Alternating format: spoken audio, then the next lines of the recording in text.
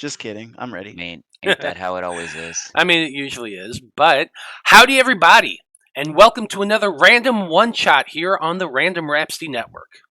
I'm Matthew R. Dawson, your friendly neighborhood host and GM here, and joining me around my virtual table today are Brie, Joe, Koines, Kyle, and Steven. Say hi, everyone. Hello. Hi, everyone. EG, I'm gonna win. Oh, fuck me, I forgot.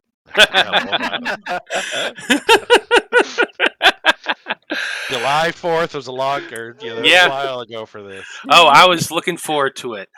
Wow. Now, we do have a few announcements to get through. First off, we have 2 more one-shots coming up to finish out the new year. Or the end of the year, I'm sorry. The next one is our Halloween one-shot, which is going to be hosted by Kyle Thomas here, and is going to be The Hunt for the Trask. Also, during the Christmas season, we have our holiday one-shot, which is going to be hosted by Brie McKnight, right over here. Hello. So both of those should be a lot of fun. Now, towards the end of the year, around the holidays, we're going to be taking the last 2 weeks off. That way we can all spend our time with our family and loved ones and all of that. But we will be back in January with the Debauchery Circus and the Fab Five and some new content that we'll be kind of talking about here in the weeks to come. If you want to keep up to date on everything we do, you can do so by following us on Facebook as Random Rhapsody TV and on Twitter as @random_Rhapsody.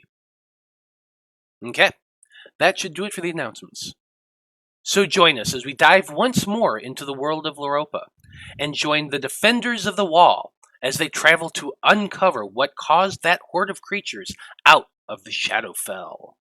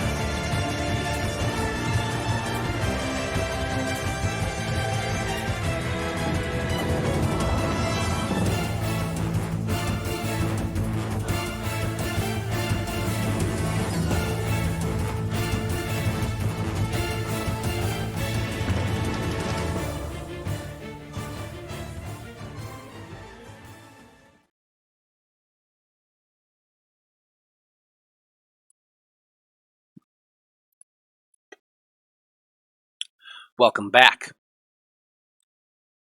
We turn our attention toward the kingdom that occupies the lower southwestern portion of the continent of Loropa.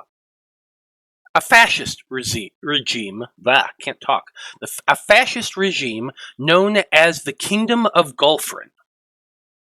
It is a place settled by the worst sort of humans that unfortunately exist, the intolerant ones. Military service is compulsory for the entire citizenry of Golferin. They are mandatorily enlisted at the age of 18 and must spend at least 3 years in active service before they are eligible for discharge.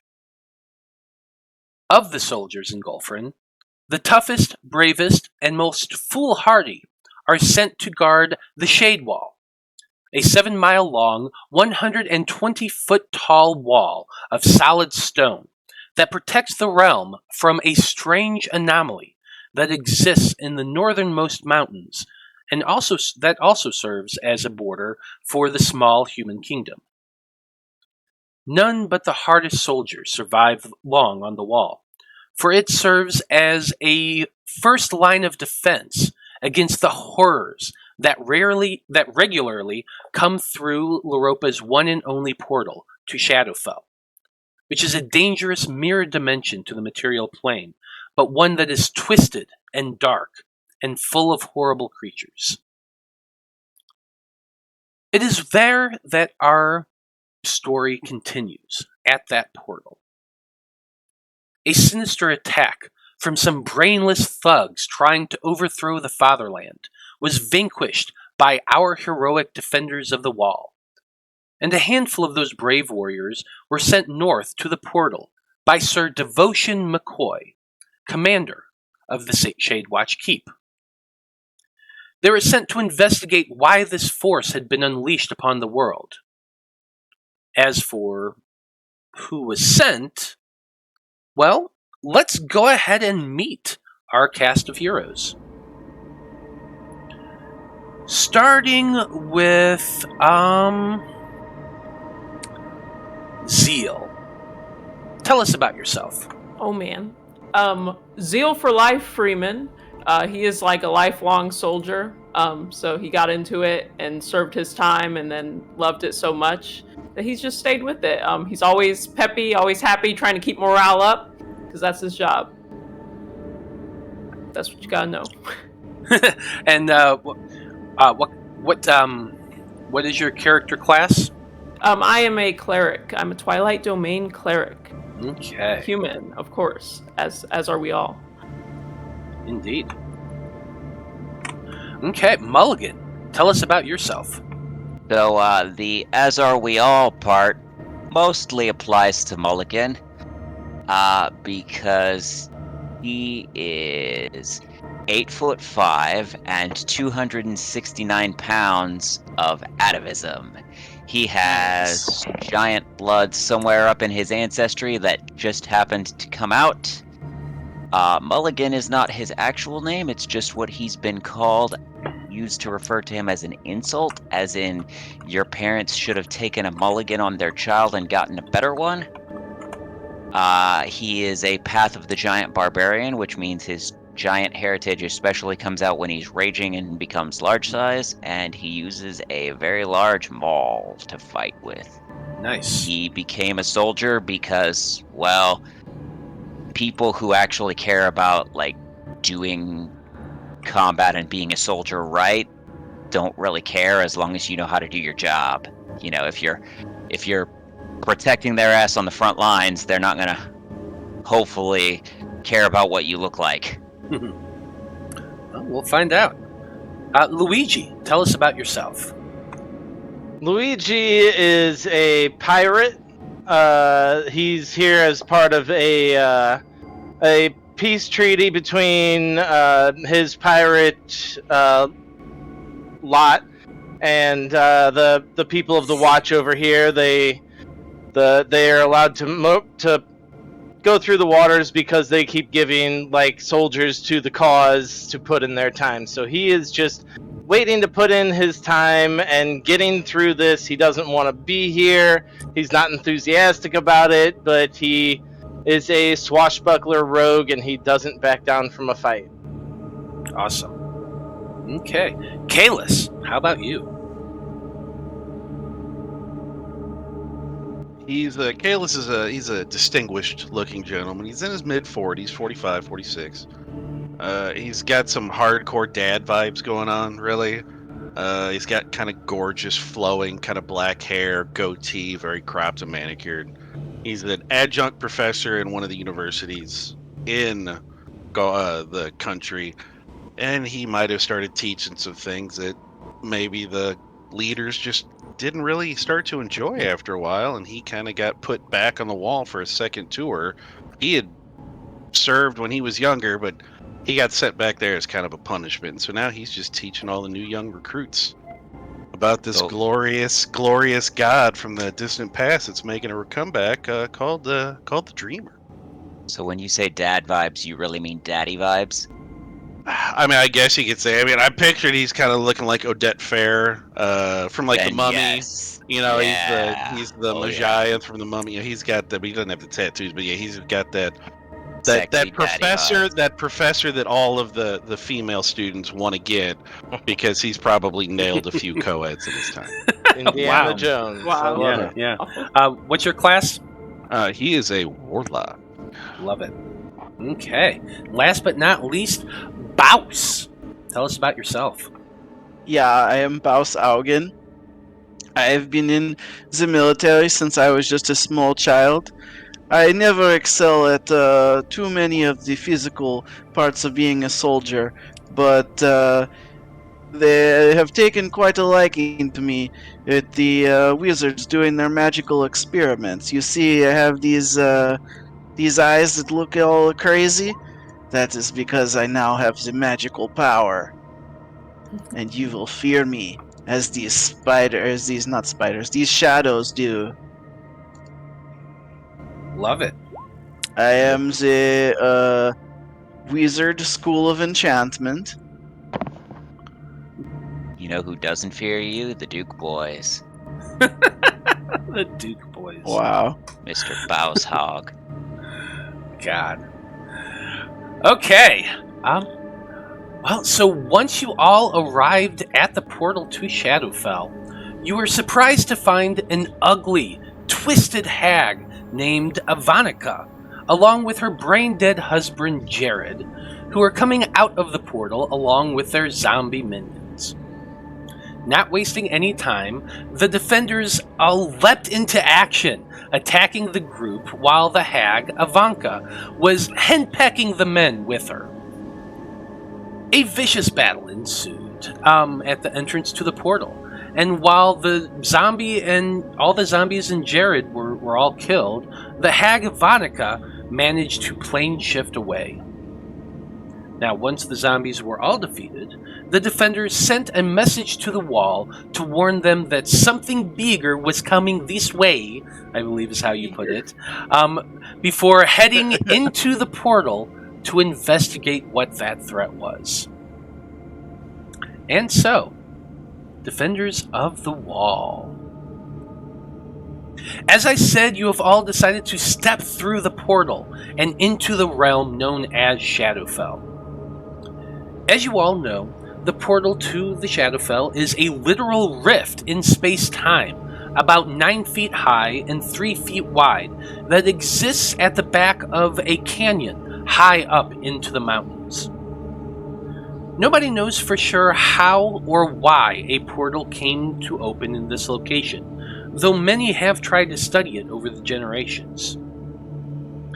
Now, as you all stepped through the portal, your entire body begins to tingle slightly at first, reverberating in a way that is a little uncomfortable to you, but begins to build as you continue to step through.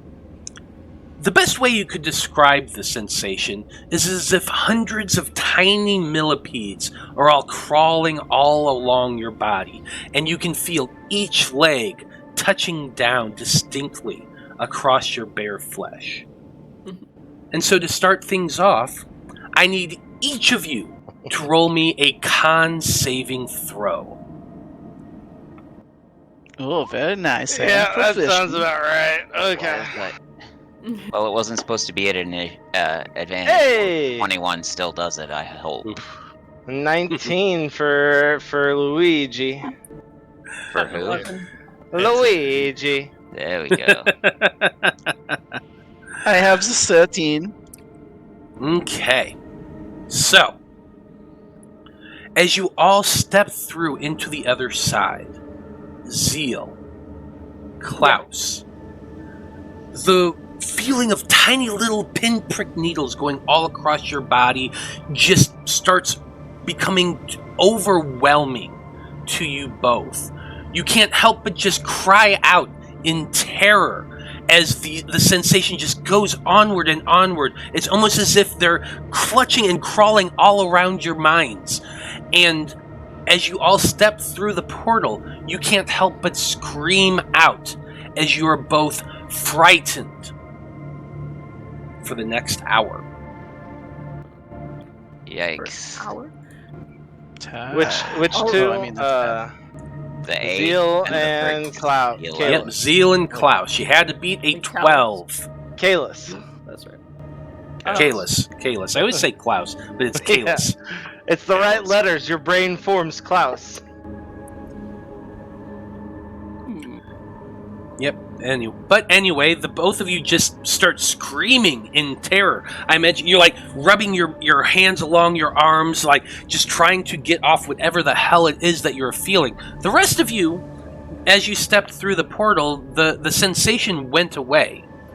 You no longer feel it anymore. It was disconcerting, for sure, but not that bad. But as you all step through and begin looking around, you see your two friends just coming out absolutely terrified by what they just experienced.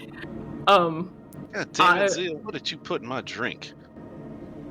Again, It you was may not have me. to I know what you do. keep your eyes on these two. They may do something stupid here soon. Oh my I God. want to walk up to Kalis and put my hands on his shoulders and go, "There's no reason for us to be afraid." And I'm gonna channel Divinity Twilight Sanctuary. Love it. Whenever somebody ends their turn in my sphere, I can, you can end end the effect. So I want to dispel it, and it lasts for a minute. So I'm also just going to give everybody temporary hit points. If Yeah. we stay in here for a minute. Awesome. So you walk over and just everyone immediately, let's see how it reads. As an action, you present your holy symbol and a sphere of twilight emanates from you. The sphere is centered on you and has 30-foot radius and is filled with dim light. Oh yeah. So the entire- I'm a cleric of Elementress. So Yeah. I'm like, oh, the mother will protect us, and I present my holy symbol. Yeah, Mommy whenever will save us. Yeah. whenever a We are creature safe ends in its the mother's bosom. Well, whenever a creature, including you, ends its turn in the sphere, you can grant that creature one of these benefits. Granted temporary hit points equal to 1d6 plus your cleric level. You end one effect, causing it to be charmed or frightened. So you're both on the ground, freaking out, and then Zeal's just comforting presence seems to fill you with Gotta keep our morale up. with hope. Yeah. And that sensation, the feeling of all the little pinpricks and everything goes away. Almost as though a mother leaned forward and kissed you on the forehead, driving away your fear. Aye. We never should have come here. Dreamer must have shown her that trick. It's alright. So can I also give everybody temporary hit points? Because Yes, it would go through a round or whatever. No, you absolutely can, and it's a great thing that you do because as you're all making quite a bit of noise as you first step through this portal. 7. You all get We're just gonna do one for everyone, I guess. one. Everyone gets so one 8. Plus your temporary. cleric level. 8 temporary hit points. This is Yeah, better still than not bad. Still not bad. Mhm. And it's not bad because as you're all like feeling that comfort and the relief, you all look around you, and the first thing you see is the canyon around you. It's somewhat familiar because it's a mirrored reflection of exactly where you were previously. A long, narrow canyon filled with boulders every so often. But the distinction here is where you were was bright and sunny. It was the middle of the day, but as you're now looking around, it's almost as though it's dusk, but everything is... the color is washed out here. It's gray and lacking any sort of real definement other than just shades of gray. It's like some of you who actually have dark vision, like Zeal, I think you do because you're a Twilight cleric. It looks kind of like that, but as though you have much, much wider vision because it is actually somewhat light out. But all the color is gone from the world. It's in shades of grays, just variating. The sky above you is dark and stormy, storm cloud-like. The landscape is just washed out and odd. But that's not the first thing that catches your attention. The first thing that catches your attention is the large horde of monstrous dog-like creatures charging towards you in being summoned from the loud cries of your friends a moment before. So I'm going to need everyone to roll for initiative. Click your character. Oh yeah.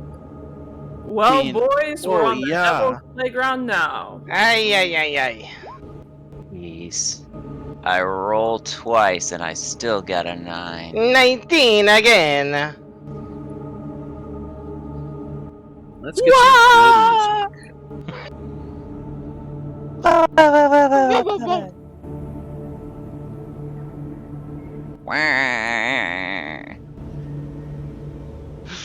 I'll have to do Wario on a different game. Hey, What class is Wario?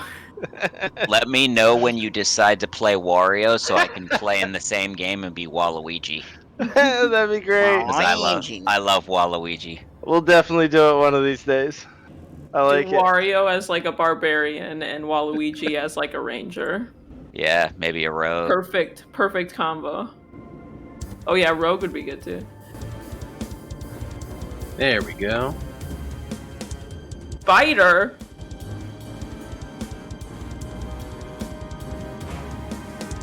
You said doggos. They're spider dogs.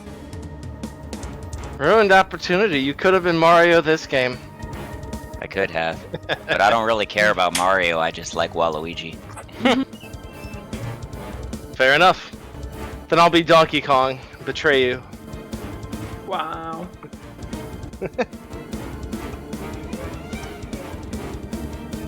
Oh, is this not Mario Party? I'm sorry. Back into the game, guys.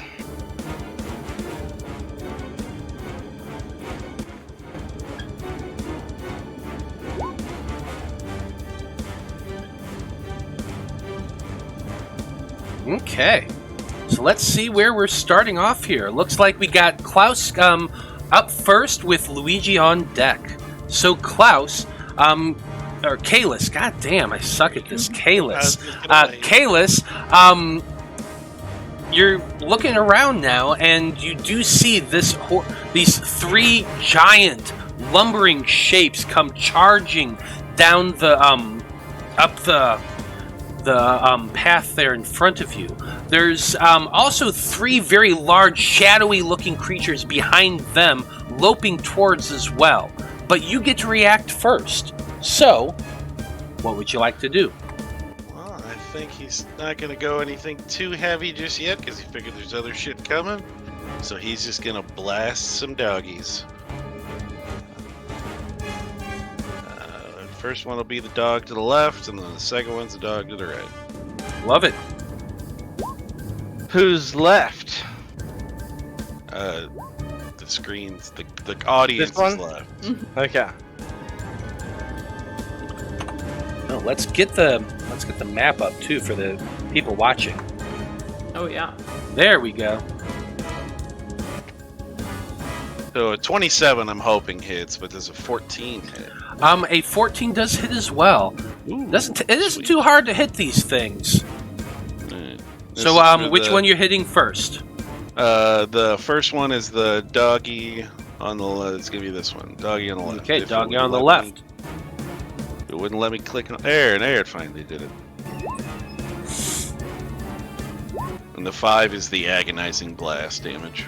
So Okay. 15 to the first, 12 to the second, to the dog on the right.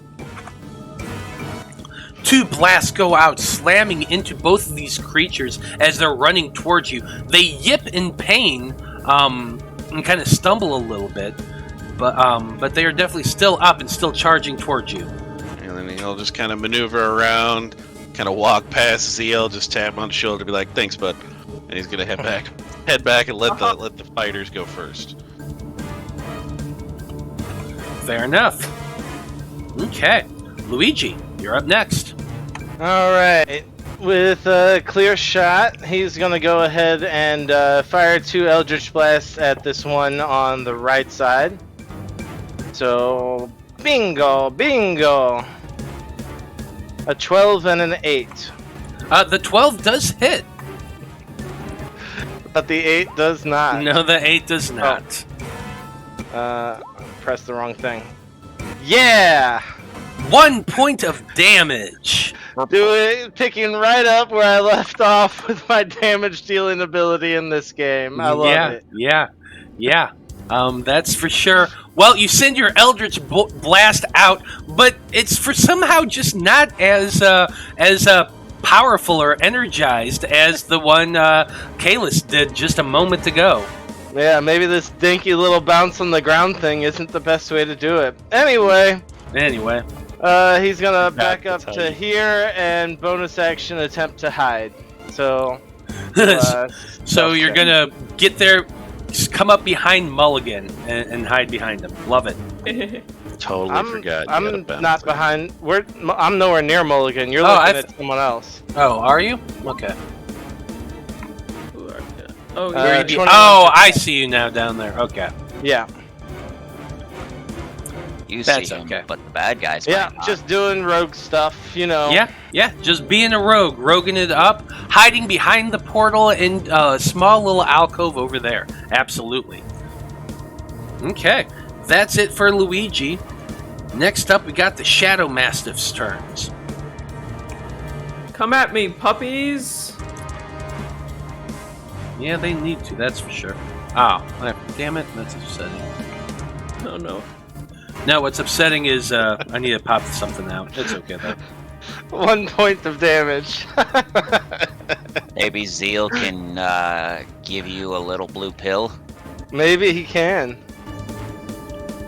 Help your Eldritch Blasts pop up a little bit.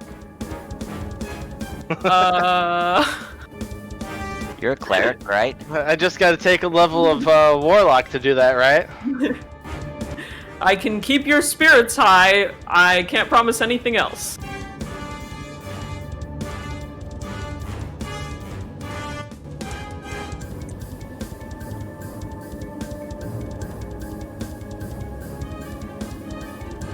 Yeah, sometimes you just gotta shake your head and go, yeah, whatever.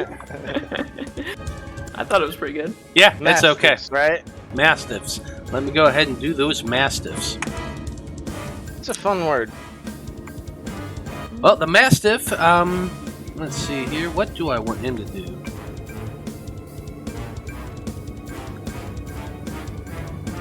I mean, how far can they move? Do they have to dash? Well, I think they would. We yeah, gonna just find give me a out. second here. So here's what's going to happen. First one comes charging up. It is using its dash to do so, to get up to you. However, as its bonus action, since it dashed, it does get to make a single bite attack as it gets to that point. So, That's about right. one bite attack at Zeal. Okay. It comes charging up, like running as fast as it can, jumps towards you, and Oh, tries dog. to take a bite. That's a 20 to hit. That'll do it. Okay. 7 points of piercing damage as it just chomps down on you, pulling you down in the jump. Go ahead and give me a strength saving throw. Oh wow. Wow. I've fallen down. Yeah, Bad no, dog. you are You definitely took my going temporary down. hit points. He pulls you down to the ground. His muzzle is just just chomped down and locked onto your arm, and he has pulled you down. Yeah, yeah. So that's the first one. I got 3 of these guys. Fake news. No, he does have 3. It's not fake. It's real news. It's news. So that It's one's able to news, get to right about there, but can't get to anybody. Last one.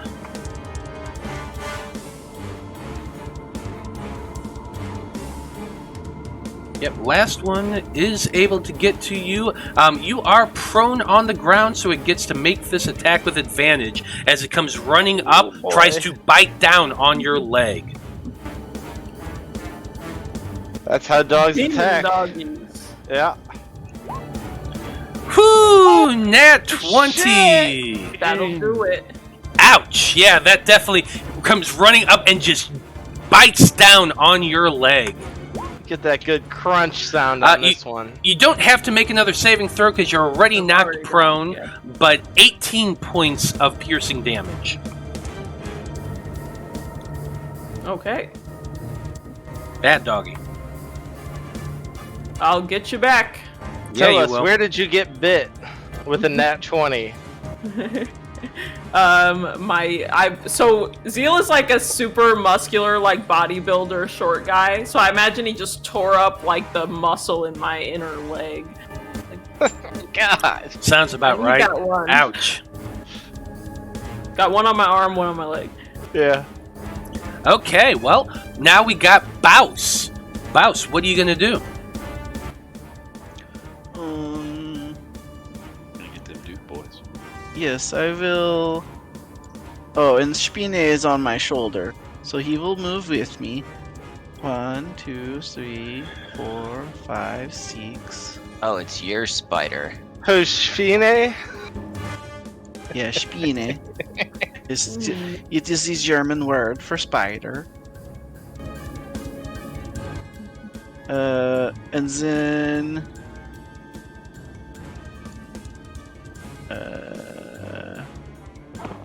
This German word is Waschbaren. oh, mine is Genenken and Anardon. Because the German word for raccoon is Waschbär. Okay, I will attempt to put these doggies to sleep.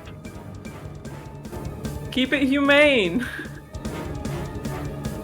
And I will upcast the sleep spell to the 2nd level. But Lieutenant Zeal, they My ain't favorite human. German word is Rammstein. Du hast mich. Not necessarily a word, not just. 28 points of hit points. Hey, I count proper nouns in Scrabble, so it's all good. Okay, so are you doing that on the Mastiffs or on the other 3? What are the other 3? They're Wait, for Not um, Mastiffs? Yeah. The ones that Gas. those aren't in range of your 90 feet, I don't think, honestly. No, they're not. So- I was doing them on these guys. right Okay, here. I just wanted to make sure. Yeah, Yeah, they are the way exactly sleep works, it goes to the 100 feet away. closest to you, right? For the No. ones with least. Well, hit you have points. to choose a point, but It's yeah. Yeah. within 20 feet of a point you choose, but Yeah. they're Yes. 100 feet away. So. hit points. Okay. Okay, so you're aiming at the... Yeah, so I'll choose like down in here or ascending something. order of their current hit points. So Okay. whoever has the least, it'll hit first. We haven't hit Okay, anyone so before. yes. So, the one that's to Zeal's left is the one that drops down unconscious first. It was the one that brought you down and was currently has your arm in its jaws.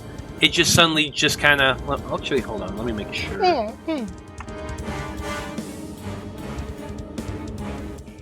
Yep, not immune to sleep. So yeah, the first one goes down. It just kind of slumps to one side, lays down in the dirt. He is asleep. Let's see. You rolled a, what was it? A 27? 28. 28. 28. Okay. So unfortunately, that's the only one that actually falls asleep. Little known fact about sleep: as soon as you get hit with the sleep spell, you immediately fart too. Yeah, that's true. It's canon. In the rules, it's Oh, raw. yeah. But the first one, the one that was holding Zeal down with his arm, is now asleep. And I imagine your arm is covered in slobber and drool, Zeal. Okay. Is that it for your turn, Baus? I will also.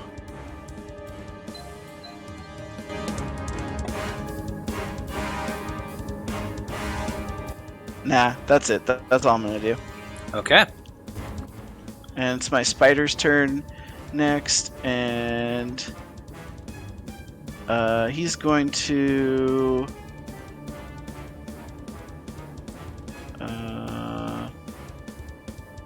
He's on my shoulder right now. He's gonna hold his action to jump onto anybody that comes within 5 feet of me.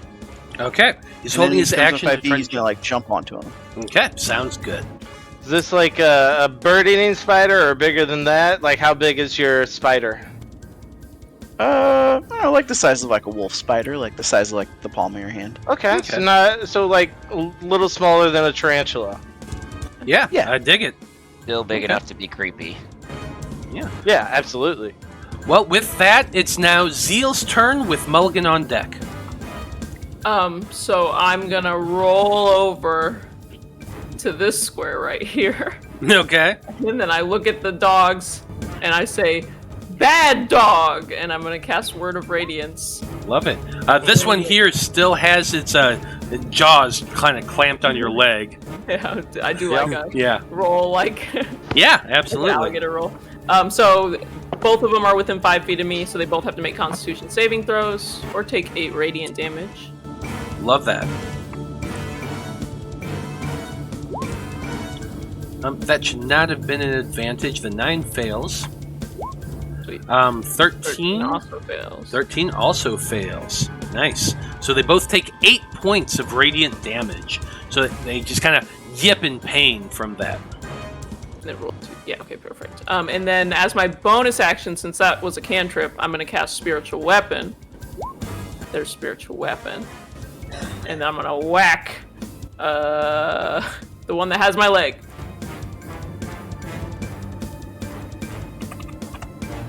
Okay. 17. 17 does hit. Make sure you save room for me. So 6 force damage. 6 more force damage. Let me get that. I'm trying to find my little token for your spell real quick. My sword. Well, great axe, I guess.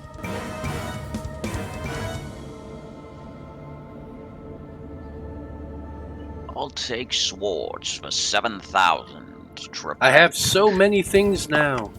That's S. Woods, Mr. Connery.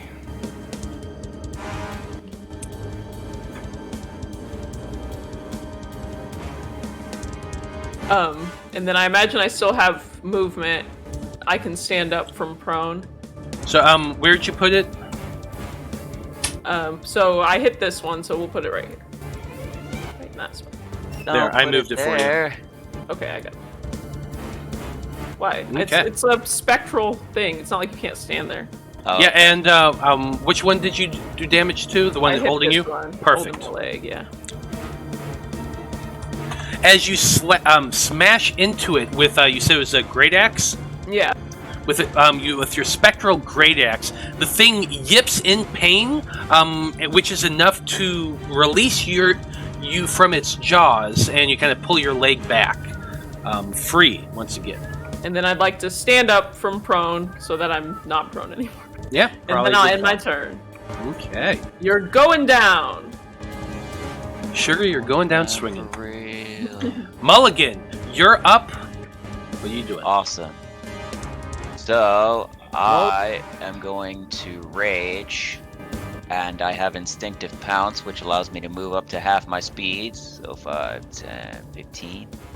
If you could go ahead and make me large size, please. Bigified. Supersize me. Yeah, I'm big in. supersized. So be interesting. And then I'm going to attack me some doggos. Using my Great Weapon Master. And we'll say that I'm on fire. My hair turns to fire damage. So tell everybody about what abilities you're using here. So, as a giant Path of the Giant Barbarian, when you rage, you get to increase your reach by 5 feet, and if you are smaller than large, you become large along with anything that you are wearing. And then at a later level, you get Elemental Cleaver, where you can infuse a weapon of your choice that you're holding with acid, cold, fire, thunder, or lightning. While wielding it, it does damage of the chosen type, along with plus 1d6 extra damage, gains the thrown property with 20 and 60 foot range, and then if you throw it, it reappears in your hand after it hits or misses. Oh, so it kind of you create your own dwarven thrower, pretty much. Kind of, and I can pick the element, and then I can choose to use a bonus action to change the current damage type to a different one from that list. There's some sexiness to what you just said, sir. Yeah, Yes, pretty yes, cool. there is. Okay. So my hair is now fire, and my maul is on fire. So I Love will it. attack, I guess, this doggo first, and then if he goes down, we'll see about the other one. Sounds good. Roll to hit. That's 17. It's a 19. But yes, that does hit. Oh, yeah. My bad. Math. Oh, good. Math, it sucks. Yes, math does indeed. So that'll be 23 points for the first attack. 23 points is more than enough damage to take this guy out. You just haul off with your maul, smashing downward onto the thing's head, and you just smash its skull like a melon. Nice. So my second attack on the other doggo then is gonna miss. Yes, it is going to miss with an 8. Okay, is that it for your turn? I already did a bonus action, so yes, I believe so. Okay. Next up was we have the Shadow Ghast. Their critters were a lot more faster than they are, that's for sure. So, they do have some movement, so let's see here. I forgot to do my thing. Oh, 5, 10...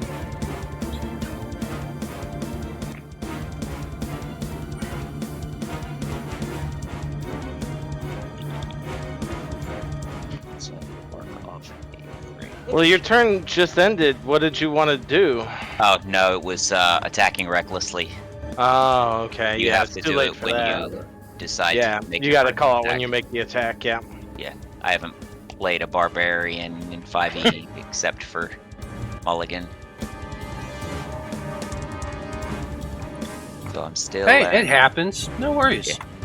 And I That's what killed one one of shots are for, baby. them. Yeah. So we're in dim light, right? You are in dim light right now. Oh, So man. while 2 of the Shadow Ghast have come running up towards you, charging, running it in an almost lupine fashion, the third one kind of strafed off to the right and disappeared behind one of the large boulders over there.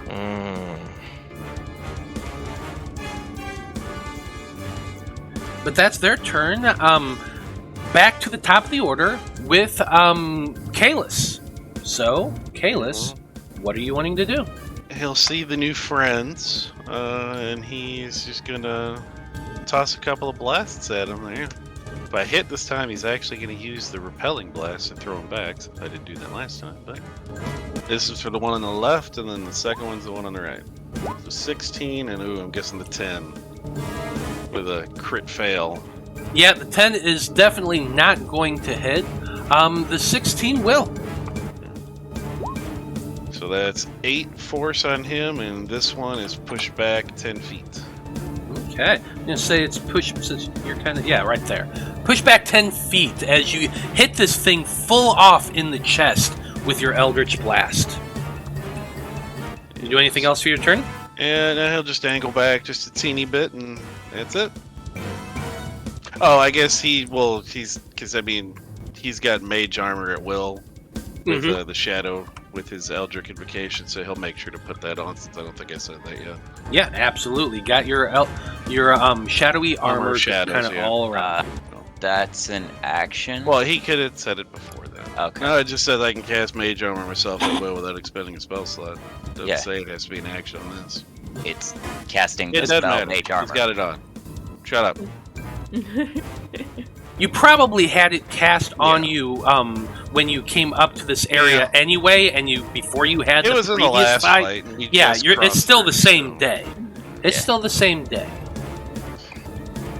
But you didn't recast it. It's just Yeah, it's currently only on. been 3 months in real life, but it's only been like 2 minutes in game. Yeah, Yeah. exactly. So and it lasts for 8 hours. So you still have it on. You're fine. But you did not cast it. And, But Luigi, you are up next. Yep. Luigi pops his head out here, uses his bonus action for steady aim to get advantage. No, how does Shoots- steady aim work? Steady aim is... Let me pop this up real quick. As a bonus action, you give yourself advantage on your next attack roll on the current turn. You can use this bonus action only if you haven't moved during this turn, and you use the bonus action, your speed is 0, until the end of the turn. So instead of moving that 5 feet out, I'll still be right there. But I peek my head around the corner, and I shoot at this little pup right here because that's the closest thing I can see. Yeah, I'd say you can see it just fine. Excellent. Hand crossbow, boom. 24 should hit just fine. 24 does hit. Sneak attack. 17 plus 4, so 21 to that puppy. 21 points of damage. Nice. Why is this not moving? Oh, I know why. There we go.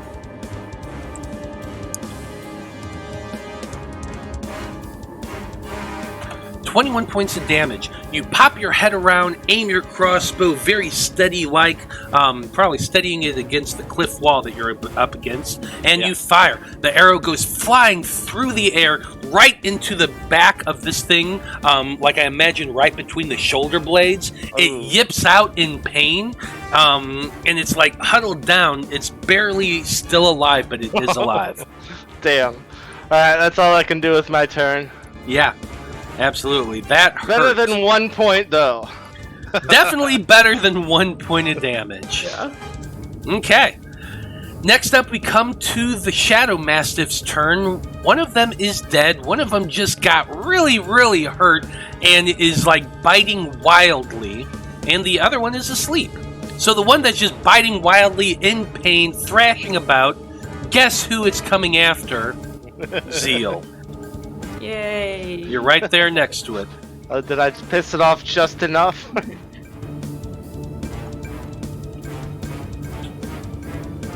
Takes a bite at you first as it's wildly chomping about. That's a 21 to hit. That'll do it.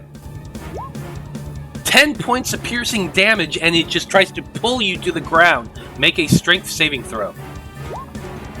13. 13, it succeeds. It tries to pull you, but you just rip your body away, and you're able to keep on your feet. Second bite at Mulligan. Yep. That's gonna definitely miss. Like, you're huge, and it, like, just as it's wildly swinging its head about, it tries to grab your foot, but you just step backwards a little bit, and it completely misses. That's it for the Shadow Mastiff, because the other one's just snoring. He doesn't, like, get to make any saves or anything, I don't think, for sleep. Unless he takes damage. Yeah, unless he takes damage, so that's it. Bouse! You're up. He is just sleeping like a little baby. If only he wasn't an evil baby. But for now, I will do the firebolt at this other doggy. We gotta put him down. It's for the best. The firebolt. Yeah, I think a 12 hits. 12 just hits. Nice. Excellent. It will do 10 damage. Good work, Bouse. 10 points of damage is more than enough to take that thing out. As that firebolt smashes into the thing, it just burns into the side of the Shadow Mastiff. He yips out one last cry in pain before slumping to the ground, dead. Okay, and then I will use the bonus action. Oh, sorry, not the bonus action, the movement. And I have to read something. And you have to read something. Yeah. Reading Okay, is a bonus action. It's an action. Okay, so I will just go 5, 10. While that's going on, Zeal, you're on deck. Yep. No, it is Speeny's turn next. Well, technically, but I still count that as your turn. But Speeny will just use the same thing as before. Ready the action and remain on my shoulder. It is readying the action of the jumping. Sure. Okay, let us eat. Okay. With Bouse and Speende done, we got Zeal up next with Mulligan on deck. All right, let's get that that spiritual weapon. I don't know why I forgot what it was called for a second. And hit this shadow ghast right here. So 22 to hit. Oh yeah, that hits. For 9 force damage. And then 9 points of force damage. Very nice. Yeah. Where I am at, am going to, as my action, cast Sacred Flame. Behold. Ooh, so sacred. Who are you flaming so sacredly? That same ghast. Same as before. ghast. Absolutely. Perish, demon! So what saving throw is that? It's dexterity.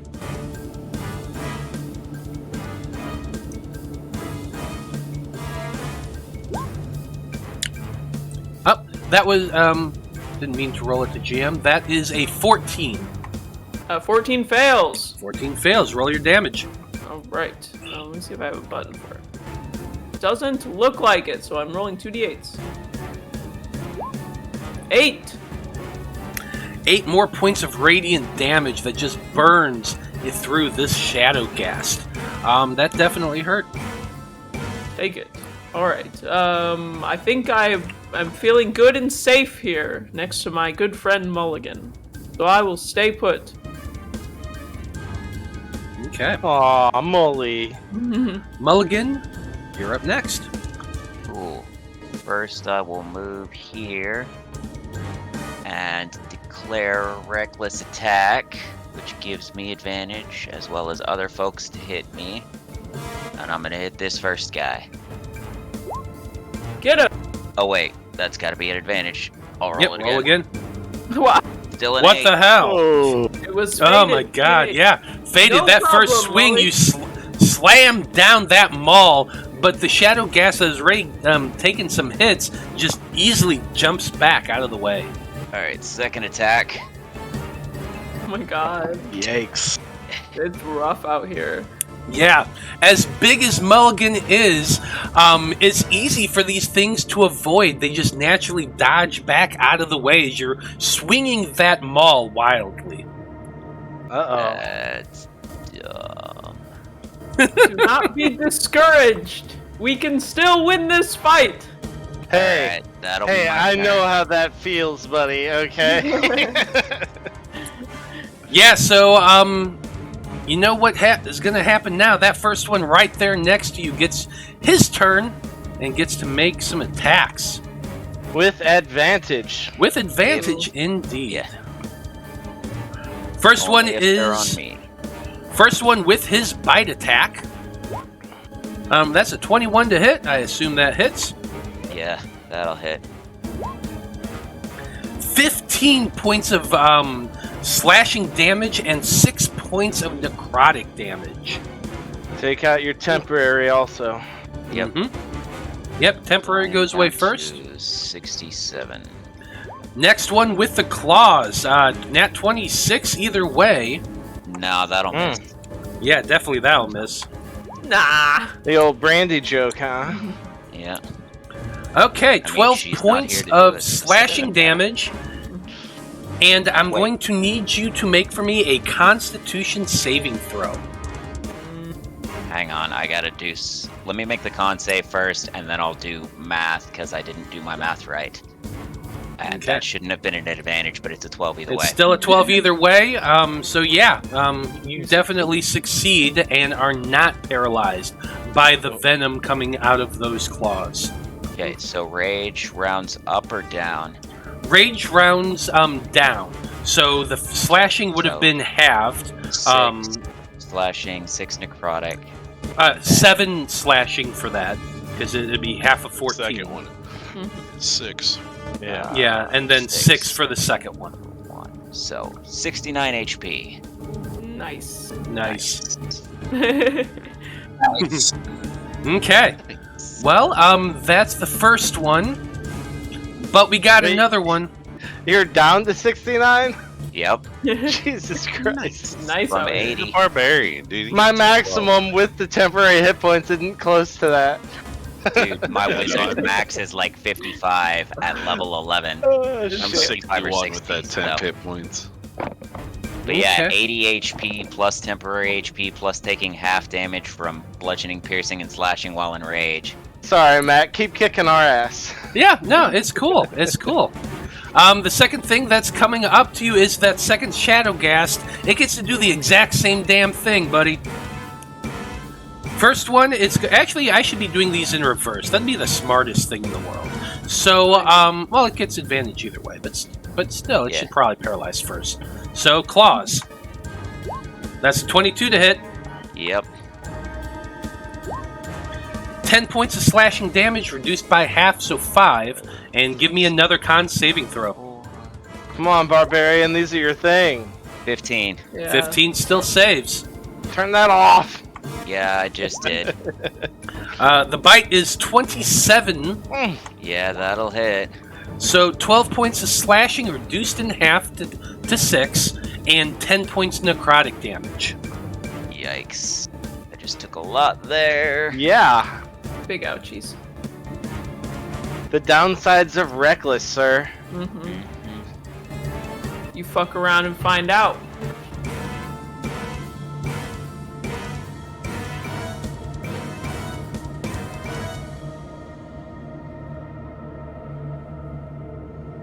Okay.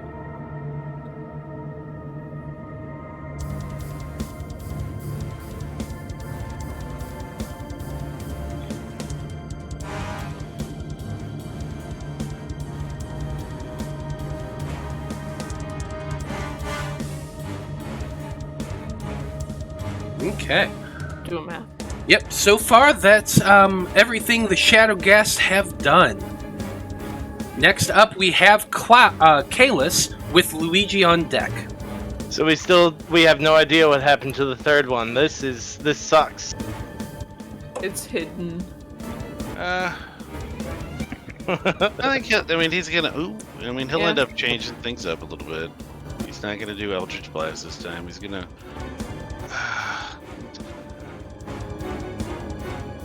You know what? I think what he'll end up doing is he's going to toss. Oh god damn it! They're 10 feet away from each other. They're now 5. He'll still do it though. He's gonna throw an acid splash at the one that's in front, closest to him. For yeah, that one right there.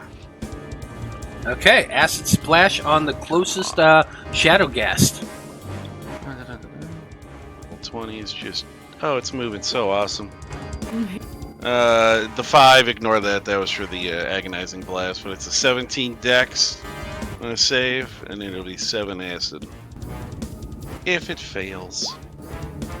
That should not have Son been of an a advantage, whore. but 21 either way, yeah. Why are we all rolling the same damn thing when we roll advantage? God. Well, yeah, I Definitely guess that's nothing. That's an all or nothing. It's not half. Yeah, it's an all or nothing. Hmm. It's a saber suck. Yep. So that is that it for you, Kalis? Yeah, I mean that'll be him. Okay. Go with the fucking Hanging in the back, trying to throw some acid. It ain't doing shit. Next up, we have Luigi. What are you doing? That's right. Moving 5, 10, 15, 20, 25, 30 to here. I've got line of sight on this guy, and with my special rogue abilities as a swashbuckler, since he's within 5 feet of it, I get sneak attack if I hit him. Yes, you do. You don't get advantage, but you do get No. sneak attack. I don't get advantage, that's true. But, hand crossbow, take a shot. Oh, that just rolled off of the 16. Yeah, unfortunately, 6. a 12 misses. Yeah. It goes right by its head. yeah. You're trying to aim just a little too high. Yeah. Shit. Don't really have any bonus actions. I guess I could dash with a bonus action. Is that a rogue thing? Yes, it is. Yes. Yep. Alright, so I'll go 5, 10, 15 to here. That's it. Sounds good. Okay, that's it for Luigi. Next up, we have that last Shadow Mastiff that's just over there asleep, not really doing anything. He spends his boy. turn dreaming of hot dogs. Yeah, I for like a second, I was thinking with that second he's shadow a good gas, boy. I was going to have him go over there and wake the thing up, but I don't think these things would be smart enough to do that. Yeah. So instead, we've got Baus up next with his spider and Zeal on deck. Okay. As Mulligan bleeds profusely. Yeah, as Mulligan bleeds profusely. Probably have more hit points than I do. Let us see if we can turn the tables in this battle.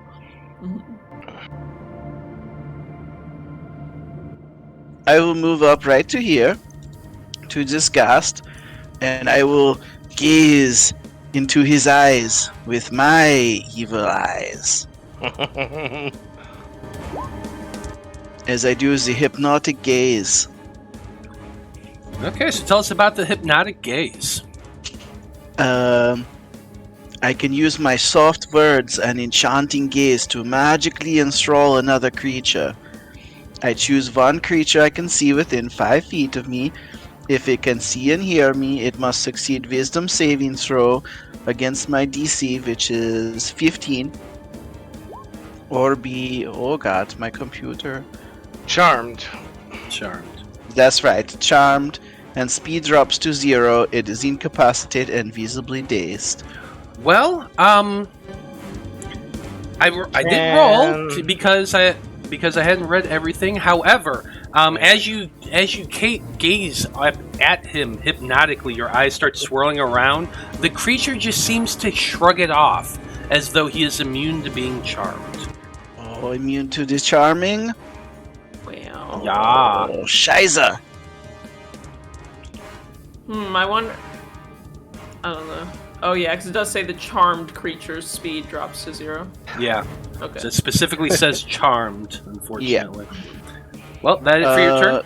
That's fine. What's the spider do? Yeah, and now the spider will jump on him and use the help action. Okay. The spider jumps over onto this creature and just begins wiggling about, trying to distract it a little bit. Why the hell not? That's Okay. We got Zeal up next with Mulligan on deck. Okay, so I'm going to hit that one with my spiritual weapon. Do I The get one. advantage? Yes, you would get advantage. Okay. I'll take it. So 19 Hell yeah. 19 is gonna hit. for 9 force damage. Boom! I gotta move him over. I can't do this. I can't click on my guy. Oh, sorry. No, it's fine. I moved him. Okay, then I would like to walk up right here and do another word of radiance. Love it for you. So that is a dex save. Constitution saving throw. Save. Good call. Nice. One failed, one saved. Okay, so the first one will take 3 radiant damage. 3 radiant damage, I'm going to say, to the one to Zeal's left, the northernmost. Okay. Die, Yeah. foul beast. Die, foul beast, as you burn into that creature with that radiant light. And then I will stay put. Sounds good. Mulligan, you're up next. Dice. Let's figure this out, buddy. Does he get advantage because of flanking? So he doesn't have to reckless? Yeah, I don't see why not. We'll use that roll for this game. Hell yeah. Then I'm not gonna attack recklessly. I'm with you, Mulligan. I really want you to succeed with this, Mulligan. Please. Alright, come on, why didn't you?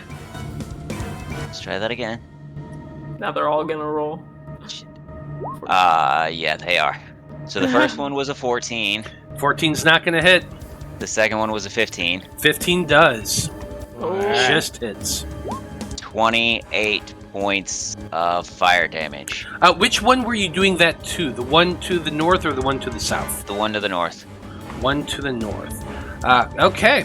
Well, 28 8 points of damage. You smash down on that creature like Gallagher with a freaking watermelon. And he explodes with that fiery smash. Well, good news for that. Because Yeah. Great Weapon Master says if I reduce a creature to 0 hit points with an attack, I can make a melee attack as a bonus action. Yeah, you can, and I'm going to allow you to use that 20 that you rolled right there. Hell yeah. Nice. 27 points of fire damage to the one on the bottom. 27. You know what? I want you to describe how this looks as you kill the both of them with these attacks. Let me see. He's like launching out at me to try I and gave it bite to him, me, you know. and I just like slam my maul into his face, knocking out all his teeth as his face is like burned away by the fire damage. Yeah, love it. And the thing just drops to the floor dead, not even able to like screech in pain. Yeah. That's You my could do it, turn. Mully. Yeah, that's your turn. Thanks, boss. Well, we You got it. Kalis on deck next, but it is the Shadow Gas turn. The one that still survived, that's hiding behind a boulder, somewhere away from you all. Kind of had watched this whole thing go down, and well, they're not the smartest things in the world. I mean, they do have a 12 in intelligence, so they're smart enough to see where the wind is going. Yeah, that's And- above average. Yeah, so I mean, actually, you probably could have decided to wake up the dog, but I doubted me in the moment, and you know, well, it's okay. But you know what? This thing is just going to be like, you know what? Nah, I'm not going to get killed by this, and he's I'm just going to good. run the fuck away. Yep. It's like, no, I'm totally good.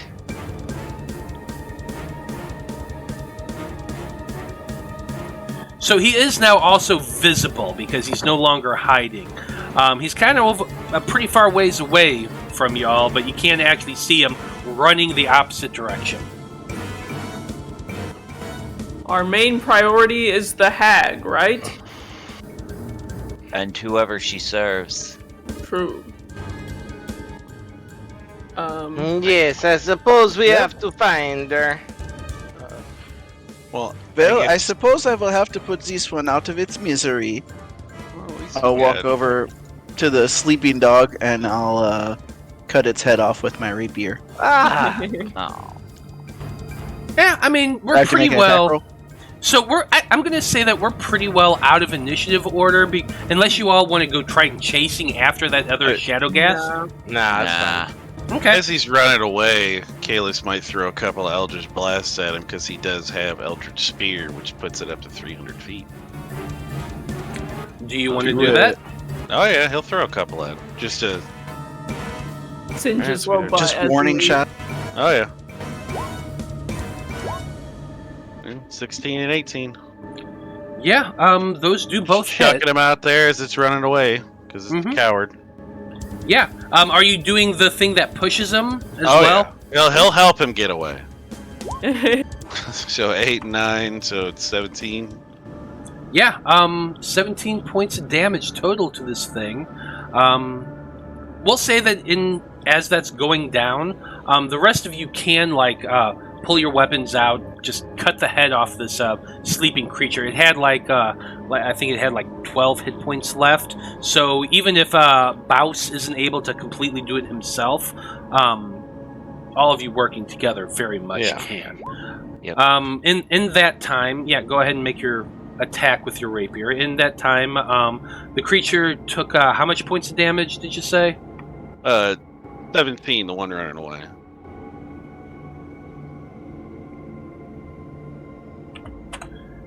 Yeah, it takes the damage. It gets pushed back another 20 feet ahead. As it does that, its next turn, it's able to just keep running. So we're going to go ahead and say that you could probably send another 2 blasts at it as it's running, but it's not enough to kill him, and he is able to get away. While this is happening, I would like to cast Aura of Vitality. Okay. so that I can give some heals to at least myself and Mulligan.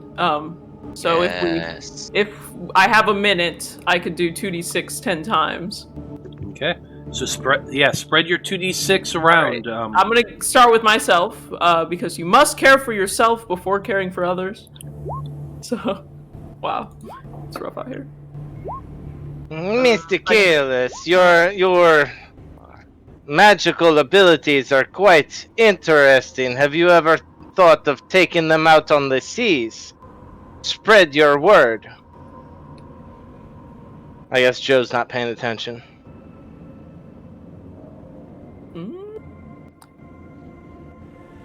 He's paying attention to Joe Mama.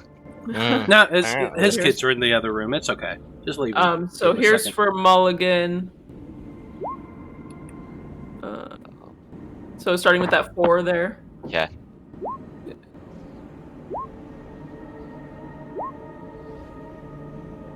Cool. I've got 2 left.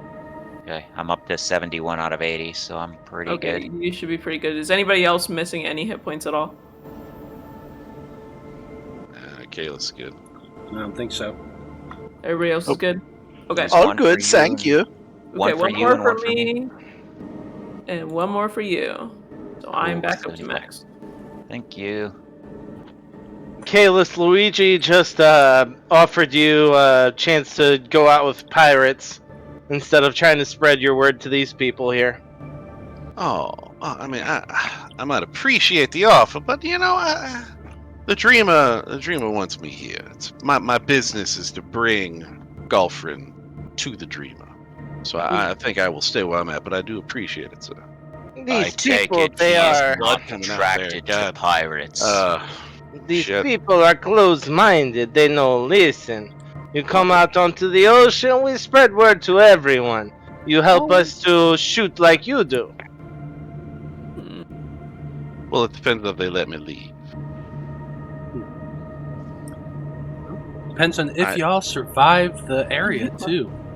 Yeah, we must focus on the task at hand. This is the most important thing. Indeed. But as you all are now free from the battle and feeling a little bit more healed up and ready to go, you all make your way out from the canyon and heading south along a very familiar yet unfamiliar path. Now, my question to you all is, you know that the landscape is relatively identical in the Shadowfell to the material plane, because it is a reflection of the material plane. So it's Knowing- like the upside down. Yeah, the Shadowfell is the inspiration for the Upside Down in Stranger Things. I didn't realize that. Their version is a bit more purples and Dark blues and fucking and depressing. red. Yeah, I got you. the true Shadowfell is very gray and monotone, but still has the same rumbling clouds, the same thunder going off every so often, the same horrible creatures. But you do also know that as a reflection of this world, of the material plane, most likely the Shade Wall is down to the south. Now you have a few options. You do know that your own home, Shadewatch Keep, is along that path, and you do know how to get there. There's a total of 4 keeps in along the wall. Now what you don't know is whether or not there are any openings that go past that. What kind of state those keeps would be in. There are reports, because every so often they do send scouting parties, and you do know that Shadewatch Keep is one of the more intact keeps of the 4. But at any point, there could be holes in the wall that could have been stopped up, so every time it's a little different. But you do still have choices. Do you want to go and just kind of scout along randomly? Do you want to go to one of the keeps themselves, a more familiar keep that you absolutely know, or maybe a different one? Where would you I like don't to? have a choice because I'm just an infantryman, so I'm gonna look straight at Zeal and go, "What are your orders, sir?" Oh, But don't scratch laugh, my Jim. chin. I am a lieutenant. Like, You don't have to listen to him. how don't. long have we been doing this? I've never once taken one of your orders to heart, so I mean, Well, Kalis, that is fine by me. I just want us all to work together and come to a solution. So, it does seem to make the most sense to stick with what we are familiar with and go to Shadewatch, or the reflection of Shadewatch Keep. At least we could start there. Understood. Okay. I would like to, when we get to like the mouth of this cavern and we're a little closer to the wall, I want to share my eyes of night so that we can be stealthy and nobody needs a torch or anything. So everybody will have my 300 feet of dark vision. Now, I will remind you that the path from the canyon to Shadewatch Keep does take some time. It took you all about 8 hours to travel to the portal from the Shadewatch. So right now it was early afternoon when you left and stepped into the portal. It's been not too long after that. So if you make your way right now and start heading out, you got about 6 more hours of what they consider daylight here before it gets to full dark, and then another 2 hours of full darkness. How long does your Well, the night would last for an hour, so I would wait until we get to the wall and then cast it. Gotcha. I presume there will be things there. So we can walk. Yeah, we can walk for 6 hours. I don't think it sounds wise to travel in the night. But I guess we can cross that bridge when we get to it. Yeah. And just because he said it was 6 hours till night doesn't mean that we're 6 hours away from the keep. Well, yeah, he said 8 hours away from the keep. Or from the wall, at least. Yes, you are. On horseback. But it's okay. You will be able to you will not get to the wall by nightfall. So the question I have for you all is, do you plan to bunk out for the night? Do you plan on sleeping at night, or are you planning on just continuing on your journey and getting to the keep before bedding down? I do have a tiny hut, which could keep us safe as we rest, if it were needed. Well, what's your decision? Look at everyone else, too, because I don't want to be the sole boss. I suppose we march until dark and then we camp. No Yeah, it seems point like- in pushing too far. We're already on their home turf, so let's not give them any more advantage. Yes, we must be careful. Okay. So you set out into the Shadowfell, walking not single file, but together as you make your way south. The landscape is eerie as you all progress. You'd think there'd be some sort of animal, some sort of creatures. And every so often, like, you'll hear rocks falling along, because you're climbing out of the mountains. Mm-hmm. You see your rocks falling, you occasionally hear the shuffle of things. Everyone go ahead and make for me perception checks as you travel this length of your journey. 22. 12. 5. a 15 Wow. Nat 20. must be that coke, fantasy cocaine. Yeah, that fantasy cocaine. My eyes are so wide right now. One I'm second. gonna make a character that's yeah. I also want to do this Vigilant Blessing real quick, because I forgot about it last time. It just gives advantage on next initiative. I'm going to give it to myself. What about an Aarakocra who is cuckoo for cuckoo puffs? God. Well, with some pretty damn great perception rolls, the lowest being a 12 and the highest being a 27, your group is extremely watchful as you make this journey. Occasionally you do see creatures in the distance. Something in the shadows rising up, opening two wide of eyes watching you as you make your way past. Unless you attack it, they don't seem to attack you, but every so often something rises up out of the stone. Something up there on a tree lowers itself just a little bit to watch. A shadow that you're pretty sure was just a shadow one moment steps forward a little bit. They always keep a fair distance away. But, dear God, it's fairly creepy. Too spooky for me, absolutely. Eventually, you do have to pause because night firmly settles. Zeal, you have your tiny hut.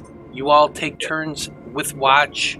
You set a fire, but even the fire is muted and like less than is the only way you can describe it.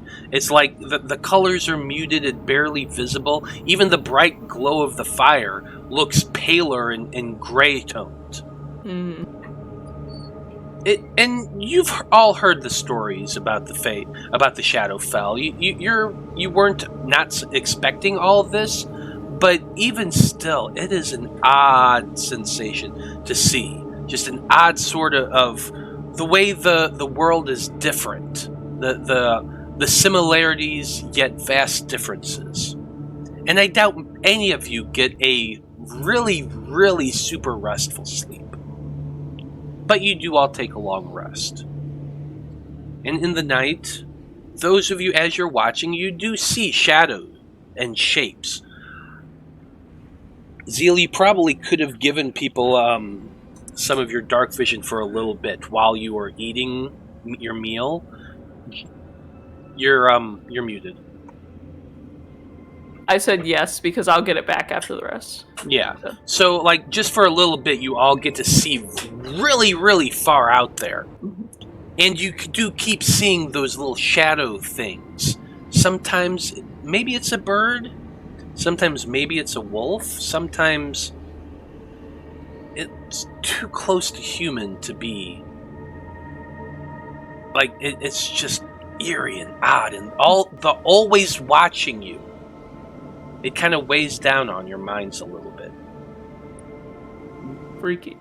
But eventually, what passes for the sunlight does come up, and you all continue your journey. You arrive at the walls of Shadewatch Keep, and the first moment you catch sight of it, you're still like a few miles away, but you can see the large shade wall stretching from one side to the other, going miles and miles away. In a couple places, there are breaks, and in one of those breaks, you can see like there are masses of creatures that are kind of massing around there, for lack of a better term. Oh. You're like probably not going to go there. No. So I want everyone to make me stealth checks. We're going to do a group stealth check. Because at that moment, I imagine you're all kind of wanting to, not be seen as you make your way away from that towards the Shade Watch. Just to be clear, now that we took that long rest, the temp hit points are gone, right? Oof. Yes. Do Okay. temporary hit points reset on the long rest? I think they Yeah, do they go go away. Okay. I got a That's 10, not good. sadly. Big oof. I got a 0. Oh, Why my the fuck are God. so many people wearing heavy armor? You said that last time too. Yeah. Because I'm a barbarian with a crap deck. Check out that Only stealthy okay ass constitution. rogue, yo. I'm too beefy to be dexterous. My muscle's too big.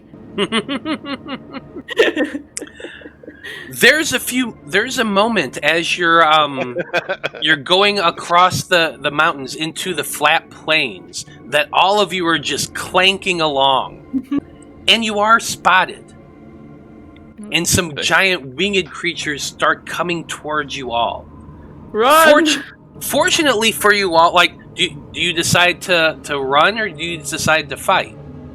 No, let's run. Yeah, I'd say run.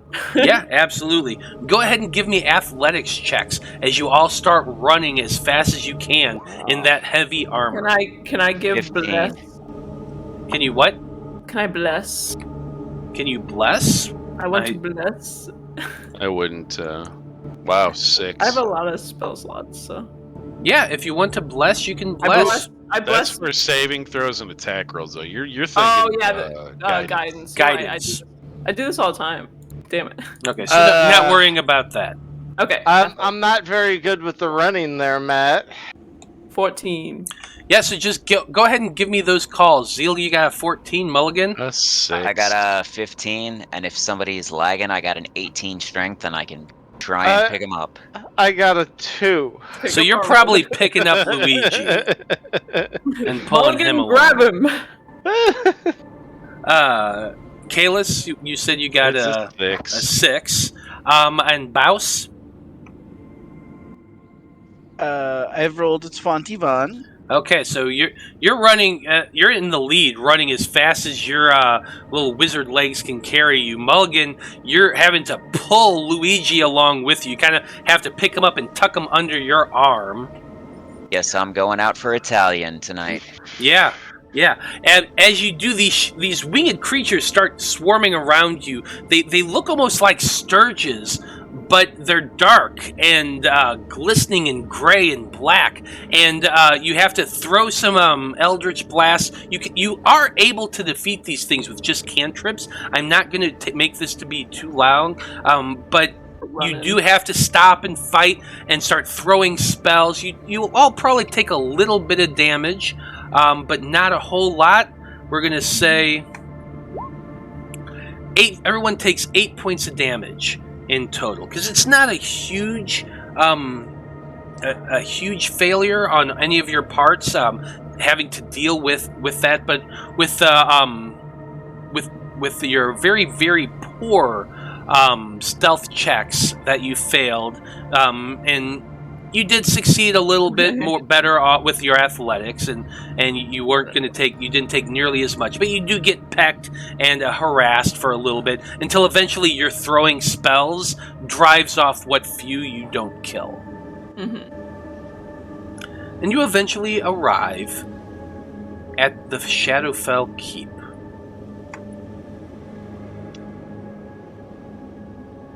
It is early afternoon.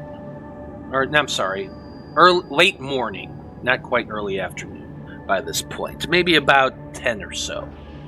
And it's hard to judge though, because, Shadowfell. But anyway, you do make it to the edge of the wall, to what that familiar selection of the wall that is your home, Shadowfell, Shadewatch Keep. God. Shadow spell. Yeah, I know. I'm tripping over my tongue horribly. Your tongue It's can't okay. shadow It's like no spell break today. Yeah, it does. And we're going to take a break in about 5 minutes. I just wanted to narrate what we got going on here. The keep itself seems fairly intact. The wall, however, does have a few small holes in it. And you kind of look around as you're getting close. Give me perception checks.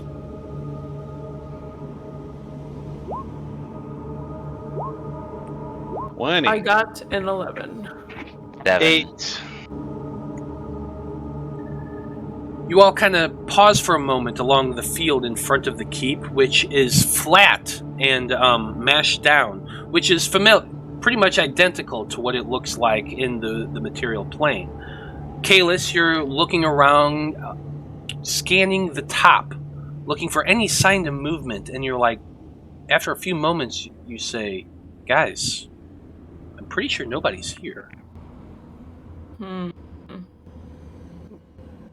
We might be in luck. I don't know if anybody's on the wall. Maybe they're inside? Is this lucky? We're trying to find them. Well, I mean, they're not going to shoot the fucking ballistas at us, is what I mean. I suppose there is a silver lining. Besides the holes in the walls, would there happen to be any, like, secret entrances down there that maybe he took a young co-ed from time to time to have Where's some he getting private these time? co-eds Would you know of any that he might be able to look for? Good question. Why don't you go ahead and give me a history check? It's a 13. All right. Yeah, unfortunately, you're sitting there thinking to yourself, did I ever get shown any hidden entrances around there? And you're thinking, but no. Other than the main gate, which is a little ways away, but not too far from where you are, there isn't. But the gate, like, it's designed to be open from the inside, not the outside. And you did see that it was closed. It would take a massive amount of strength to pull it open. Like, they've had real giants come out of the portal trying to rip it open and not able to do so. So even as someone as strong as Mulligan wouldn't be able to just lift the thing up on his own. Stupid half giant. Interesting. But it can be opened from the inside. Is it like a lever, or what is it? Yeah, it is actually like a series of levers and gears, and there's a big pull thing that you have to pull, which activates the mechanism that winches up the gate. It's literally like a winch that goes like that. So what I'm hearing is if I throw the guy who just called me a stupid half giant over the wall, then he could open it for us from the inside. I mean, we could certainly try, and if not, it'd be funny. I think we shouldn't resort to violence amongst ourselves. There has to be another way. Yeah, he probably would just hit the wall with me instead of getting me over. Yeah, how Stupid tall is half the wall? giant. The wall itself is 120 feet tall. Okay, so I can, Yeah, that's pretty tall. because we're in dim light, because we're in the Shadowfell, I can use Steps of Night to get a flying speed of 30 feet. And then I could go over myself, or could I potentially carry somebody at half speed? It would take forever. I don't know if So here's my question. You could theoretically. Mhm. How strong are you? How much can you lift? I got a 16 strength. So that's 16 times 15. 16 times 15 equals 240. So you can lift up to 240 pounds. Who's under that? I look at the wizard. 185. I have a 180. 269. I wonder who would be the best to have Nice. over there with me. I don't know. I'm gonna take the wizard. So I just did the math in my head, and if you carrying somebody up, it would take you exactly 8 rounds to get to the top. He's Okay. got heavy armor on, doesn't he? So not even a full minute. So yeah, not even a full minute. Or just right at a full minute, just barely. You'd be able to get. Yeah. I scoop, because Baus is our wizard, right? Mm-hmm. Okay, That so is me. I scoop Baus up, like, bridal style. Holding him in my arms, and I'm gonna use my Steps of Night, and then he doesn't like actually fly. He always is stepping like he's walking upstairs. So Yeah. I just start walking upstairs, Just start walking zigzagging upstairs. back and forth. Absolutely, and it Let's- takes less than a minute for Zeal to carry Baus up to the top. Let's I not think- tell him by carrying him over the threshold they're legally getting married. Oh no! I mean, Zeal is kind of a priest. I just laugh heartily at it. Well, I think this is a great place to pause for a moment and take a break. So we'll be back in about 10 minutes, folks, and when we return, we'll find out what our heroes find in the weird reflection of their home. Stay tuned. Ay, ay, ay, ay.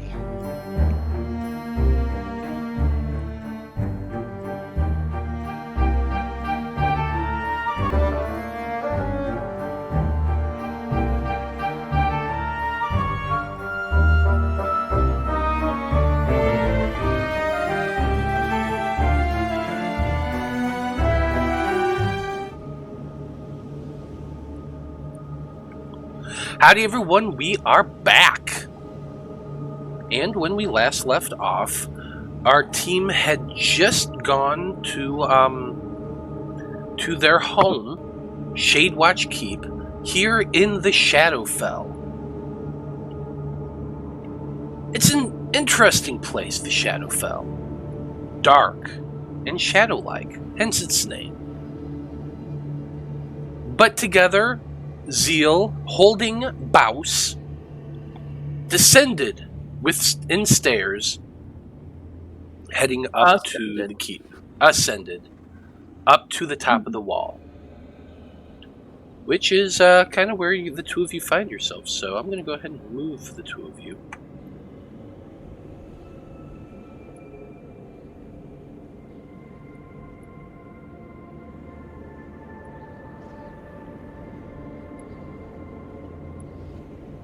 And the two of you go to the top of the wall.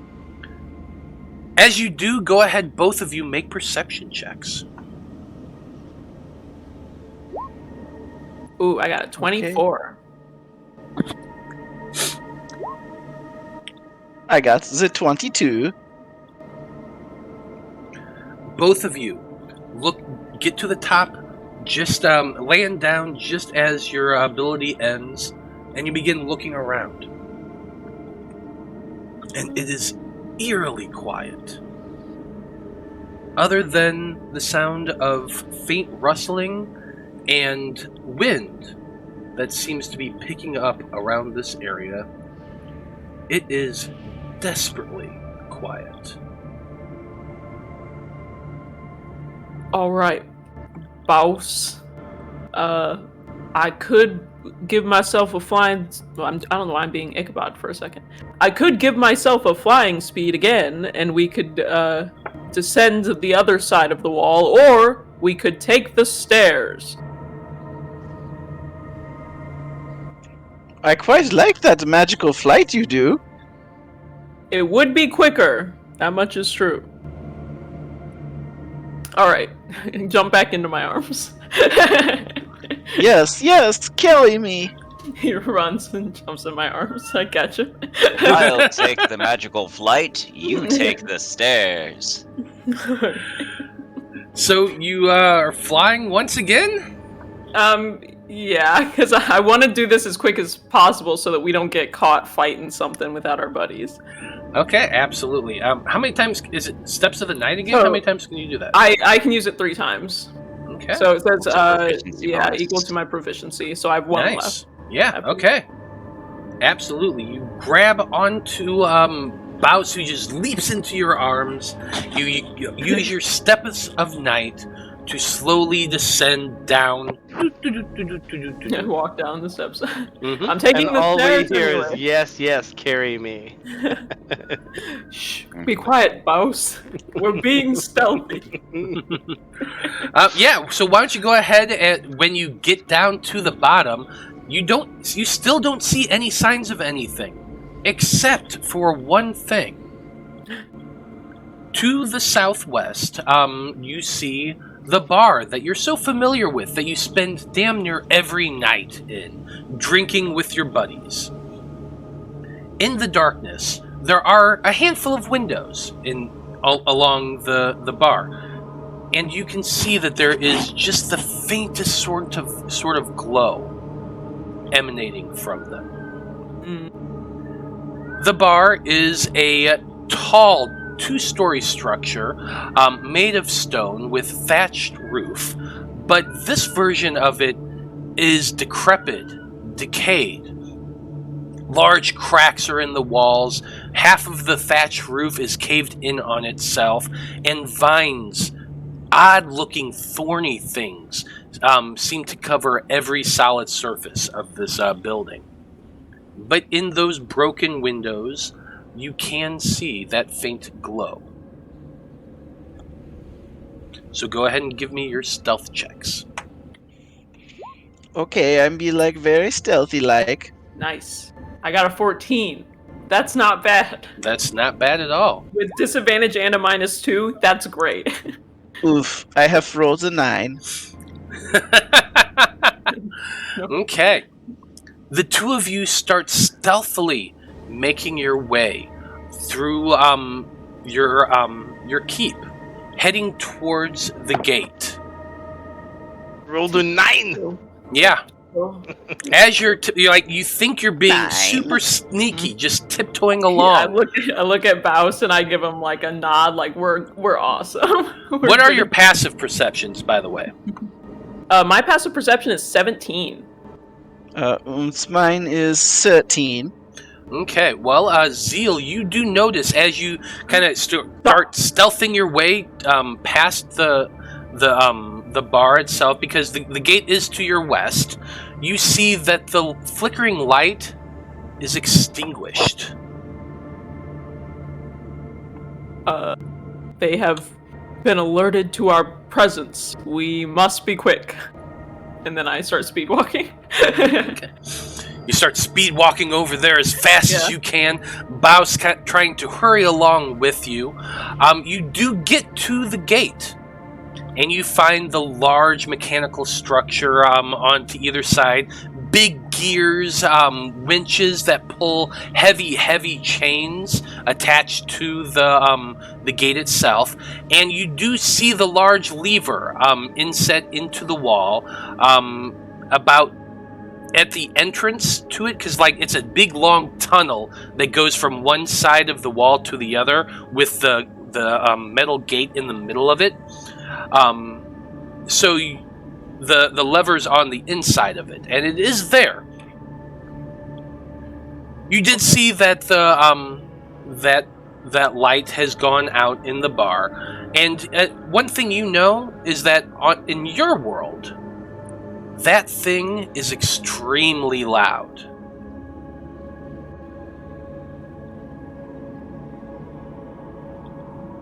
I look at Baus. Be like, do you have any solutions for that problem? I have never seen such a thing. Let me consult my spell book. I think we're just gonna have to do it. While that's going on and the two of them are sitting there thinking about it, Kalis, Luigi, Mulligan, you've been left on the far side of that wall, just kind of standing around. What have you all been doing? Where did you say the holes in the wall were at? They're in various places along the wall. None of them are like big enough to wedge a person through. But there are large cracks in the wall with holes that kind of like, like chunks have been broken out from the wall. So there's like indentations in. That's more what I was trying to describe. It's still like a 20-foot wide or 20-foot thick wall. What area is the main gate where that's located at? It's not on the map itself. It's like literally just past it on the west side. We're kind of keeping it a little abstract here. Okay, so that's where we're at. Yeah. That's why I haven't been moving around the tokens. Though I've shown you the map that the audience can't see, but we're not like we're being abstract about this. Okay. So the bar's right here, right? Yeah, the bar is actually there on the map. This is the bar. You've been there many times throughout your lives. But we're way over here somewhere. Yeah, your group, like the two of you, are somewhere past over here. Okay. I guess we would maybe move towards where the gate would be. Yeah, just wait for that gate to open. Because there is a tunnel that goes through the wall. The actual bars that block it off is in the dead center of it. Okay, so they can be in the tunnel. You could be in the tunnel, hiding down there if you wanted to, or you could be scouting out around the wall. It's entirely up to you. I just wanted to know what you were doing for the 10 or so minutes it takes Zeal and Baus to sneak their way over to the gate. I guess. Oh, go ahead. I was gonna say, I'm spending most of my time trying to persuade Kalis to abandon his post here and leave with the pirates with me. So I'd like to roll a persuasion check if that's all right. Sure, why not? Roll a persuasion check. Player versus player persuasion. Yeah, and Kalis, What would I you oppose that with?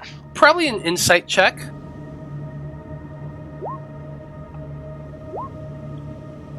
I mean, A regardless, you 19. get to choose A 12. your Yeah. response. So it's really like these PvP interactions. It's up to you to decide how those roles are interpreted. Well, let me put some context into that. So, if your master asks you to be here, then maybe it was to meet me and spread your word to more people. Well, you see, this land is a little untouched by the dreamer. Not many people know him here. I mean, I get what I fully understand what you were saying. Your words, they do speak very true. It would give me a chance to get into other ports, but I mean, we'd have to even These see lands are not important. Eventually, the dark will win. Oh no, I'm not talking about. I'm talking about our version of Golferin the Broadboat. I mean, it doesn't matter. I mean, the Dreamer is going to be everywhere eventually, and the 5 will cease to exist. It is just the way of the world. It is going to happen. It is a guarantee. It is a certainty, you could say. I do not care. You help me make money. That is the only one. I do not care about the other 5. Well, money is it's a trifling thing. I do not particularly need gold. It is not something that I would desire, but I mean, I'm not opposed to helping out a friend. We will talk some more when this ordeal is over. I promise you that. Mulligan, I imagine you've just kind of been sitting there listening to the two of them converse. What are your thoughts?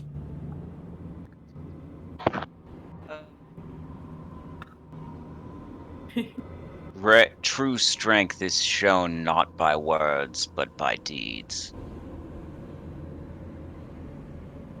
Wise. Someone can claim to be brave, but it is only till you face them on the field of battle or have them at your side that you see whether or not they will run away. I have seen hundreds like you. You talk about bravery as if dying in battle is some great honor. Die wherever you want. It makes no difference. Oh, I don't think of dying in battle as honorable. I merely think of keeping your word, facing a problem head on. Think of it this way. If you went with him, you wouldn't have anybody calling you the vile things I have heard them say to you since your time on the wall. Yes. I have grown away from the xenophobic, horrifically racist feelings, especially of the lieutenant. It is a lieutenant, right? Is what Zeal is, or is he captain? I think he muted. Lieutenant. Yeah, the lieutenant is one of the worst amongst them. He may be cheerful, but I have seen how he has treated other recruits. Wait, are you establishing canon about my character? They don't Or at least know. from his perspective. Yeah, he is. They don't know. He could just be lying He's about like you while you're not lying. there to defend Yeah. yourself. Yeah, Yeah, he both could things are absolutely be. I mean, like, yeah, I am a racist. Zeal is too devoted to the 5, and Zeal does not see that other outsiders are important. Now, on this, I'm a getting out on the- nationalist, yeah. getting out on the waters, that might be the best thing for you, Mulligan. And what is your real name? I am not going to call you Mulligan. That is just too hurtful. Hmm. You never Hang thought on. of it, did you? Nope. Maybe we just call you this Mule. Warlock's You know a what? pretty nice guy. You could join the service of the Dreamer, and he would give you your true name. Here we go. Merov. My Marov? name is Merov. Well, that is what I'm going to call you from now on. So Mulligan it does not suit you. The Dreamer takes all. The Dreamer loves all. I love that everyone is like just having a philosophical I think conversation. Luigi spits Yeah. on the ground when he I says know, something right? that all sweet and happy.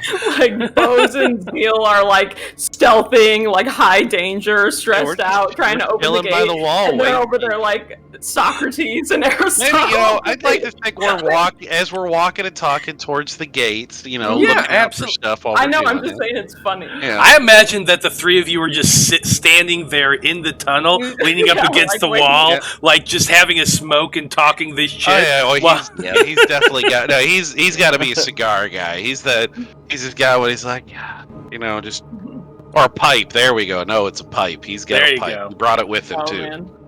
Okay. Yeah, absolutely. So about that time, I imagine that's about while that conversation's going on, Zeal, you grab onto the lever and pull it. Is that about Yeah. right? Yeah. Yeah, you pull it, and the moment you do is. Oh. Ka-ching, ka-ching, ka-ching, ka-ching. And you all watch as like the gears start moving and dust just shakes and dust and snow just kind of shake off the roofs, and you're all kind of having to jump back a little bit away from the wall. You guys on the inside, you don't have to. It's just Zeal and Baus that have to jump back as dust and snow start falling, because on this side of the world, or this side of the portal, these things haven't been moved in who knows how long. And so, like, there's a moment when you're legitimately worried that it's, like, about to snap. Like, there's some grinding and some of the gears got caught. There's just... And you... Both say a prayer. And from your perspective, you all see the same thing. Like, just suddenly that gate starts... Ching, and move and starts going up and up and up painfully slowly, and at one point it stops and it's shaking a little bit and shuddering, and you're like, oh shit, my god, there's maintenance. It's bad over here. This is why our country is the best. But is it high enough for us to go under at this point? not really, no. Okay. Like maybe if you're laid really really down Yeah, and not and doing huddled, that. but How low but can you Mulligan definitely would not be able to. Can we Uh, start running? to okay, that so gate? I will use my telekinesis to try to lift up the gate. Oh. Well, that lifting 5 pounds of weight will definitely make the difference. I will I assist. think I can lift Yeah, more I than wanna that. run- Hold on. With Hang on. if it's the Let's let him do the telekinesis, telekinesis. like is it the spell telekinesis, or is it the feat with No, mage it's hand? mage hand. Yeah, no, that's like 5 Yeah, feet. that's That's 5 5 pounds. Okay, alright, I thought it increased the weight No. you could carry, but it does not. Okay. Yeah, but like as I was saying, it you kind of freak out for a moment, and maybe even Mulligan thought for half a second he has to go grab it or something like that. But then finally the gear gets unstuck, and it and it's really super loud, but it is slowly being winched up, and you don't have to wait for the thing to be fully up to duck your heads underneath and go around like Luigi said. Okay. Now, Alright. you said Zeal, once it started lifting and actually going up, you said you were going to do something. I just wanted to go to where the gate was. Is this lever like right next to it? Because Yeah, it's like right next to the tunnel. Okay. Well then, cool. Then I see all my friends. Yep. And I go, ha ha ha! We've done it. There is something inside the bar. Gee, We snuffed out a light. Zeal, that would have made less racket if you set the whole structure on fire. You're welcome. Always one for subtlety, huh, Lieutenant? Yeah. I can see why they put you in charge. I laugh. I laugh because I think it's a really funny joke, and I slap Kalis on the back. I think, gentlemen, we are not even joking. Perhaps we should set it on fire. It is a vile recreation of our fatherland. Baus, I knew I liked you. Oh, You are one for great ideas. Kalis just got his head in his hands. He's like, oh my god. First, let's make sure our enemy is actually here. He's the lieutenant. Okay, I believe some reconnaissance is in order. I will send Spine in there, and I will become its sight and its healing, and I will tell you what is in the bar. Baus, It you would are be just full of wunderbar. surprises. I love this.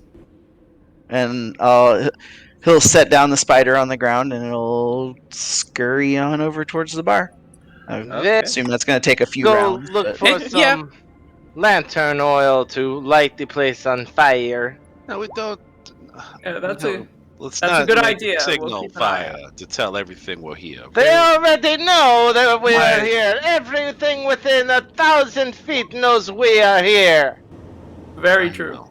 Why make it even bigger, though? We must find our enemy, make sure they're here, destroy them and burn this place down, and then rush back to the portal as fast as possible. Okay. Well, Good plan. go ahead and give. I see that you already rolled your stealth for Yeah. the spider. Go ahead and give me your perception check for the spider. As it does take a few rounds for him to go scurrying over there, but you can get to right about here, the entrance to that. The I bar. do have guidance. Can I have given that to the spider? Yeah, I'll allow it. Good boy. Yes. Spider. Spider. I'm trying to figure out how to turn off automatic advantage rolling. It's up at the top. Press the gear, and then it's top right. This looks weird for some reason. Probably because it's I'm an gonna have to- NPC character sheet. instead Are of- we all rolling stealths? No. Well, just are you the all spider, I hiding think. right now? You just Whatever. kind of went to the other side and then you sent the spider off towards the bar. I think fully feeling that everything in 1,000 feet knows we're here, I'm gonna stealth, yeah. I think I rolled fully a feeling a that 3 on everything within perception. 1,000 feet knows we're here. I'm not gonna stealth. I rolled double Wow. nat 20s. Wow. Wow, that's impressive. Wow. That is. That's There the should show. be a Amazing. new color for double Yeah. nat 20s. That's awesome. For an 18, of course. Yeah, good old. No. When you roll Oh, double nat shit! 20s, you get to add the Wow. numbers together. The 21 for Kid. Look at all the 20s rolling. Take out his hip. Oh, Bonk. It's okay. Yeah. We're Although being I feel like I should have advantage because like he's like sitting there on the ground not doing anything because his senses are with the spider. true. He's oh, frozen. you wouldn't have to roll anything then. Well, I'm going to give you advantage on it because the fact that he rolled a 23 stealth, which means he has plenty of time to sit there and look and be able to get a good glance around the bar. So with that, now my last question to you is: do you send the spider into the bar itself? Do you, because the door is open, do you actually send it in there to look around for a little bit? Do you just it gets to the Sure. door then waits? No, yeah, I'll have him get to the door and I'll have him crawl up the wall to like the top of the door and go like around the threshold to the Okay. inside of the wall. Like it. Come from there. So as your spider gets to the door, climbs up around it, lands on the threshold, and begins looking around from the top there, you do see, with that 16 that you rolled, a form in the bar, right over here, behind the actual bar. You know, the actual Yeah. long wooden bar. There's some quite a few tables and chairs throughout this. It looks very similar to the bar that you have at home, but everything here is decrepit and decaying or rotting or just broken down. Those vines that I described earlier, thorny and long and kind of odd, glistening, pulsing things, cover every single wall on the inside as well as the outside. But on the other side of the bar, your spider can see what appears to be a robed figure huddling down underneath it as though it's trying to hide. Okay. Do I see any other figures in here? That is the only figure you can see in there. It's kind of hunched down down there. You don't see any other movement from where you are with your 16. How big is this figure? Like human size? Or Where is your little spider? Let me pull out your actual spider so I can show you on the map too what you can the see. token? Yeah. Yeah, the token.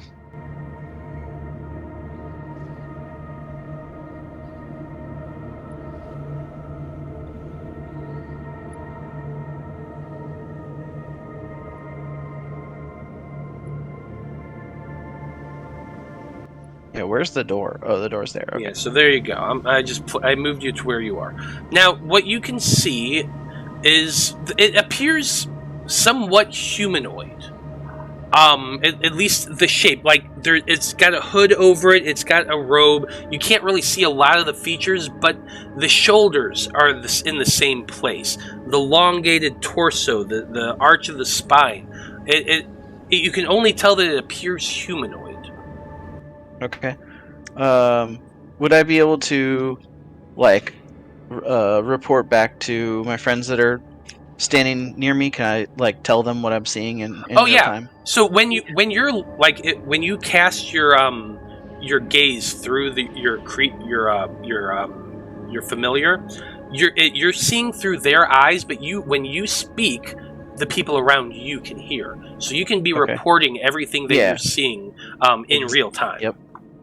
Yep, exactly. So I'm telling them that I see a figure behind there, and I'm gonna have the spider move a bit closer along the ceiling. Okay. Make another stealth check with advantage. Okay.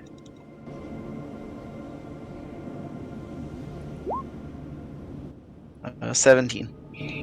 Spider stealth. Spider stealth. Maybe see if the spider can find any lantern oil,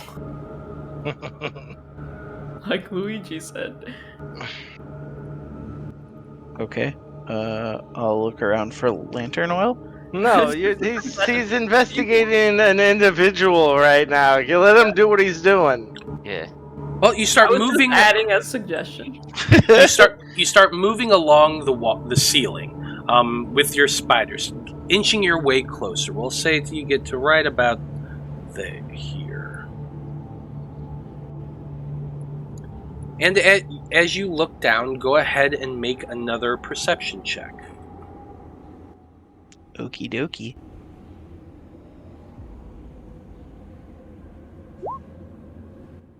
Uh, 13.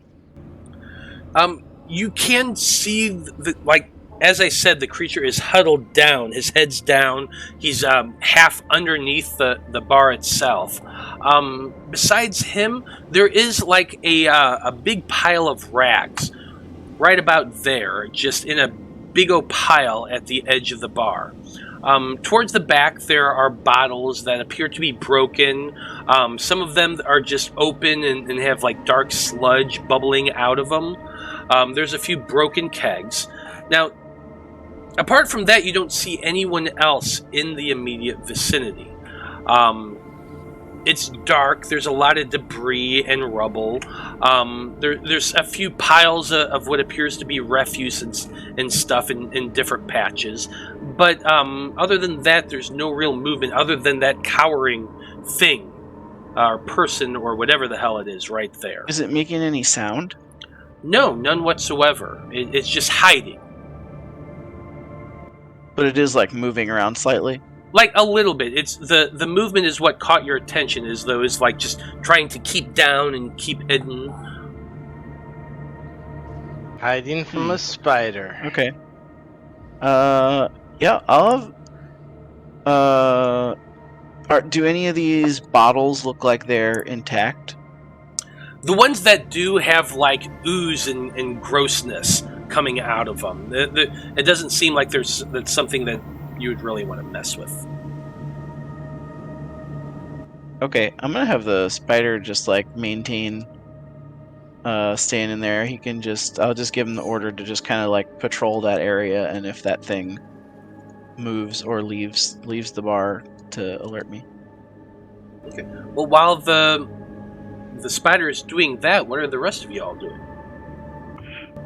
Yeah, I'm looking for lantern oil. plan was burn this place down. I'm down for that plan. Yeah, I don't want to get in a fight with that thing if we don't have to. Or at the very least, we could trap it in there and set a fire. I like it. Shh. Lantern oil? For reals, guys? I can make fire with magic. Well, we just want the whole place to go up. You can make yes, the fire but the to start. oil continued to burn after the magic stops being magical. You fool! Do we suspect that this is the hag? What? Like, because we came in here to hunt down the hag and find, the cause of this, right? Can I make an insight check Go for to it. see if I think that that's the hag, based on what I've seen before? Because if this Yeah, is go just for a it. Make an creature insight here- check. A 17. Bitch, it might be. You're I fairly don't certain think so. that's not the hag. The body shape is different. It's more slender than the hag was, and Okay. the thing was wearing different clothes. Is it a slender man? Oh no. You wouldn't know unless you walked up to look. Then perhaps we continue our search? Now, you made Yeah. mention. You made mention of like looking for lantern oil. Are you wanting to search the keep itself? Like you know the keep. You know what's generally yeah, I know kept where in it. they would store lantern oil. I guess I want to check to see if it's still lantern oil here. So probably like the storehouse or the armories, places like that. Yeah. Okay, go for it. How long are you planning on spending? Like, you're just going to go head to the area where it's kept and go see what's there? Is that about right? Yeah, like a quick 15, 20 minutes. Give me a investigation check. Sure. Does anyone go with you to help you out? I'll A help. 9. I figure if it's heavy, he'll need help carrying it. Okay, so the two of you are going as well. Go ahead and give me one more investigation check. I Me? also have a +0, so +0. we're not. Yeah, I'll smart. just give it a second roll then.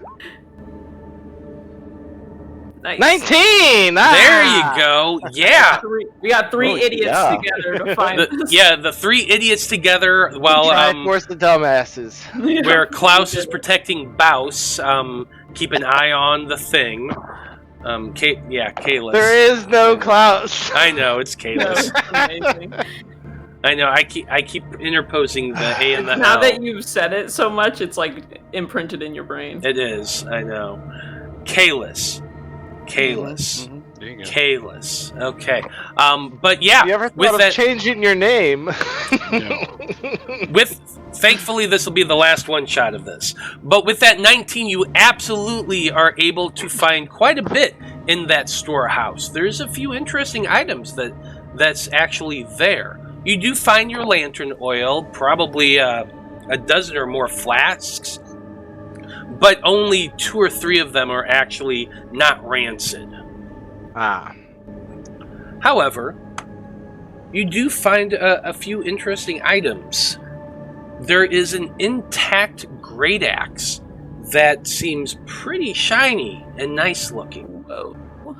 You also find a very impressive looking spear and a suit of leather armor that seems pristine and untouched.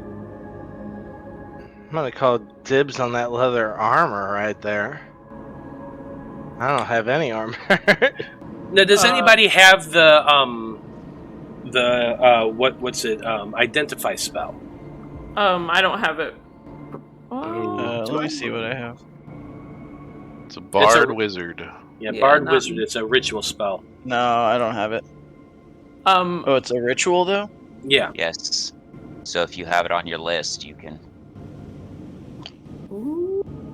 It's a bard wizard spell. You yeah. can cast a And wizard spell as a artificer. ritual if that spell has a ritual tag and you have it in your spell book. You don't need to have a Well, you spell have to have it in his prepared. book, though, is the problem. Yeah, I the don't question have is, it in my you book. don't have it in your book? Okay. I pick up the great axe. Okay. Okay. Amazing. Well, like if you want to, you can spend some time trying to ascertain the nature of this without casting the spell. Casting the spell just makes it happen a lot sooner. Yeah. During that time, I'll put the armor on. Should we just spend some time? I don't know. No. I feel like this thing is going to eventually attack, but right now it wants to hide, and we should use that to our advantage to move along and find our target.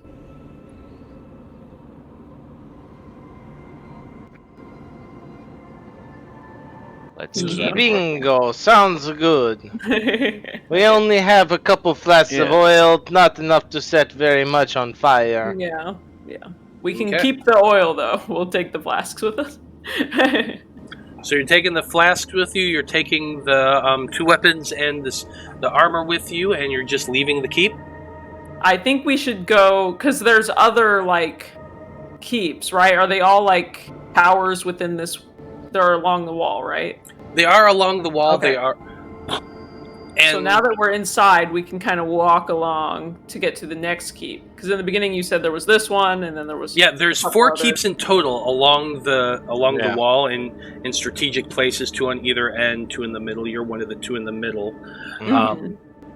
So we can at least check out the other middle one, probably.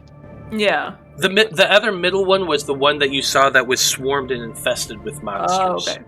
Oh, okay. Just so you know. Is this a case of if there are enemies, you're going the right way? Maybe we check out the first then. If the other one's swarming with monsters. Just saying. Maybe we ask that spider what the creature is.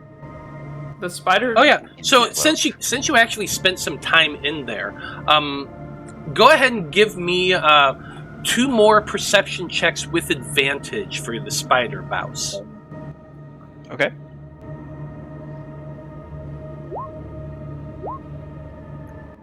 Yikes-a-rooney. Did he ever use my guidance? It only lasts a minute. It only lasts a minute. Guidance is a D4. Past guidance. Yeah, we're way past guidance. Go ahead and give me 1 more. Because you've all been searching for about 20 minutes now. God damn. But 12 is the highest I can roll. You can't roll for shit. But you do see at one point Stupid spider. Basically about 15 minutes into the search for everything, you do see that creature poke its head out. And it crawls over to the pile of rags, puts its head down. You hear some type of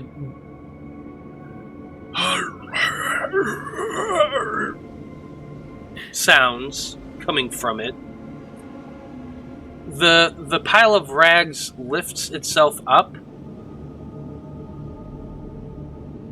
Seems to move around a little bit, but with the 12 you cannot you can't get a good look at the individual's face or features. It's just that the pile of rags was definitely something, but its head's covered up, all of its skin's covered up. It doesn't seem you don't see any of its features with the 12, but you do see it lift its head up as well, kind of as though it's looking around, looking towards the window, looking towards the door, and the two of them together scuttle off back towards the back kitchen, which is down this way. You can see him go from here, and all the way back to the back kitchen.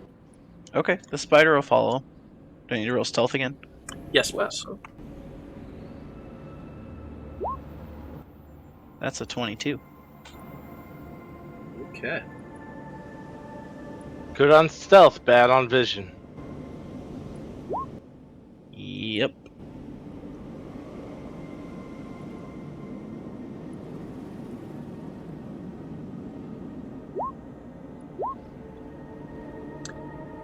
Yeah, completely unseen, the spider moves into that room, that back area of the kitchen. As it scuttles along, it does see the two robed individuals walk into the kitchen itself, come up to another robed individual, climbs out from underneath a table, and the three of them together begin to mutter to one another. Go ahead and give me a perception check. Come on. Can't roll bad forever. 15. And Baus, what languages do you speak? That's a good question. I speak the language of the fatherland, of course. Zemnian, of course, yeah. You know. Once I also speak Draconic. Definitely speaks the language of the lizard people that are infiltrating our governments and taking over the world. Probably. But so you do not understand the language they're speaking, but the three of them together are just kind of huddled together, whispering to one another in that strange, unhollow language.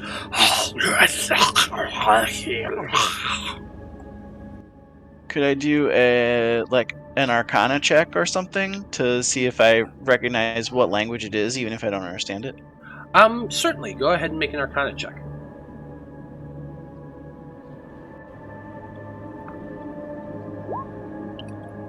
Oh, I don't know why I did that. All right, 12.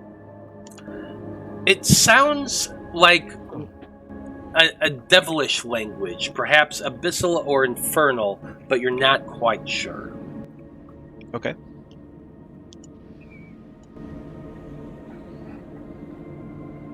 Well, Do they do anything else? Or they just sit there whispering at each other?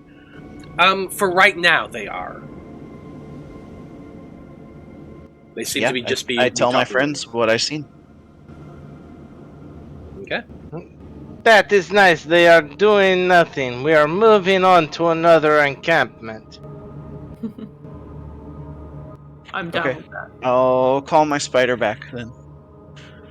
Okay. So you call your spider back to you. Go ahead and give me another. At Yeah. range, can I put it in the pocket dimension? Probably. Let me read Find Familiar.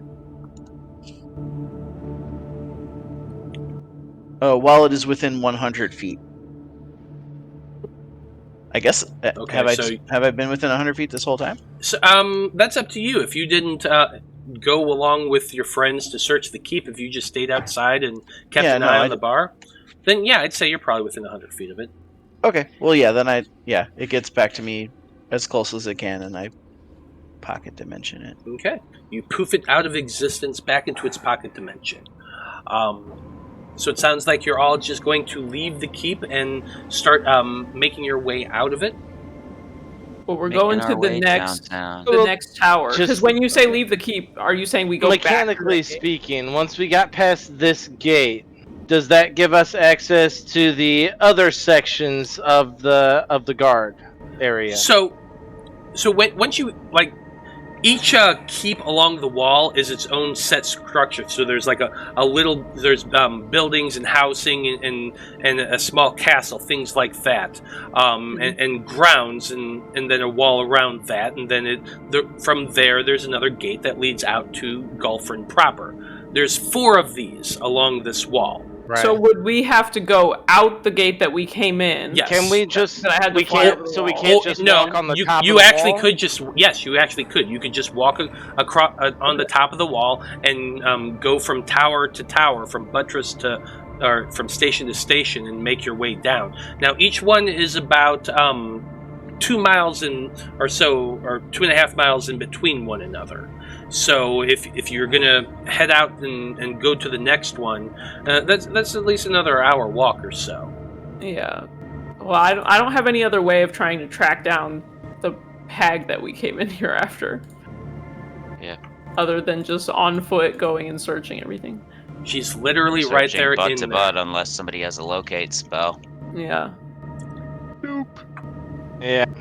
Nope. No didn't better need it. plan at the moment. Okay. So We're going from one butt to another butt, then. Yep. okay. Well, ignoring the creatures in the bar, you all climb back up to the top of the wall and start making your way east along the wall to the next encampment.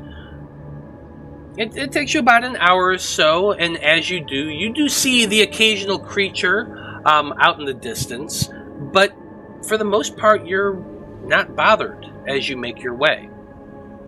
An hour later, you find the next keep, which has been completely destroyed.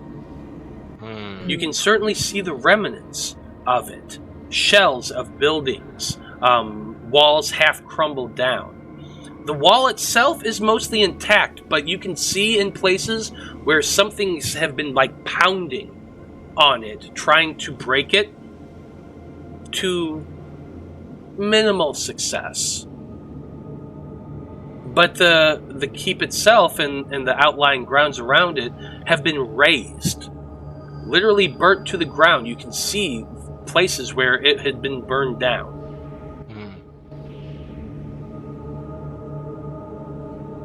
We spent an hour to come see this.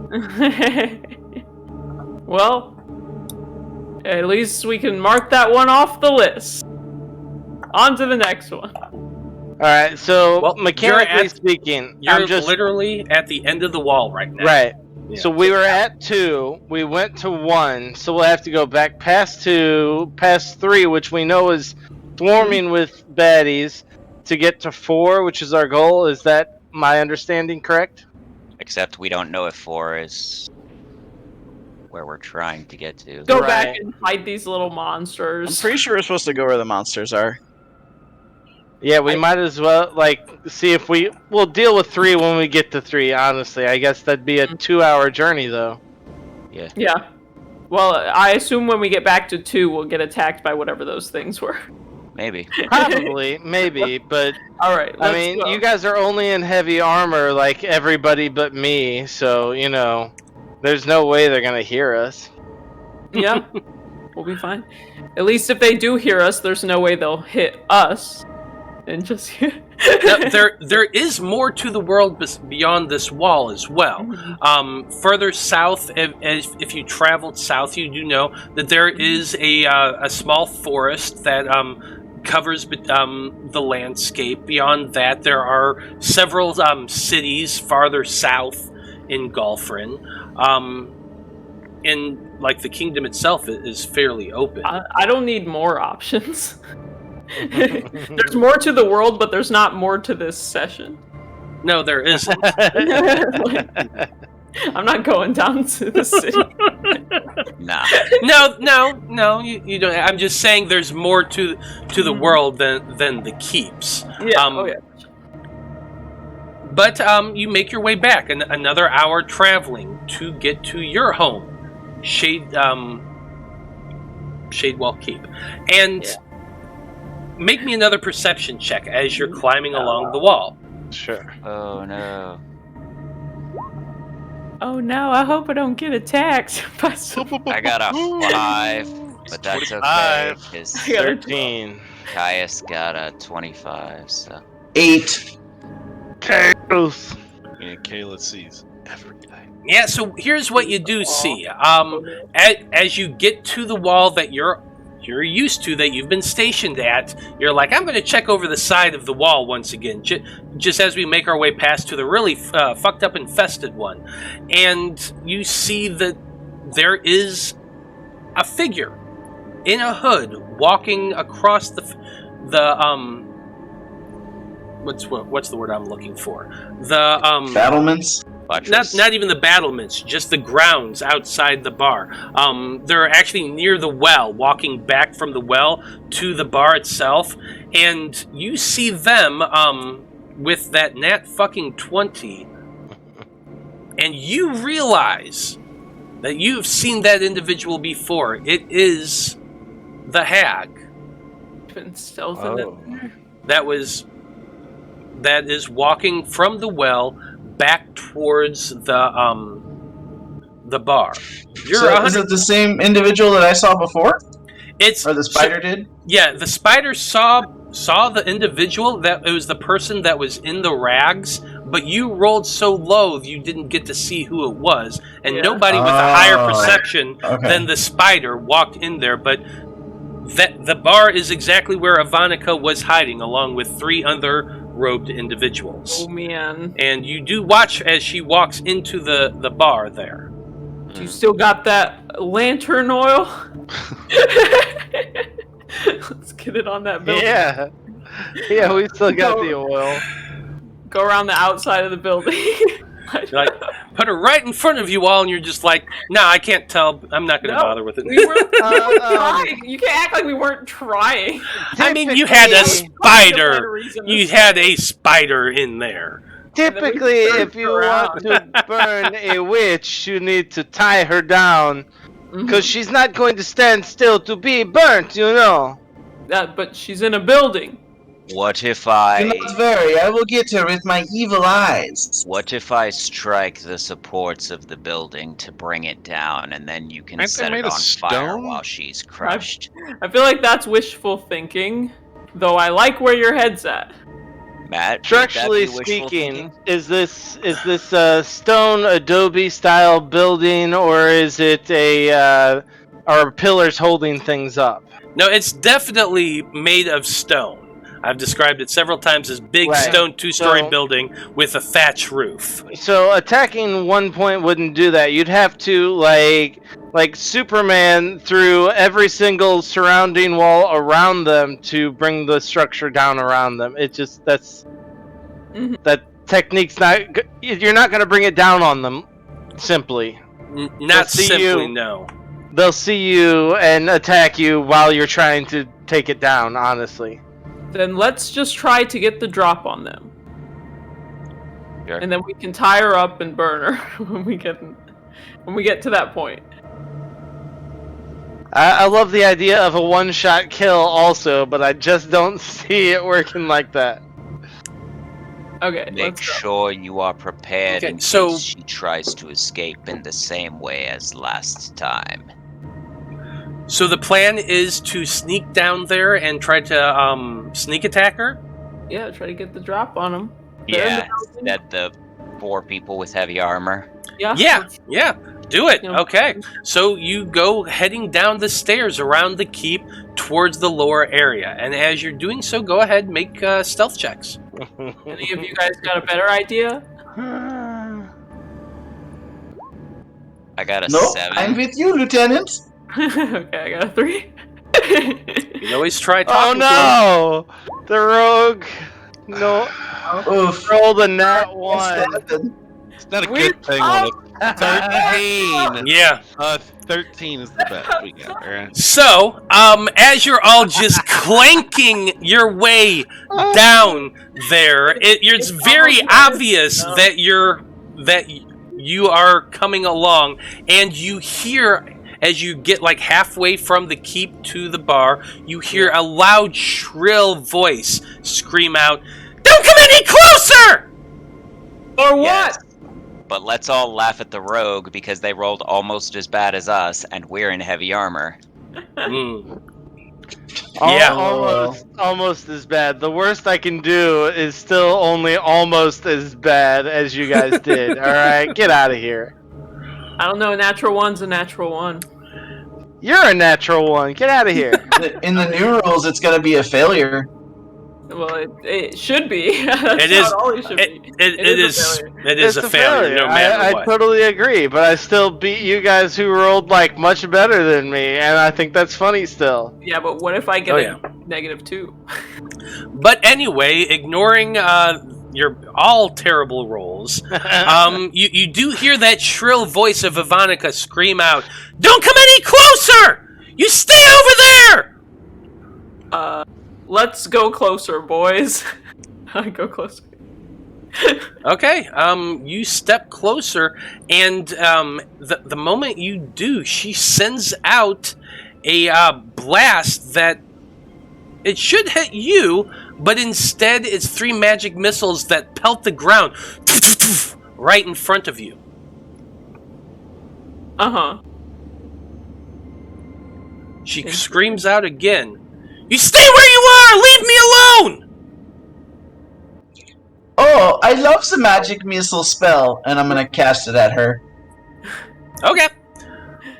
Well, then let's go ahead and roll for initiative. Jesus. Why do you not want us to fight her? I think she's protecting her children. Oh yeah, she's innocent in this. Actually, no, I put her there to give you directions to the bad guy, but since we're just gonna do this, let's just do it. It's okay. She attacked us before. She's the bad guy. She did not attack you before. You attacked her when she was stepping through the portal. Yeah, she teleported away. Oh, it's nice. I got a 17. The orange guy is. Why is it not? Take me to your leader.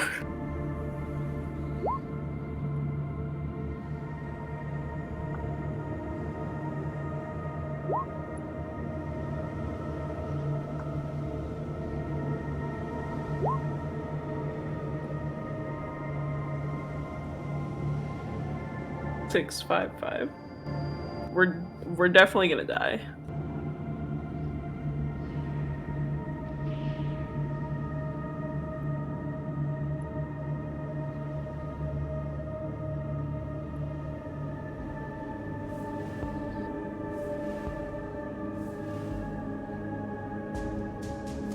Okay.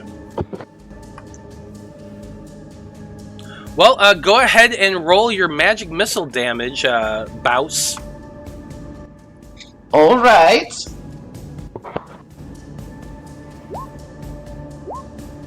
Nice. Yeah.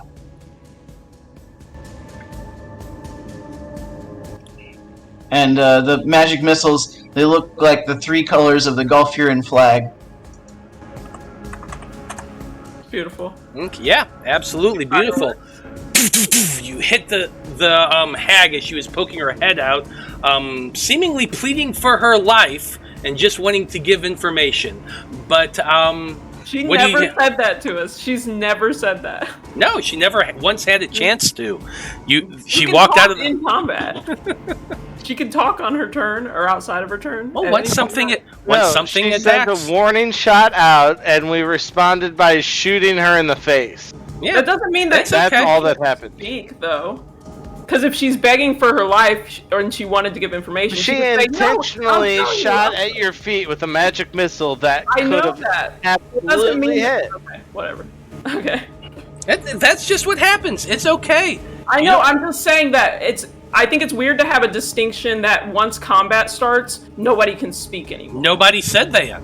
Not once has anybody said there's that distinction. We can still speak. You can still speak and do whatever you want. We're just Yeah. narrating what happens, and what happened is, Yeah. and I'm fine. Okay, go. I'm not. the three Alright. the three She bolts lost the go out. magic missile. Yeah. And Bao said, "I like magic missile too. Here you go." Yes, and that's what happened. And now we're in I combat, was here the or at whole least time. we're in turn order, which That's what is happens Luigi when- first. That's what happens when you have a wild card on your crew. They'll shoot and you'll be in battle. Alright, so I gotta click off of that. Alright, so 10, 20, 30. Then bonus action dash. 10, 20. I guess I'll do 2 Eldritch Blasts at this thing because that's what I do. Very weak Eldritch Blast. So I'm aiming at this guy who's just on the inside there. Yeah, that's the Night Hag Ivanica. Oh, it is. Okay. Well, sorry. Bingo! Bingo! 15, 17. Yeah, both hit. I feel like an asshole now. Oh, sorry, no, just the 17 hits. My apologies. Alright. Just the 17. Well, a decent roll. So 6 force damage. And I've got 10 more feet of movement, so I'll go over here.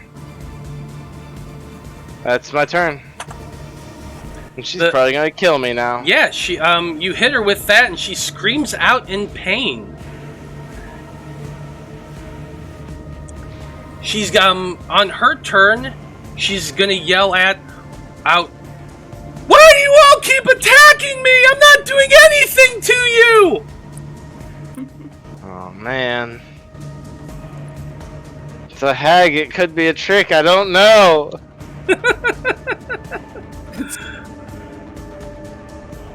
Let's see, what is she going to do?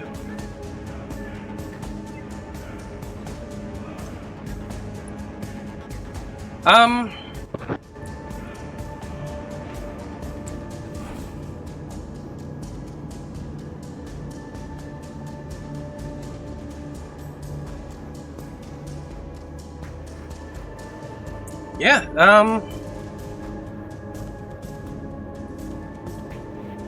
go ahead, Luigi, and give me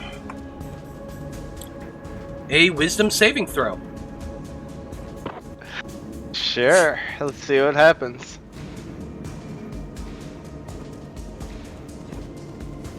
I clicked it, I'm giving it a second. That is a 12, so I believe I fail. You do fail, and you are transformed into a tiny little weird Shadowfell bunny rabbit. Oh boy. Alright. That's... And then she yells out again, "You mean horrible people! Why are you all attacking me? I'm not doing anything to you! Leave me alone! We just wanted to find a better place to live, and you keep chasing us and chasing us and chasing us!"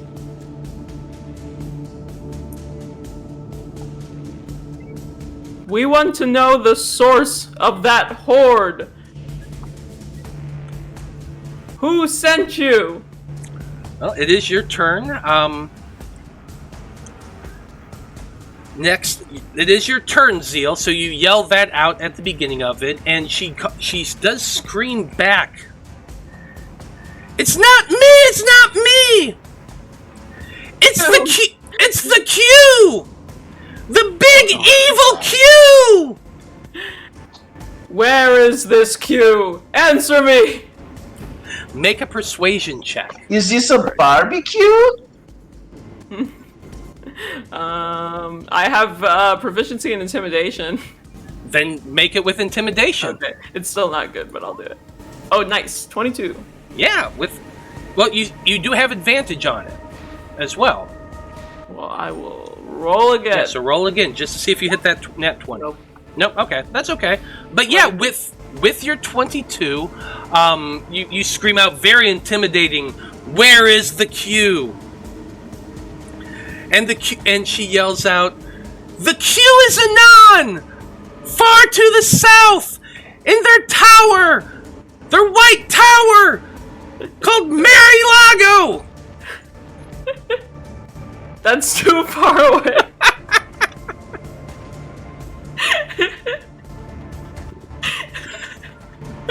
I'm really tempted to just keep fighting her. Please do! We can do this however you want. I'm fine with it. Action. That's too far away. I can't do that. So I'm gonna cast Spiritual Weapon as my bonus action. That's your bonus action. You cast your spiritual.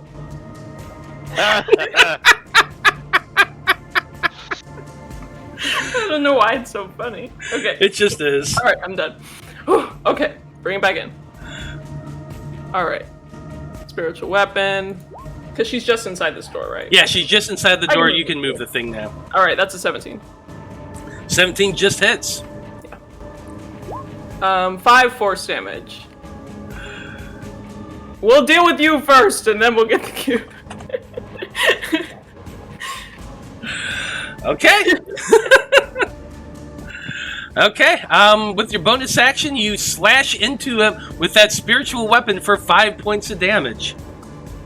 I'm like crying. I don't know. Yeah. It's not even that funny. I don't know why. I don't know why it's that funny either, but it is really that funny. It's okay. Klaus or Kalis. God damn, Kalis, your turn.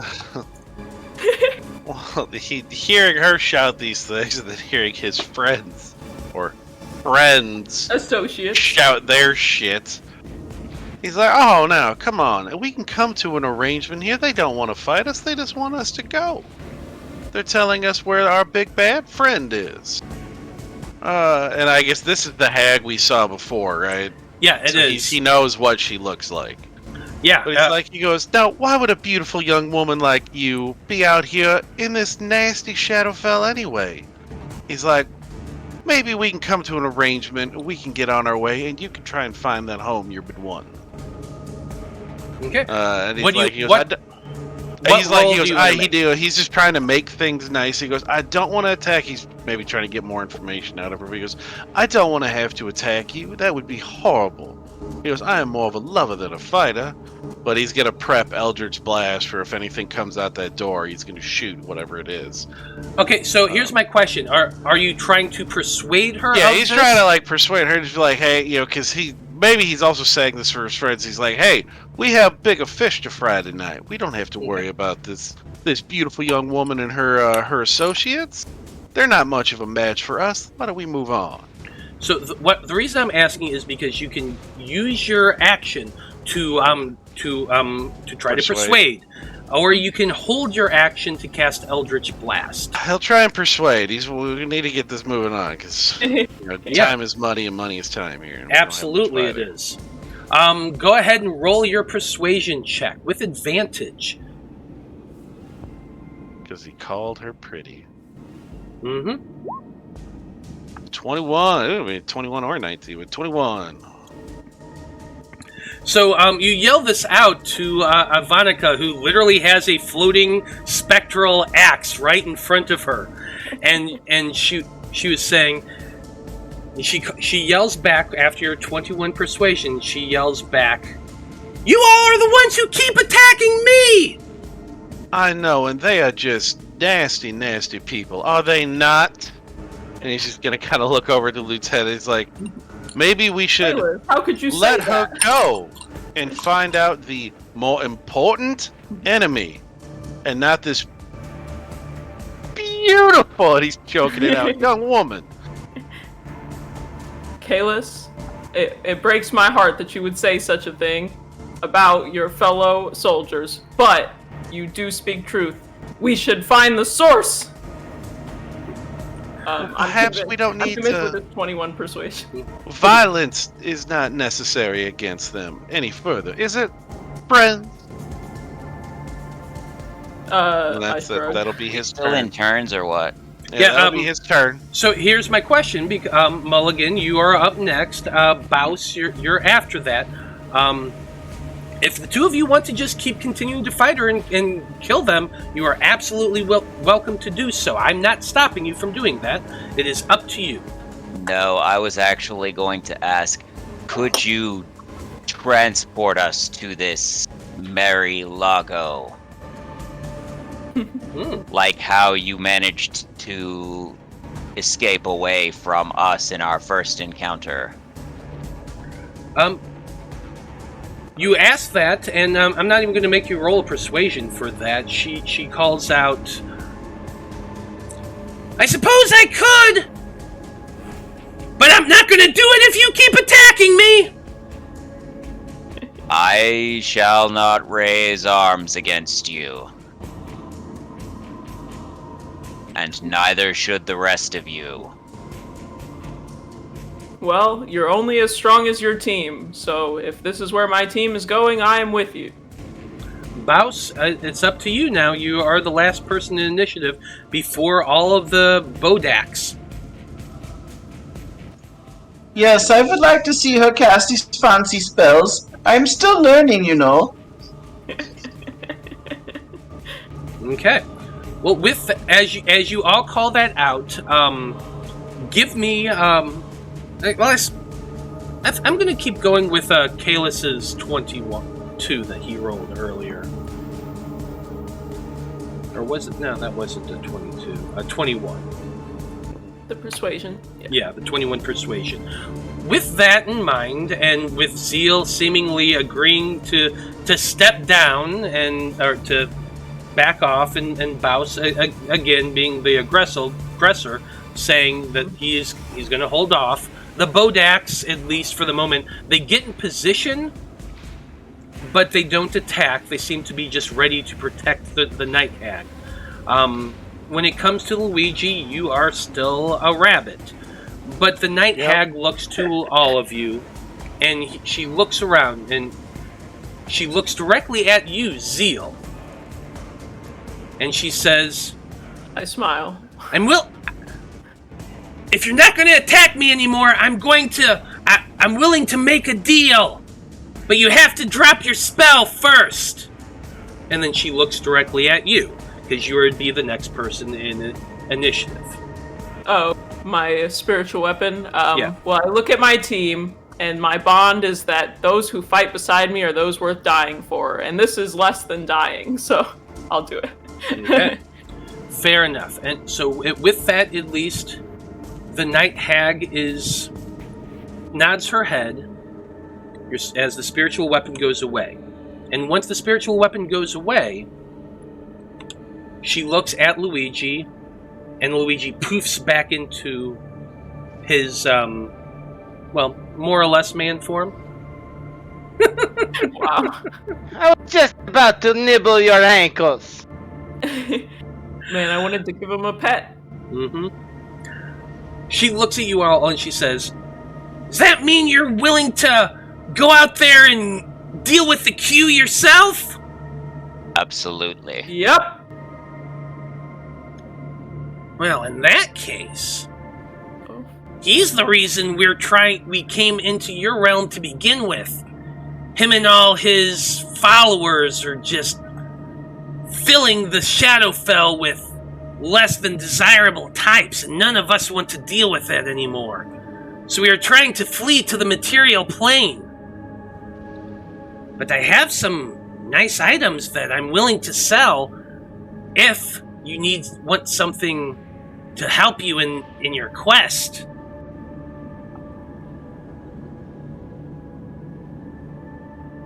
Let's So, in exchange for money? For real, material plane money? Oh, no, I don't need any of that stuff. I need actual things I can use here in the Shadowfell. Oh no.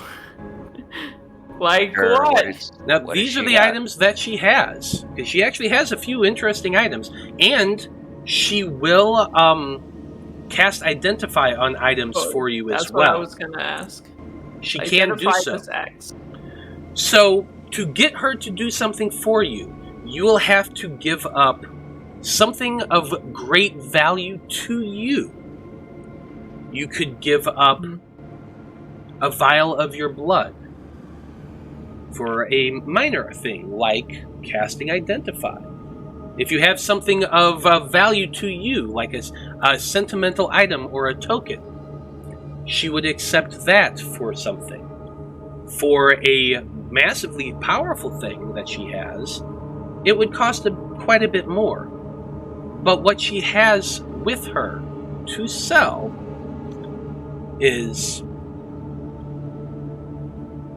a circlet of blasting, a +1 shield, a scroll of daylight, and the most expensive item in her bag that she has is a Dragon Slayer longsword.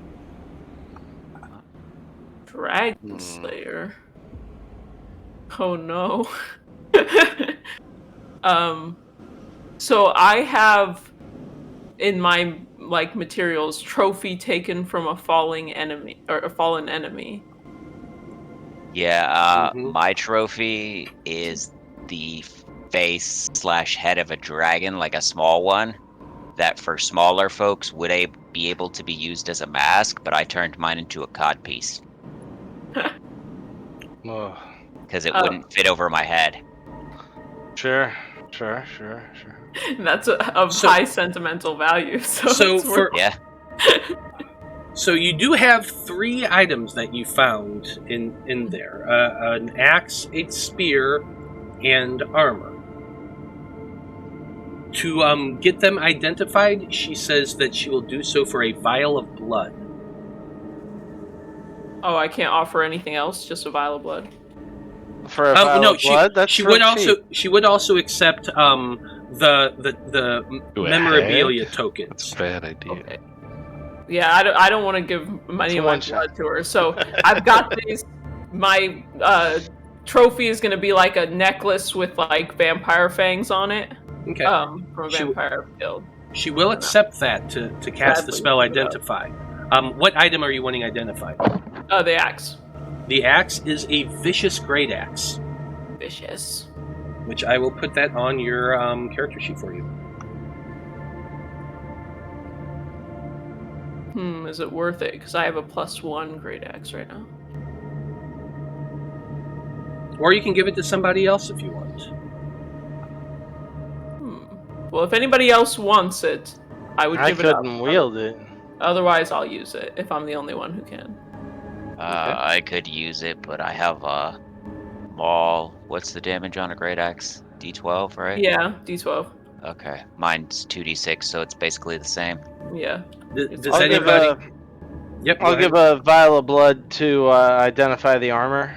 She gives you a little nick and collects it in a vial that she has as well. And what you have is a +2 leather armor. Awesome. So I will put that on your character sheet as well, Yay. unless you can do it on your own. Yeah, I can get that. Okay, go for it. Who had the spear? I would have grabbed it just to make sure we didn't take it, or didn't leave it behind, but Does anybody want to pay to identify that? Spear. I don't want to give up my blood. That's my problem. And you don't have to, or you can trade it. Yeah, I don't know that I have something else of value. ask. Throw something out there. Well, I'm looking. Well, while we're thinking about that, does anybody have any interest in the items that she has to sell? You see Circuit of Blasting, you said a Scroll of Daylight, and the sword was the most expensive. Mm-hmm.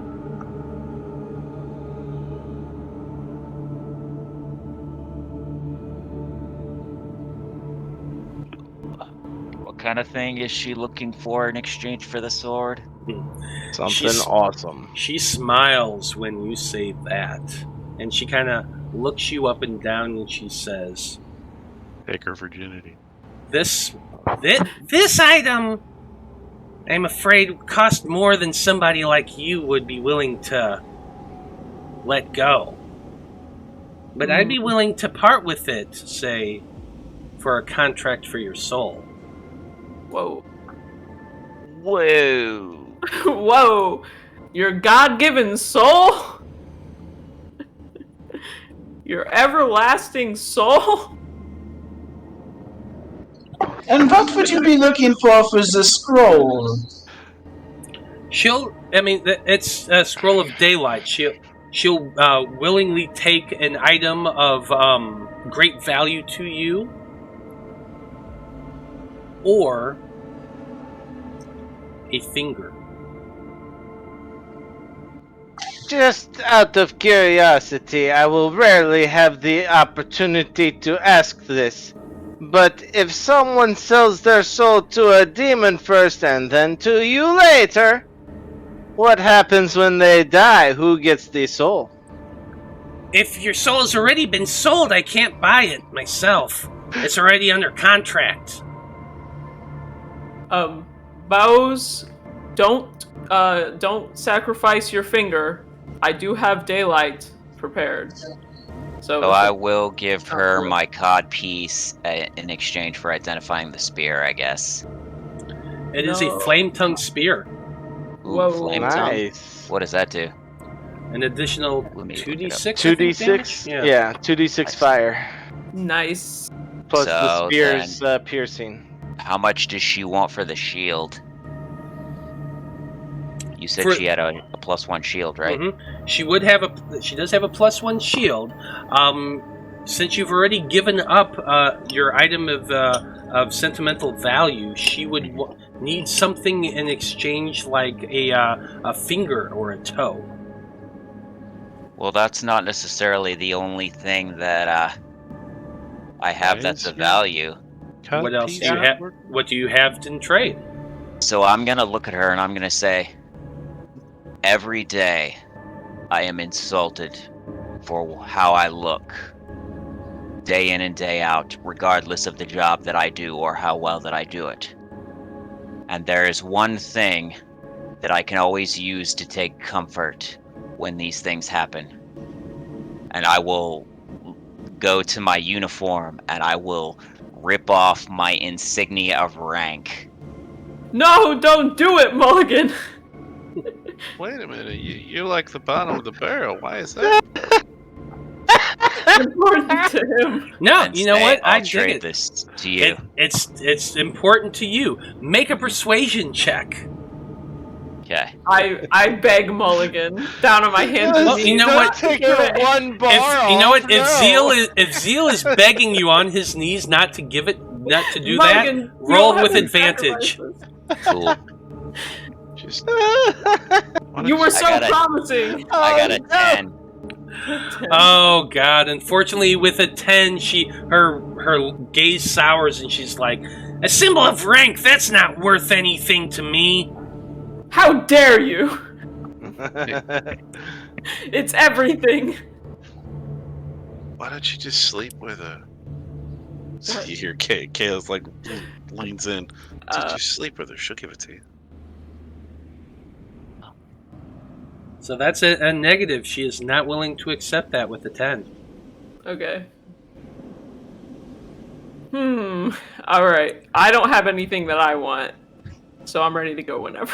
What about my beard? Hurry your finger. It's not that bad. It will be fast.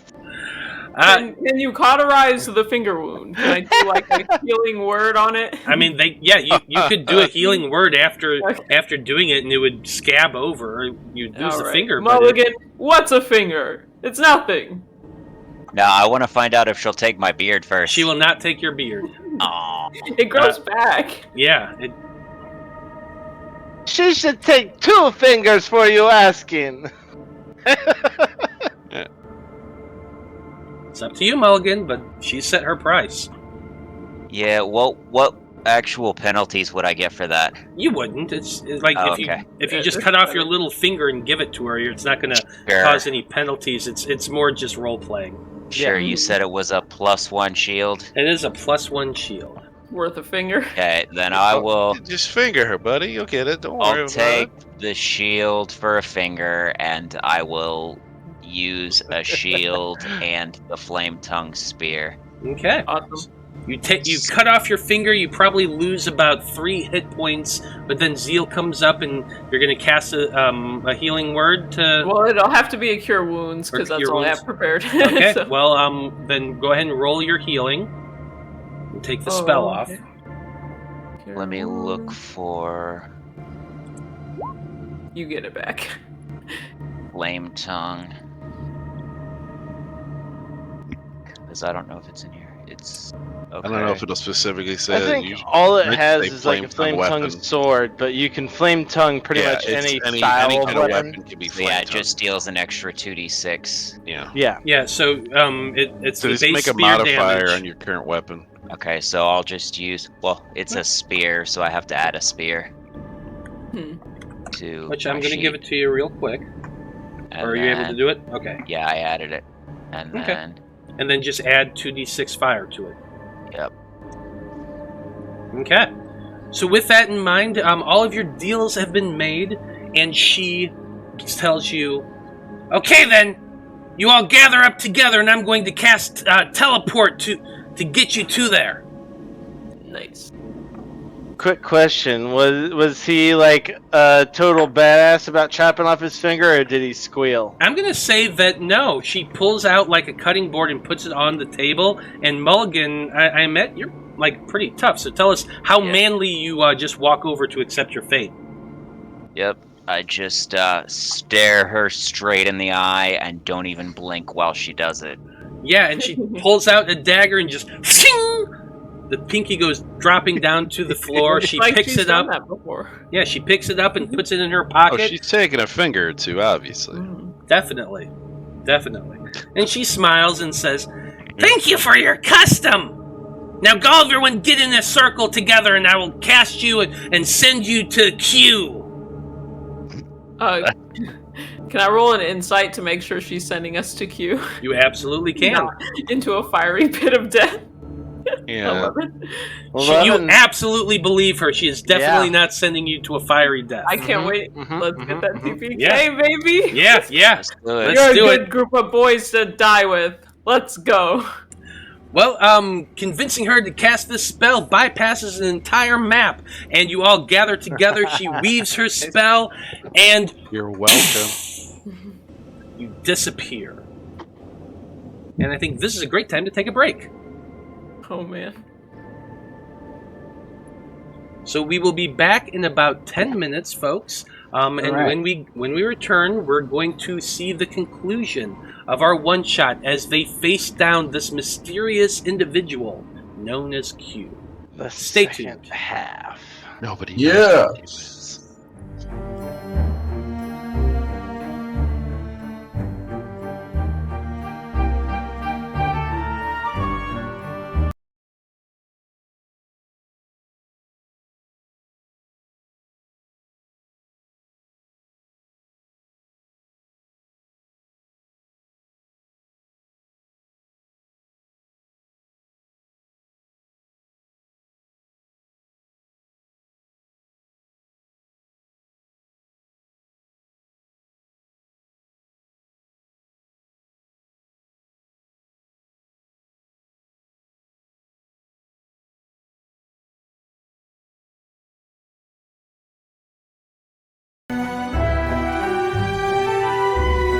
What's that? I picked up a robe of the Archmagi on the ground. Oh, wouldn't that be awesome? I wish. Yeah, But too welcome bad back. it is. Yeah, welcome back, everybody. When we last left off, the team managed to convince Ivanica to teleport them directly to where the mysterious Q is, at the Anon Tower, somewhere far away. You all feel that strange sucking sensation as you're all grabbed by your navels and yanked upward. And she casts the spell, and it is very weird feeling. Almost as if time distorts. You feel your bodies ripped apart and placed back together. And it's very, very disconcerting as you all step forward and find yourselves at the edge of a large forest. The trees are completely dead, spiny, spindly, skeletal looking things that also just seem to be covered in vines with thorns. In the far distance, maybe 150 or so feet ahead of you, you can see a very tall tower, perfectly black, perfectly smooth, at least 10 stories tall. The skies above you thunder a little bit. And the lightning just lights up that shadow tower.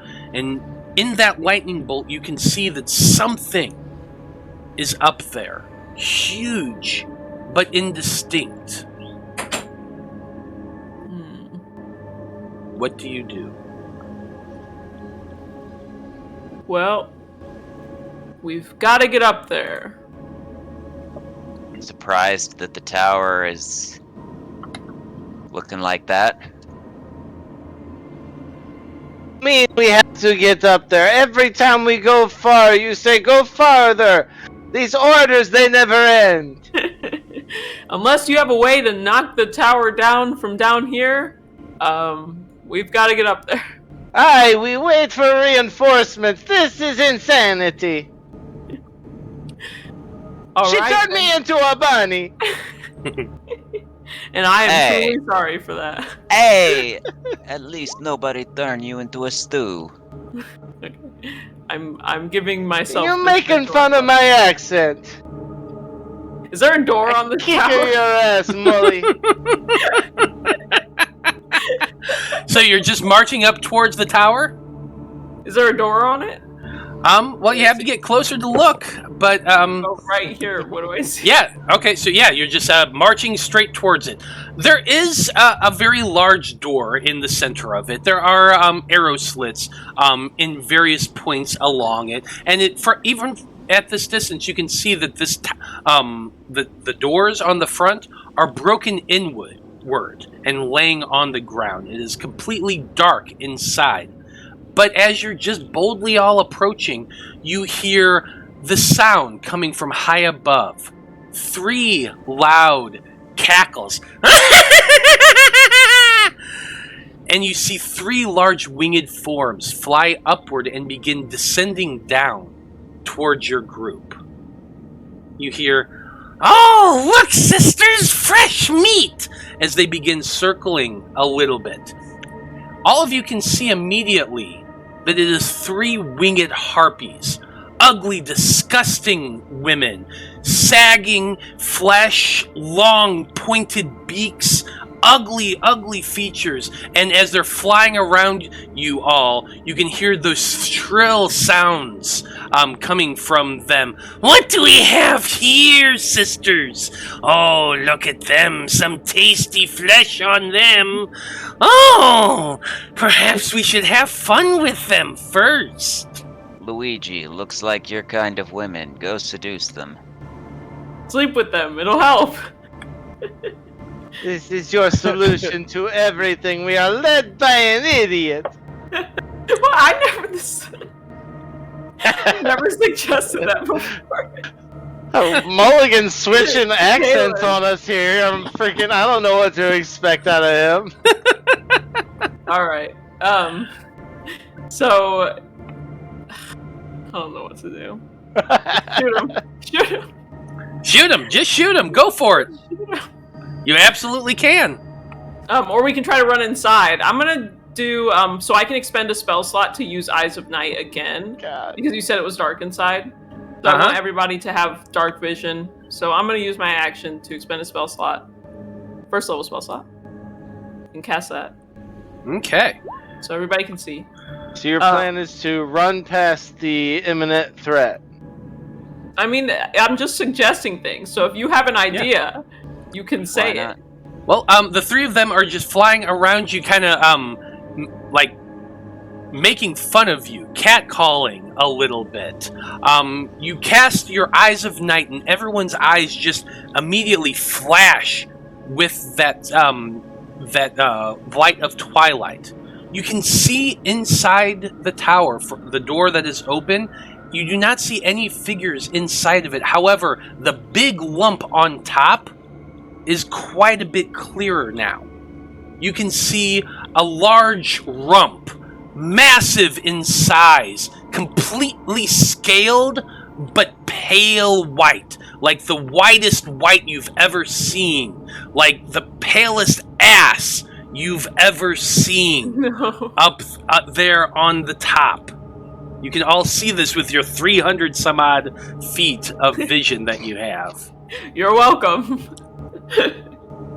We can see we're being mooned by a really white ass. Yeah, you're being mooned by a really giant white ass, but as these 3 harpies begin circling you and laughing at you, they all begin to sing.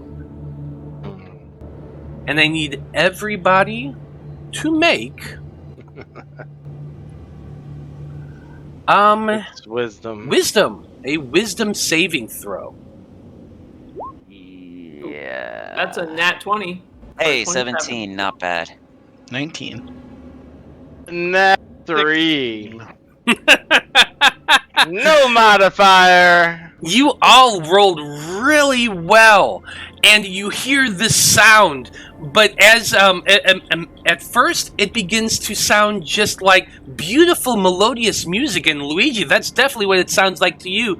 To the rest of you, it becomes like nails on the chalkboard, obnoxious, as these harpies' forms begin to drip and grow darker and more fierce. And I need everyone to roll for initiative. It's that one song where the lady is screechy and is like, "Where have all the cowboys gone?" Oh my god, I can't roll. Got another nat 20, dude.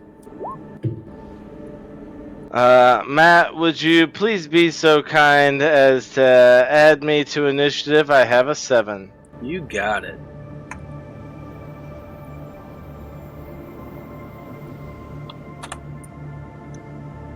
And here we go. Final battle, everybody. I promise. Harpies are the final boss. Are they? The was big harpies white ass. all It's the along. big white ass. The big white ass is harmless. It's up there. It's beautiful. That's the moon, actually. It's because that you think it's harmless that it's not. Yeah, I'm just waiting for You the think I attack actually where think the that? big white ass poops on you. Oh no, that's its attack.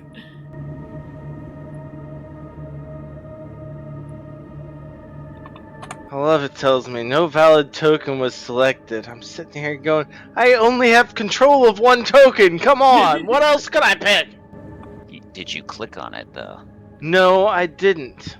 And I even That's reminded why. other people to do it early on. Oh, I'm aware. I just want to complain about my punishment. Fair. To accept Dice Christ's ruling. Oh man, he's now got to roll initiative for BWA, big white ass. Yeah.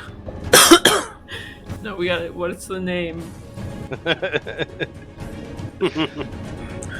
Well, here's what happens, everybody, because we are at the top of the initiative, and at number 20, the giant white ass seems to hear the singing coming from these 3 harpies. That screeching, obnoxious sound is enough to make anything notice. And you see the largest, fattest, most obnoxious white dragon sit up that you've ever seen in your life.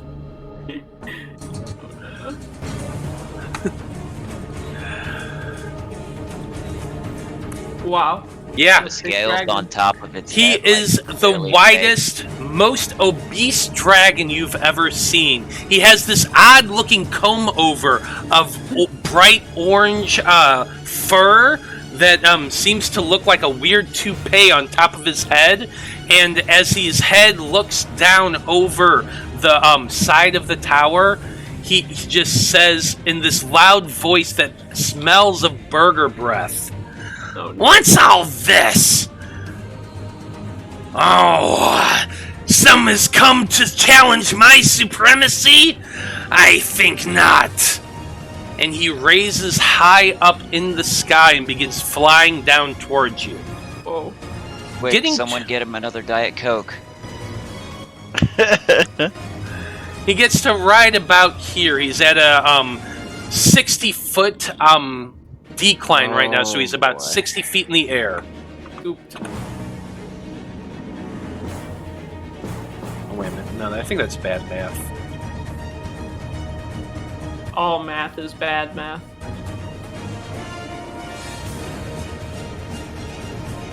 I'll have to share a video with you at some point. It's 2 people from one of those comedy news things, and for a story, they ate in a day what Trump eats in a day when he was president. Most of the food was just kind of gross, but the one thing that they couldn't handle was how many Diet Cokes he drank in a day. Oh, God, yeah. It's horrible. He's about 160 feet right now from where he is. The harpies are around. Those are around 60 feet. I'm gonna say. But you do see this gigantic burger-smelling, ketchup-stained, obese dragon flying down towards you all. And Zeal, it's your turn. Get that moonbeam. I cast moonbeam. So it says 40-foot high cylinder. You said the harpies are all 60 feet up? Yes, they are. Oh. Well, maybe I don't do moonbeam. Maybe not. Okay. I am going to instead... I'm going to Guiding Bolt this harpy right here. There we go. Okay, which harpy are you doing? This one right here. Awesome. And I got a 23. No, beautiful singing. Don't shoot him. 23 is definitely gonna hit it. And I'm actually gonna do a second level. Yeah, why wouldn't you? Second level. There you go.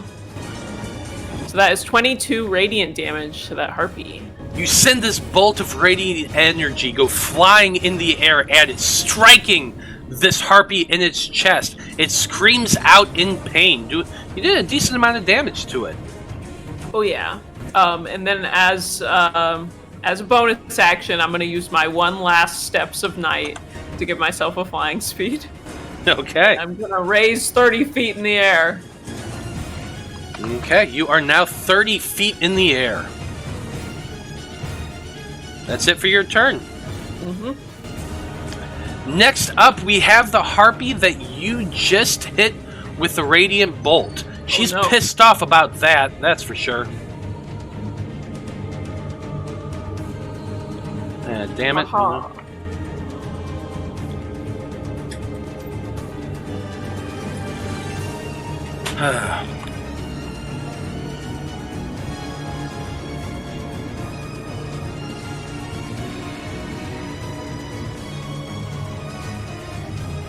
Reloading World 20 again.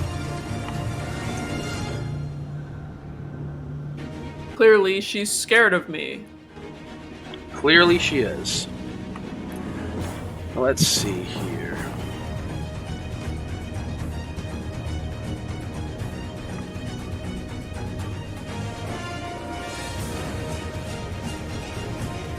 You're 30 feet high and 30 feet away. 45 feet. Yeah, that would be at 45 feet, so she cannot quite get to you with just her movement. So instead, she does fly about 30 feet downward at an angle to getting right about there. But instead of doing an attack, she's going to cast a spell at you since you cast a spell at her. And so she's going to go ahead and cast a Chaos Bolt at you.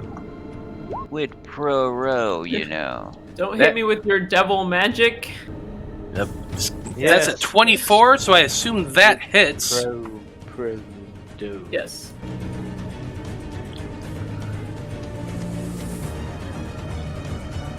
Luigi's just kind of clapping. Okay. So 6 points of ice damage comes flying down, slamming you in your chest. Doesn't really take a whole lot of damage from that, but oh well. That is her turn. Mulligan, you're up next. Alright, bonus action to rage. Get to move half my speed. Yeah. 5. You rage, getting huge.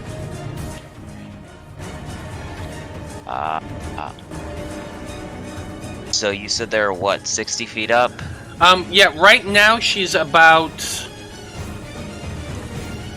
see, let me do the math. She is 40 feet in the air. Okay, so I wouldn't be able to reach her with a melee attack. Probably not. How tall can you become? It's just double, right? Up, I believe it's like up to 32 feet is the high end of large size. So yeah, she would be just out of reach for you.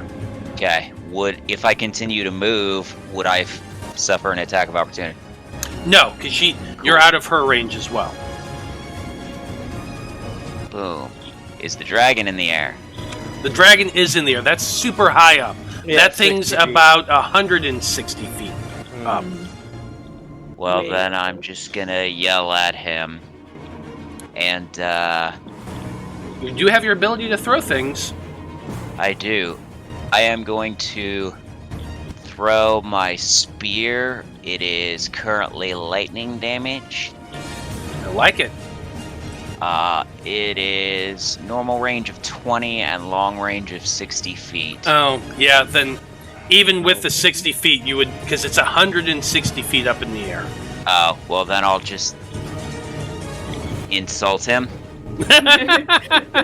So, you would know that, Mulligan, you would know that before you went up to him. So, if you didn't want to go that far, you don't have to. Sure, then I guess I'll just stay here and I'll try and throw it at the harpy. Now, that is doable. Okay. I thought you were gonna show your big white ass. So, an 18. Yeah, throwing it with an 18, it definitely would hit. Cool. So that's, wait, what? How is that? Okay, I guess I just must have rolled really bad. 11 points, and then I think I get... extra, where's the... Oh, it's just, yeah, I can add it to my throne. Okay, that's fine. So yeah, 11 points. Yep, 11 points of damage. You throw that spear, it goes flying through the air, stabs through the harpy's shoulder, hitting her with that lightning energy as well. And then it appears in your hand again, I think, doesn't it? Yep. So I can do my second attack, which is a 10, which probably misses. That does definitely miss. Okay. That's So, all. Is this your flame tongue spear? Mm-hmm. Okay, because But it changes it all to whatever How do element you- I pick. How do you throw it twice? It does. It did. Uh, If you look at the roll, it Back to him. yeah. If you look at the roll, it says 1d6 plus 4, which is the base damage, plus and the then plus 3. plus yeah, the it's plus 3. 3d6 because it's plus 2d6 from But the it's not flame doing tongue. plus 3. It's doing plus 3 total. Like just plus 3. Not plus Jeez. 3d6.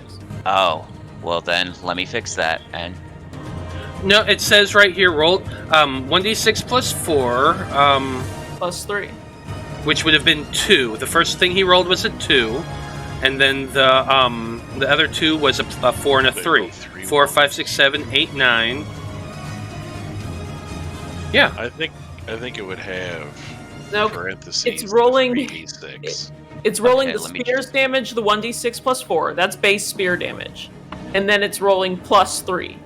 let me try this and see. just- No, you're right. So I see it now. It's not adding his strength, it looks like, or something. No, it all is about adding you. the strength. It's that It's his. just not it's adding supposed the to say element. plus It's not 3 adding the d6. element. Okay. Okay, so But here's it what I'm says gonna do. plus I roll 3. this and then just roll the damage there, and There you then go. There you that go. would Okay. be... Okay, so Yeah, that's 9 doing and it. 8 is 17, and then 2 is 19. So the attack did 19. Okay. Yeah. There Yep, we that go. does look Thank better. you for Yep. that, Brie. No problem. I was just It- like, how did you it- roll so impossibly well? Yeah, it felt really low. I was like, that feels bad. Yeah. But yes, and then as to your question, when I throw the weapon, it reappears in my hand the instant after it hits or misses a target as part I of my see. barbarian subclass. Oh, cool. Arm stuff. Yeah, Yep. it's that Path of the Giant that we're playtesting that was from the Unearthed Arcana. So I like it so far. Yeah, it's pretty cool. It'll be interesting if they keep in the all of the stuff they have in there right now. Yeah, Yeah. we'll see. But anyway, next up we have Ivanina, the harpy. What is his name? Ivanina. Yep, it's Ivanina, Marlanina, and Milanina. Minamina. Ba-da-na-na-na. Nah. Yep. 10, 10, 15, 20, 25 to right there. Okay, Baus, you see Ivanina flying around towards you. She is going to be casting a spell at you. Bring it.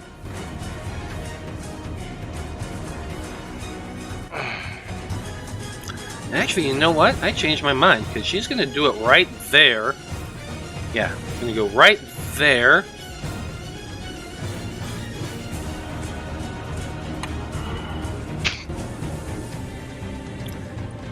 And she's going to go ahead and do a nice little lightning bolt in that direction. So I'm going to need Baus and Klaus and Kalis. I want to say Baus and Klaus. That's so much more fun. But I need the two of you to make for me dexterity saving throws. I think not. As the lightning arcs towards me, I wave my hands in arcane sigils to throw up a counterspell. Boom! Whoa. As you cast that spell, you are able to counterspell it. It was just a 3rd level spell, and the spell fizzles and is gone. Hooray. Awesome. She screeches in anger, that's for sure. She's about 40 feet in the air right now, so she kind of did this weird blasting angle thing. Next, Performance issues, not uncommon Actually, no, for sorry. a woman of your age. 20 feet. 20 feet. Marlanina is last. She's gonna... Yep. 5, 10, 15, 20, 25. Well, you were able to do it once, Baus, but she knows how magic works, and she knows you can't do that again. So this is going to be instead a hypnotic pattern,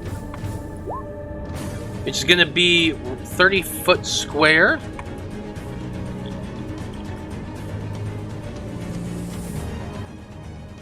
Can I close my eyes as a reaction? No, If only. because you just use your reaction, buddy.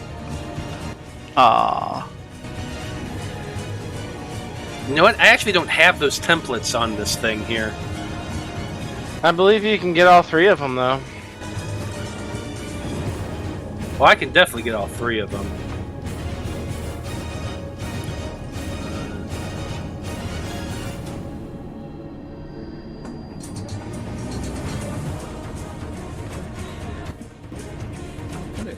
Am I supposed to be making a save? Yes. Oh, Give me 1 second here. I need all 3 of you, Zeal, Kalis, and Baus, to make for me a, what is it? Probably Here? wisdom. Wisdom saving throw. Ooh, 24. 15. Amazing. Very nice. All 3 of you do succeed. Twisting patterns of colors weave around through the air in this 30-foot cube. And all of you see this and close your eyes as tightly as you can and just will the effects away. And you are able to resist. Very nice. Baus! You up next. And Kalis is on deck. Okay. I do not like these flying harpies. So I will...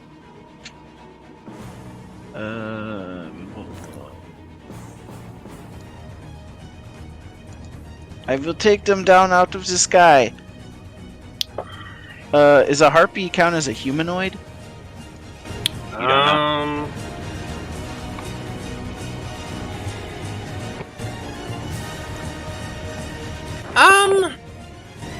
I will allow you to make an Arcana check. Okay. Using your bonus action if you want to figure out whether or not this thing is a humanoid. Jeez. I would guess they're 10. monstrosities, but Well, a 10 is exactly what I wanted you to get over to figure this out. It is not a humanoid. It is considered a monstrosity. yeah, that's what. God damn it, nothing's a humanoid. Okay. Your friends are. I will cast Mind Sliver on this one. On that one. The one that tried to hit you with a lightning bolt. Go for it. Yep.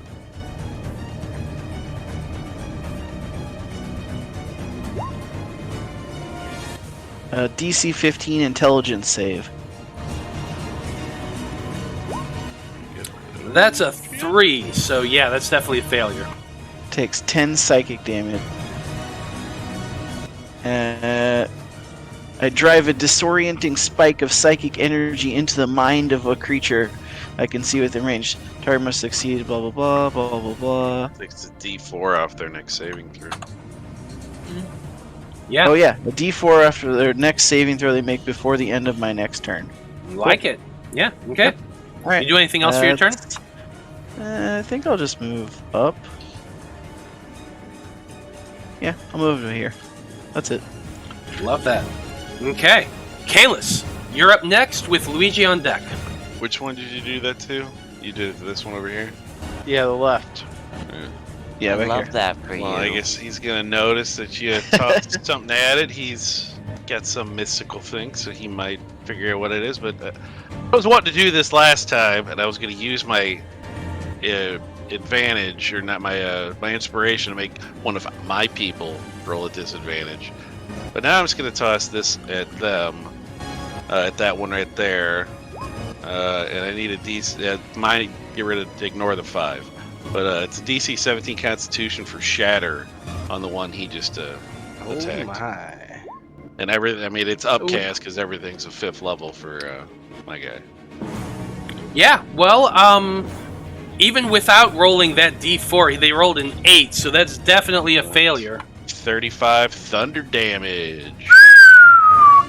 35 points of thunder damage. You not only does she take the damage, but that broken ass, rotted, destroyed, spindly tree underneath her shatters in an instant. She is still alive, but barely. Say it. That fucked her up.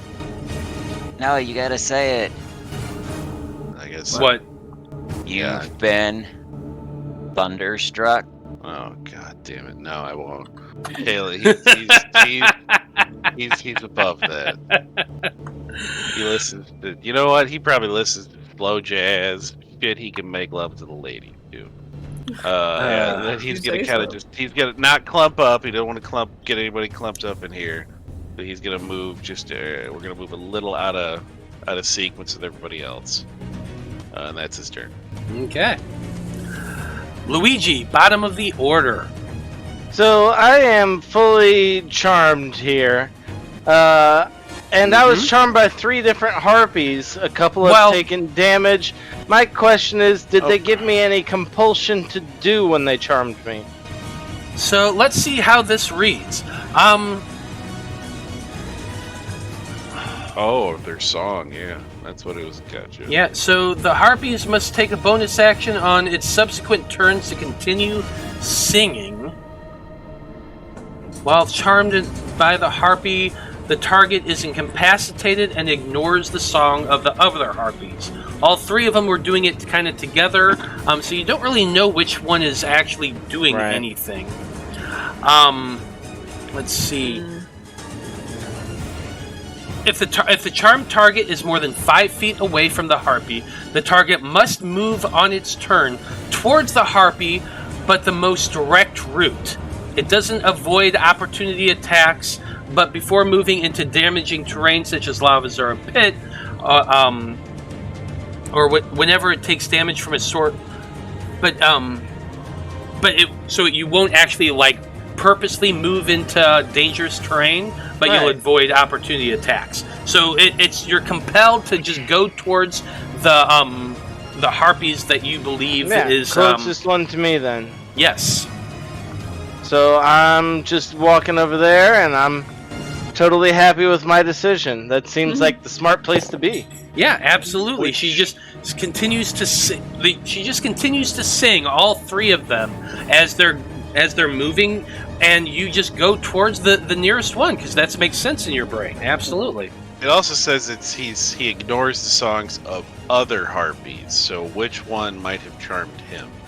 So we'll go ahead and say that the song that's clearest toward him, the one that makes him, is the closest one to him, and so that's the one he was fixated on, and that's the one he walked towards. Yep, that's my turn. Okay. We are at the top of the order again with Ronnie Rump flying downward towards you all.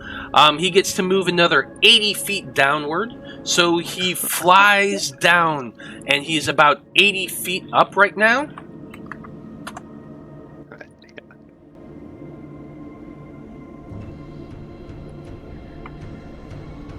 You got something you want to say there, Kalis? Just the Ronnie Rum shit. It's rough out here. It's rough out here. Zeal, what you doing, my man? I would like to channel divinity, Twilight Sanctuary. And then I would like to. I'm flying in the air right now. Tell us about Twilight Sanctuary. So, a 30-foot radius sphere is around me, and since I'm in the air, it's like actually like a whole bubble instead of like a dome. It's filled with little twinkling stars, soothing twilight. And whenever somebody ends their turn, you can either get temporary hit points or I can end an effect on you. So I am going to move over here to be within range of my boy here, Luigi, so that hopefully on his next turn he can end that effect. How high is this harpier here? That harpy is about 20 feet in the air. 20 feet in the Just air. flapping there under that destroyed tree.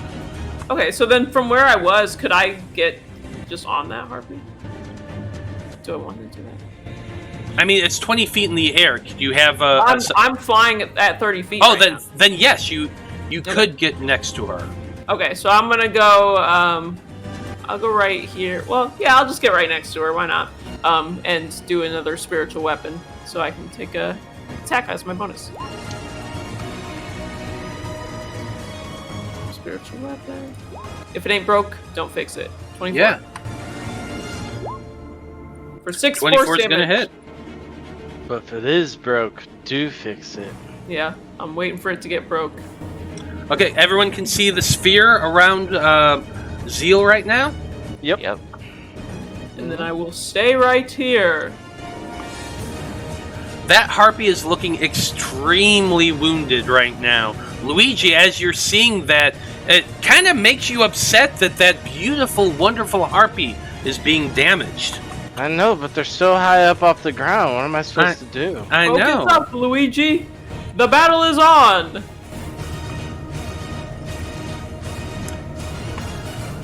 Next up, Not till my turn. question for you, Zeal. The Melanina, that was the one that was hit with the guiding bolt. That's gone now, right? I don't. It just says the next attack roll made against this target, but yeah, before the end of your next turn. Has Okay. advantage. Okay. Good to know. So you are. Oh yeah, that's right. Because Mulligan got it when he was attacked. I didn't. Oh, you But that's didn't? okay. Nope. Well, I think we rolled it with advantage. Yeah, I Wasn't think it? Should have. But Well, did I'm you pretty hit sure anyway? you did hit anyway. So, I That hit first one once, did. then I missed once. Yeah. So okay. We'll just keep going. Yep. Well, you are right there next to her, and she's looking really hurt from those throws. So she's going to fly down about 20 feet to. How tall did we say you were? 32. Okay, then she's so. going to fly down to being right next to you, so she can touch you. So 32 feet. Yep. She's still within your sphere, so she's going to go ahead and cast Vampiric Touch on you. Yep. But that's a 14, so that's a failure. Yes. So I believe it is just it's a melee spell attack. So yeah, Yep. that's a failure. She's going to screech in annoyance. She's still continuing her song, but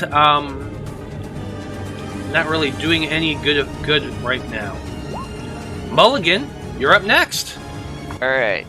So you said that the dragon flew down about 80 feet. It is. It's right about 80 feet up right now. So, first off, I'm 32 feet tall. Second off, if I move at least 10 feet on foot before my jump, then I can jump up to 7 feet because it's 3 plus your strength modifier. Okay. However, It says you can extend your arms half your height above yourself during the jump. Thus, you can reach above you a distance equal to the height of the jump plus 1.5 times your height, which is a total of 55 feet. If I do a 7-foot jump and reach up 55 feet, can I grab onto the dragon to try and climb on him? Grapple. So if it's 80 feet in the air, can you get to 80 and you're 32 feet? I'm 32 feet tall, and I can extend my reach. You jump upward another 7. Yep, and then 55 beyond that. Let's do the math here. Yeah, 55 plus 7 would be 62. Plus 32 is 94. No, it's 55 total. It's not 55 plus 35. He's saying is whatever his height is. Yeah, I'm Yeah, 32 but your height feet is tall. 32. You're not adding 55 to 32. You'd be adding another 16. Yeah, putting you up to 55 feet total. right 55 feet total. So 55 feet total reach. If you're 62. reaching 55 feet, but he's 80 feet, you would not be able to get him. Okay, so even with the 7, I couldn't get there. Got it? Yes, Right. That'd only be 62. Yeah, exactly. Okay, well then, I guess if the harpy is next to me, I'll try and stab her. Okay, go ahead and try to stab her. Now you could probably do that next turn because he definitely seems to be just flying towards your group. Sure. He's gonna I reach will some of this. reckless attack on her. 25 25 hits. or 10, 22, 24. That is more than enough to take this harpy out. You stab at her with your spear as hard as you can. It goes right through her belly, and she cries out in pain, "Ronnie!" as she dies. Okay. Well, I don't get an extra bonus action attack because I wasn't actually attacking with a heavy weapon. Wait, no. Never mind. I would get it, but it would have to be somebody close enough, and I don't think there is. Because it's No. melee. So No. I'll just... And not unless you could actually be able to throw as your... Well, because you have one attack. Can you throw with your second attack if you do a melee attack with the yes. first? I could... I think so, yeah. There's So, nothing that says how far can you throw that? You it's can throw long range, 60 feet. So you could theoretically, if you didn't run up, if you were where you were, you could turn and throw that spear at the other harpy there. So then, Or yes, you I'll could- throw it. I just won't get the bonus action attack because it's a melee weapon attack specifically. Correct. So the second attack is a 22. 22 does hit. Okay, so 19. 19 points of damage to Milan. Is that Milana now? You tell me. Yeah, Marlana now. I'll move up in preparation to try and jump on the dragon.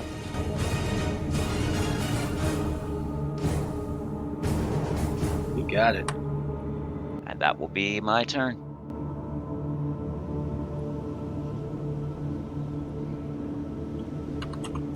Okay.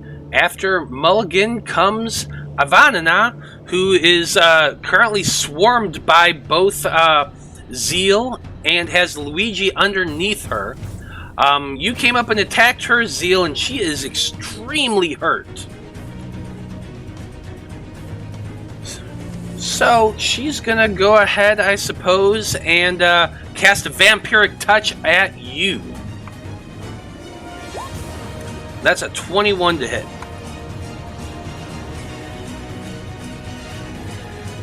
Who is she casting that on? On Zeal. Oh, okay.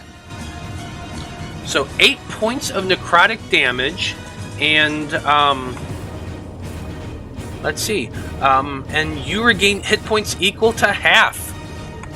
So Milana, she gets it. Yeah. Okay. Your spear thing's not concentration, is it? No. It's a Okay. channel divinity. And then I also got temporary hit points when I ended my turn, so Cool. she didn't even touch me. Yep, nice. Well, next up we have Marlanana's turn. Let's see here.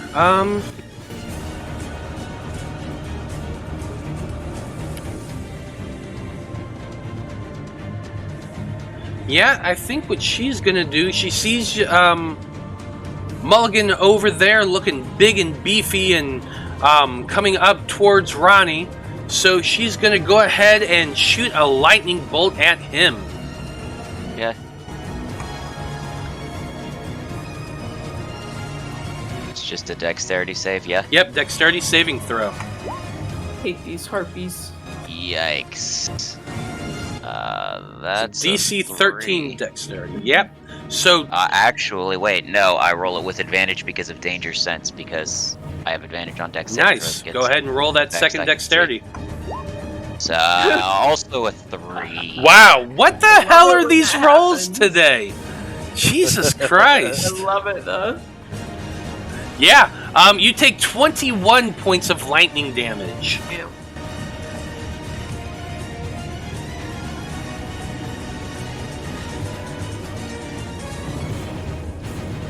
Okay, that's it for her turn. She's going to move up a bit, about 20 more feet, and around. Been a little bit. zapped. So that's she is now 80 feet in the air. And Bouse, your turn, bud. How far away is the dragon? The dragon is 80 feet up right now, 80 feet in the air, and you are 55 feet away from it. So Pythagorean theorem. Alright. That'd put it somewhere in the range of 110, 120-ish. Yeah, something like that. Okay, I'll walk a little closer, but then I'll cast Fireball on the dragon. What's the range in fireballs? Like 120 feet? Yep. Yeah, then you're 150. 150. Then yes, you got plenty of range to hit him. Woo! Down. 34 fire damage. And that's a Unless dexterity you make saving the throw? DC 15 dexterity saving throw. Indeed. Let's find I out. was gonna say, I thought you rolled a 34 to attack. Damn it, that should not have been to GM. He rolled an 18. So that is a save. But half of that damage, 17 points of damage. Not bad. Yeah. 34 is better, but 17's good. Okay. Only person that who's is all I touched can the dragon. do. Yeah, we're just Yep. waiting for the dragon to get here. Yeah, pretty much. Please, hurry up. Okay, Kalis, you're up. Well, he sees this, this one ugly bitch kind of here in front of him. So I mean, fine. Oh shit, he can barely just get outside this little thing. Gonna move over here, but he is going to Eldritch Blast this ugly bitch over here. Okay, Eldritch Blast that ugly bitch.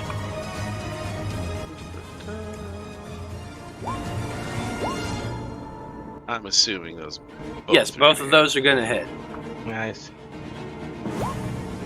That is only 10 and 6, but she's going to get pushed back 10 feet each time, so that is 20 feet. Yep. Let's see. 16 points of damage, still not horrible.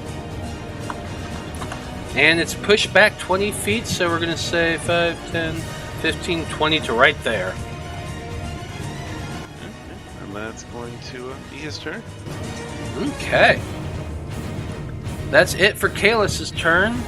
Luigi, it's Alright, your so- turn. If I read the spell description correctly, the charm doesn't end until the end of my turn. Correct. Correct. So, would I be so charmed as to attack my own teammate? So that is entirely up to you. You view the harpy as your best friend, your wonderful lover, and you see your other friend Zeal up there, or at least not friend, but comrade in arms. So Oh man, if this is my best friend and I already kind of don't get along with Zeal all that well, Just attack me. I know. yeah, you want I'm to. gonna send two Eldritch Blasts at you so they like bounce off the ground and then they shoot straight up towards you. yeah, do Mine it. always hit the ground first. Obviously. A 21 and a 15. The 21 hits. All right. 8 force damage. I'm sorry. And then as You're soon not as sorry, like you I wanted finish that. my turn, I go, "Oh no, Obi, what have I done?" Mamma Luigi, mia. get Mamma together, man. I'm mia. on your side. Okay, but that's it for Luigi's turn. Stuck, unable to do anything for 2 rounds. Next, we come to the top of the order with Ronnie Rump, who is flying downwards towards the group. He's going to get to the point where he's like, let's see, it's a 30-foot cone, and he wants to get both of y'all. So he's going to fly to right about there. He's, yeah, exactly 30 feet in the air.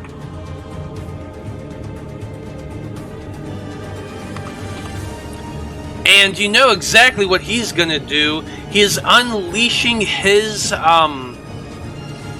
shadow breath. He flies downward. First off, opens his mouth and unleashes a huge blast of shadowy energy in a 30-foot cone. So I'm going to need both Mulligan and Bounce to make for me dexterity saving throws. Sure. Oh, Hey, no. a 19 this time. I've rolled a 5. That's definitely a failure. You had to hit an 18. So for the those of you who failed, 31 points of necrotic energy, and half of that to those who succeed, so 15. And I actually do have a sound effect for that. Nice. Is it the one you just made?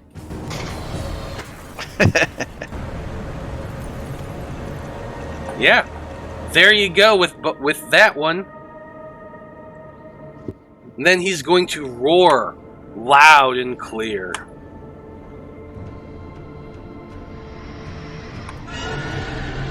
And then as he's roaring, as a bonus action, you see him reach behind himself and pull out like what appears to be a fast food carton.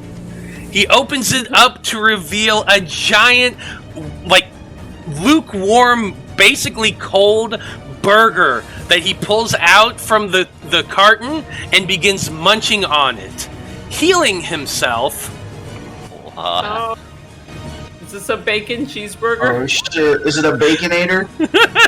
It's definitely a baconator, and it heals him for 11 points of healing. Oh boy. Okay. I've got-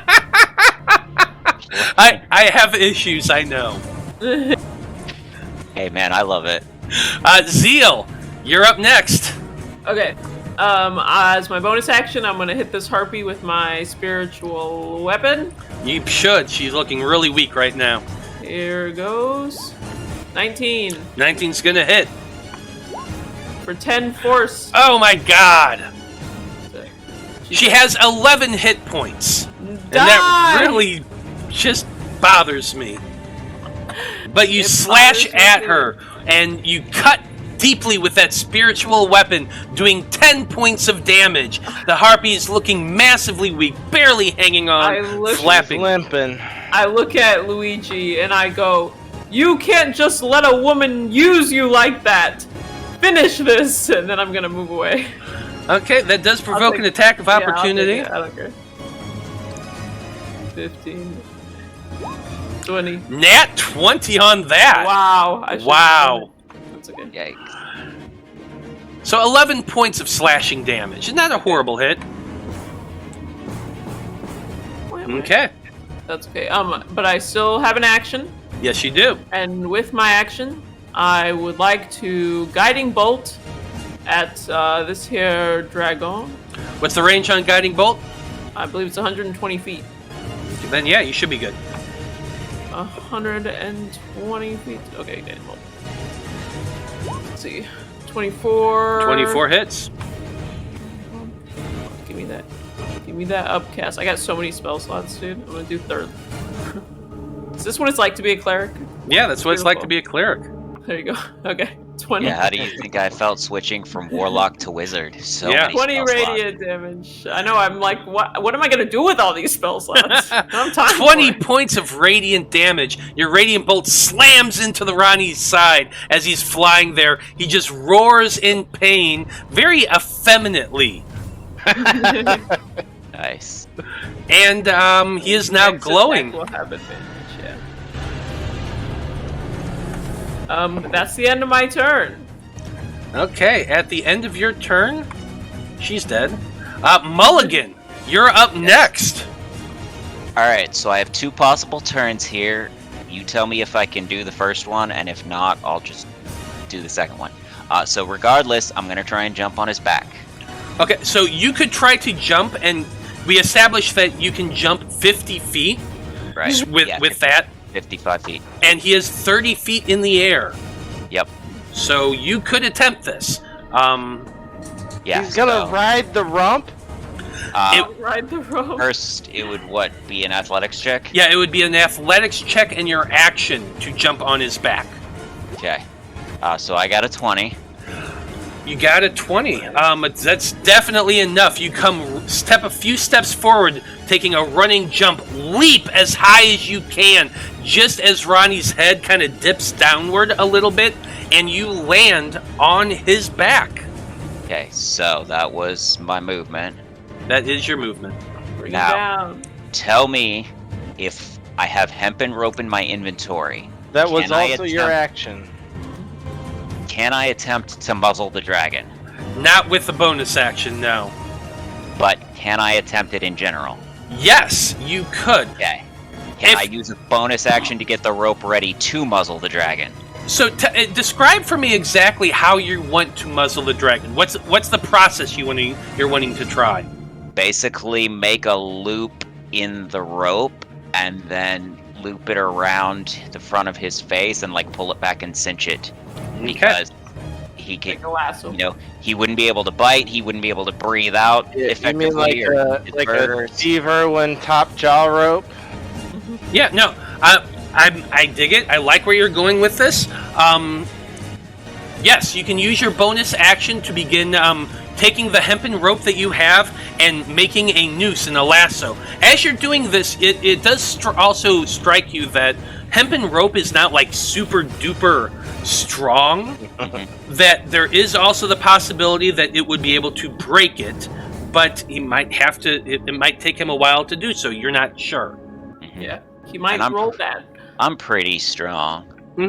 Absolutely, it's entirely within the realm of possibility, and you are Yep. preparing yourself to do that by making up that the whatchamacallit, the Lasso? your lasso Whatever. and noose. Yeah.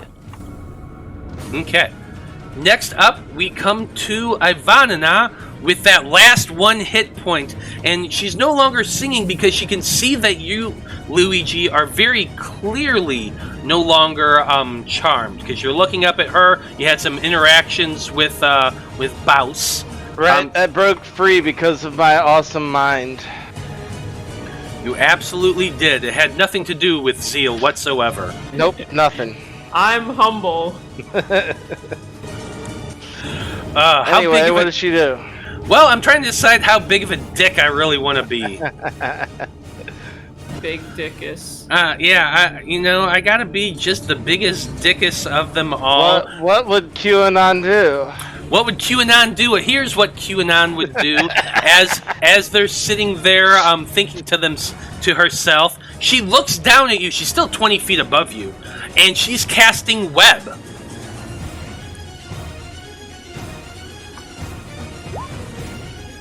So I'm gonna need you to go ahead and give me, I believe it's a dexterity saving throw. Yes. Hey, at least it's Dex not Ronnie save. Rump casting web on you. Ah, just one short. Wow, you are like rolling so low on your dex saves, and that's like your best stat. Yeah. Unfortunately, I rolled really poorly for Luigi. I just Yeah. did. well, you are completely covered in sticky webs wrapped around your body. It's just like splat downward. You are now in webbed. All right. And and webbed. And then, I'll woo you. since she's 20 feet up, you don't have an attack of opportunity. She's Nope. too high up, so she goes flying 5, 10, 15, 20, 25, 30, 35, 40 feet, right about there.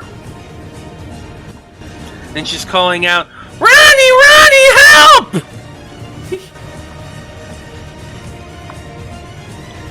Next up, we have Melanina's turn.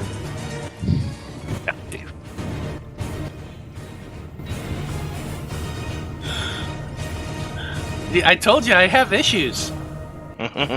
Don't we all? I have issues. I know. It's okay. Yeah, she's going to go ahead and use her last third level spell, and she's casting a lightning bolt at the in-webbed Luigi, which I believe you fail automatically because you are tied up in the webs. Restrained. Yeah. Yeah, if restrained means that, then yeah. I don't Yeah, know. that's what restrained means. Okay. Hit me. Nobody with knows what No. it means. You just Hit. have disadvantage on dexterity Yeah. saving Oh, throws. okay. He is right. It is disadvantage on the dexterity saving throw. So that's good at least. All right, hit me with your best shot, Matt. Well, Fire roll. away. Yeah, roll your dexterity at disadvantage. 17. Ding! I don't know how you managed to do this, but even in the webs, you start wiggling backwards, and the bolt of lightning goes slightly by you. You still take some of the damage, 13 points of damage, in fact. That's a full-on bazinga. I just dove under the web and popped up under another spot. Bazinga, Yeah, baby. yeah. Hey, wait, Love it. you're a rogue, right? With the dex saving throw he just passed. Yeah. So Level evasion 7. for no damage. Oh yeah, evasion means no damage. That's right. Level 7. Nice. Ding. I got Wow. it. Bazinga. Bazinga. So I don't even know how the hell that works. You are wrapped in webs, completely stuck to the ground, and He's still doing a shimmy. somehow managed to shimmy out of the way of a lightning bolt cast directly at you. Yeah. Awesome. Love it. Love it. Well, Bouse, it's up to you. You're up next. What are you wanting to do? Alright. I think I'm gonna have to. What happened to your Shoot some. Oh, wait a second. How high in the air is this harpy? She's actually really freaking high up in the air, 80 feet. Alright, how high is this one? Actually, hold on. Let me look at something. Make sure she wouldn't have had to move. No, she wouldn't have.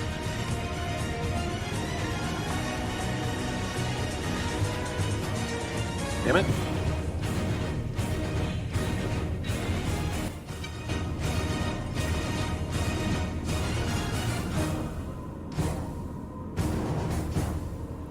Oh, my computer. Mission.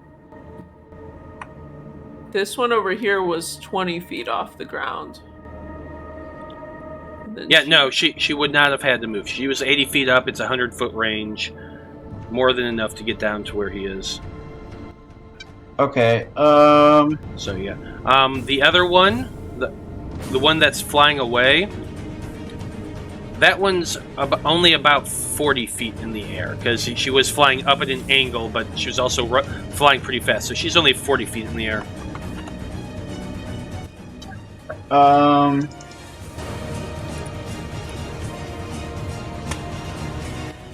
I guess it doesn't matter. I think I can hit this one. I have a 120-foot range. And somebody's. Did we already hit the dragon with my advantage for the guiding bolt? Nobody yet, no. Yeah, because the dragon. Oh, okay, then I'll hit the dragon. Sorry. Yeah, I'll hit the dragon with firebolt. With a firebolt, yeah, you can do so with advantage. I'm gonna need it. Then you get a second shot. There we go. 21. 21 definitely hits. That was incredible. 17 fire damage. Is the dragon not resistant? Yeah, I don't know. I don't think that nat 1 would have hit the harpy, bruh. No, definitely not. But with you send out a bolt of fire slamming into the dragon, and he takes his that 17 points. Oh. So his ass stops glowing. Alright, I'll continue to move around in this general area. And that's it. Okay. Kalis, you're up next. Well, nobody can leave this party, so the one that's flying away is going to get shot first. He's going to Eldritch two. He's going to shoot one her way, and if he doesn't hit her, he'll shoot the second one at her. But if he kills her, he's going to shoot at the other one. Sounds so good. This is the one that's running away. One that's flying away from you, absolutely. I mean, with the agonizing blast, I think she's just dead. Yeah, she only had one. Yeah, so she only had one, so... Look at the kind of juxtapose from my Eldritch Blast, fucking I was gonna say Liam, but Luigi. Like you hit her so hard, her body goes flying and lands with a thud and skids for about 20 feet. But the 11 ain't gonna hit the other one. Unfortunately, no, the 11 will not. Let's see here. He will kind of skirt up. Oh no, he doesn't want to get in line. No, you know what? He's gonna just kind of chill. Got it. Just satisfied that he took out one of them. If you can get within my aura, you should, so you can get. Yeah, but then he'll be in line potentially for. They could do shit to hit us both, things like that. I want to keep people spread it out. Yeah. Okay. So yeah, he's gonna go. He's just gonna kind of chill, just kind of smug in the satisfaction. He just killed one of them. Fair enough. Well, with that, we come to Luigi, finally uncharmed, stuck in sticky webs and restrained. All right. So what Luigi has to do right now is make a strength check with a -2 modifier to beat a DC 13. That's about right. See what happens. Oh, I'm gonna crit. Nope. 7. Nope. Nope, absolutely not. You are stuck in place in these sticky webs. Yeah, dodging that lightning bolt kind of stuck me a little further, I feel like. Yeah, definitely it did. It wrapped you even a lot more. Like, I imagine you're kind of like just stuck in this weird kind of position, you know? I don't know. I feel like I burnt a harpy spell, if that's something. I don't fucking know. Maybe I helped a little in this battle. Sure. Hashtag sorry, not sorry, buddy. No doubt. Hashtag Oh, wait a minute. help at all. Actually, hold on. Let's go back on that. Because she was the one who cast the web. Oh yeah, and she's gone. So And she's is it dead. Concentration? I believe it is concentration spell. So we forgot about that. Okay, so Retro don't need to make the strength check.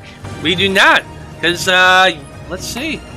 Yeah, 100% concentration. So those are just straight up gone, bro. You are free. Yay! Okay, retroactively, what I'm doing now? I had nothing. 5, 10, 15, 20, 25, 30 to here.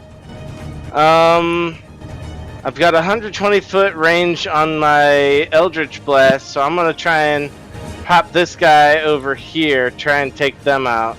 Yeah, with 120 feet, you can definitely hit them. Alright, 2 pops. Pop, pop! A nat 1 and a 17.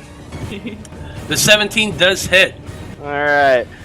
Not the most proficient with my Eldritch Blasting. 9 force. Decent roll, though. Hey, still, yeah, not bad. 9 points of force damage as your Eldritch Blast slams into the last remaining harpy. Bingo! That's it for your turn? Yeah. Okay. Yeah. So, first off, we get to the top of the order. And Ronnie Rump, the dragon, currently has Mulligan on his back. He's not too happy about that, but before I do anything else, I do have to roll a d6. That's a 3. Okay. So, very, very angry, the dragon begins flying upwards again. He has 80 feet of movement, and he's going to go ahead and use all 80 feet of it to just fly upwards. Hey, Matt, Yeah. quick question. Yep. When I'm not large size, I'm 269 pounds. Does he have enough strength to carry me when I... Oh, hell easily. yeah. Without Okay. question, he Hell does. yeah. Just making sure. Yeah, no, there's not. That's not even like a difficult thing for his 23 strength. Okay. It's like a horse carrying a human. Yeah, Yeah. nothing. Yeah, Didn't but know. here's what he's doing, because he's flying directly upward as hard as he can. His wings are pumping, and I'm going to need you to make for me a dexterity saving throw to hold on to the dragon. Sure. That's a 10. Big oof. That is a 10, which is a failure. You try to hold on as the dragon starts flying upwards, and you just begin sliding downward, trying to grasp on as he's moving up. Hey, Matt. Yes. I already have a looped set of rope. Can I try and, grab it onto a part of his body, like a wing or a tail or something? I will allow you to use your reaction to attempt to do so. Okay. Because he does have horns and things of that nature. I don't really feel like this is athletics, because you're using a noose. You're trying to flip it and throw it. This is more like it would be some type of coordination. So you could use sleight of hand? sleight of hand if you have proficiency in that, or Dexterity. yeah, it's dexterity. So just a straight dexterity roll then. Okay. That's a 5, so no. Yeah, it was a great thought, but that's really not something you use your athletics or your strength for. You're sliding offward. He's only about 40 feet in the air when you start to fall. I'm going to say, so you're going to slide off, fall downward. You're going to take a total of 46 damage for the fall. Well, if he's 32 feet tall, wouldn't he only fall 10 feet?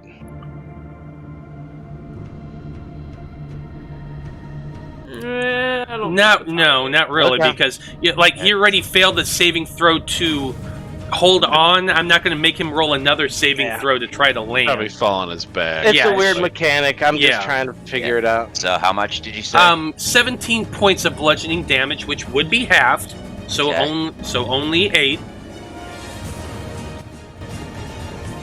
Just saying, I could jump down 10 feet and take no damage. Yeah. Yeah. Whatever, it's a one-shot. Alright, so I took half of that. Yep, you took half of that. It flies upward overhead now. He used his action to get you off of him, so that cost him his whole action to try to get you off of him. So just as a bonus action, he's going to pull out a we'll say for this time it's a bucket of fried chicken that he pulls out and begins pulling his hand into and taking big handfuls of bites. I was gonna say Diet Coke, but that works. Next one will be Diet Coke, but he's going to use his eat a burger mechanic and heal himself for 14 hit points. How many of these does he got? We don't know.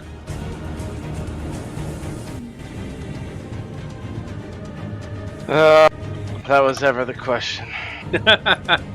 Come on, that's a hilarious mechanic. You have to admit. Yes, it is. It's Okay, Zeal. Oh yeah, I like it. You're up. You're up next with Mulligan on deck.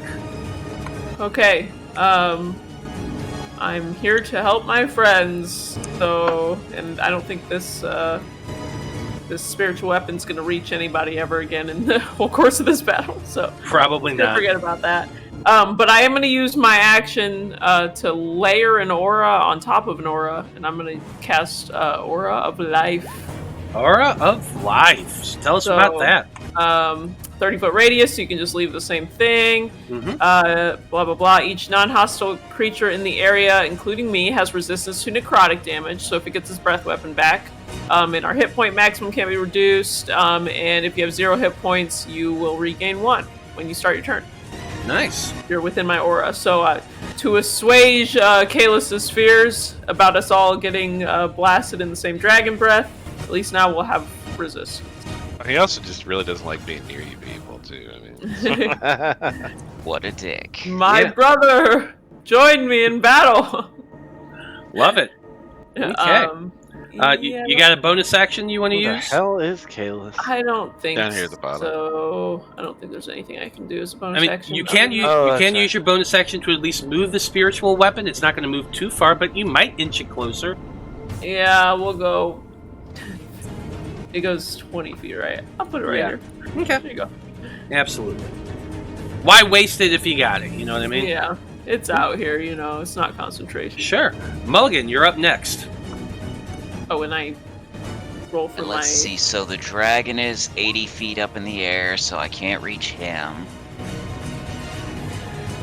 Oh, and when Luigi ended his turn, he could regain, or he could get temporary hit points. Okay. How much? 8. Nice. And at this point, I don't think I have a ranged attack that would reach him. Probably not with your spear. No. So- That just goes 60. I'm just gonna cast Thaumaturgy to make my voice 3 times as loud as normal for a minute Okay. and yell, "Hey, badass, get down here!" You know what? I'm gonna say roll either an intimidation or persuasion, either or. Sure. Let's start insulting the dragon. Yeah. That That'll just normal roll.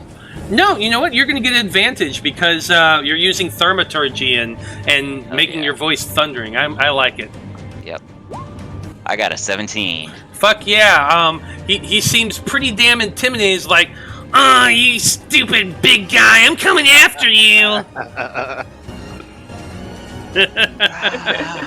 Come and get it. Yeah. Maybe at least if you kill me, you'll eat some lean meat for once. You're all fake. Oh. You're fake fighters. You're all fake. This is how you run a country. It's horrible here. Isn't it though? Disgusting.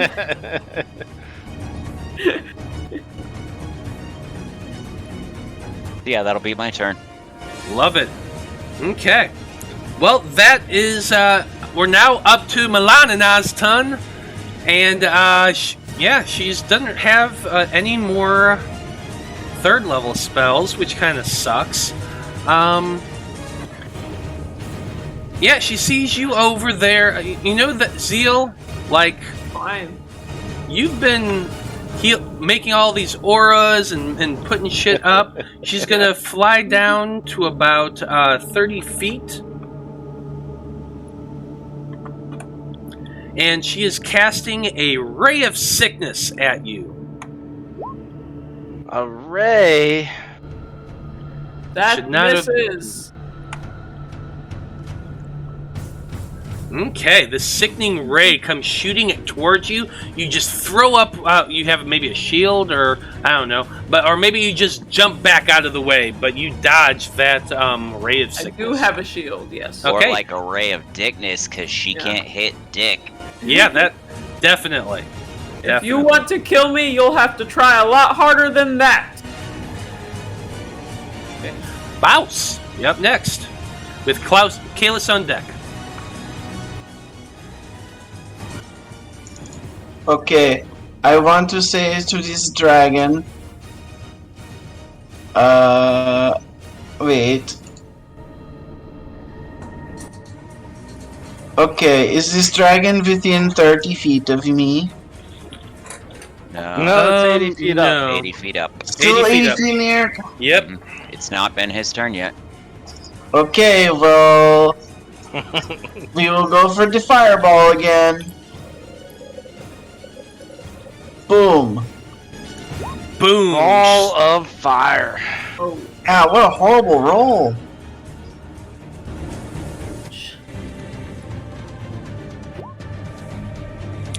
That is a 16, which is a save.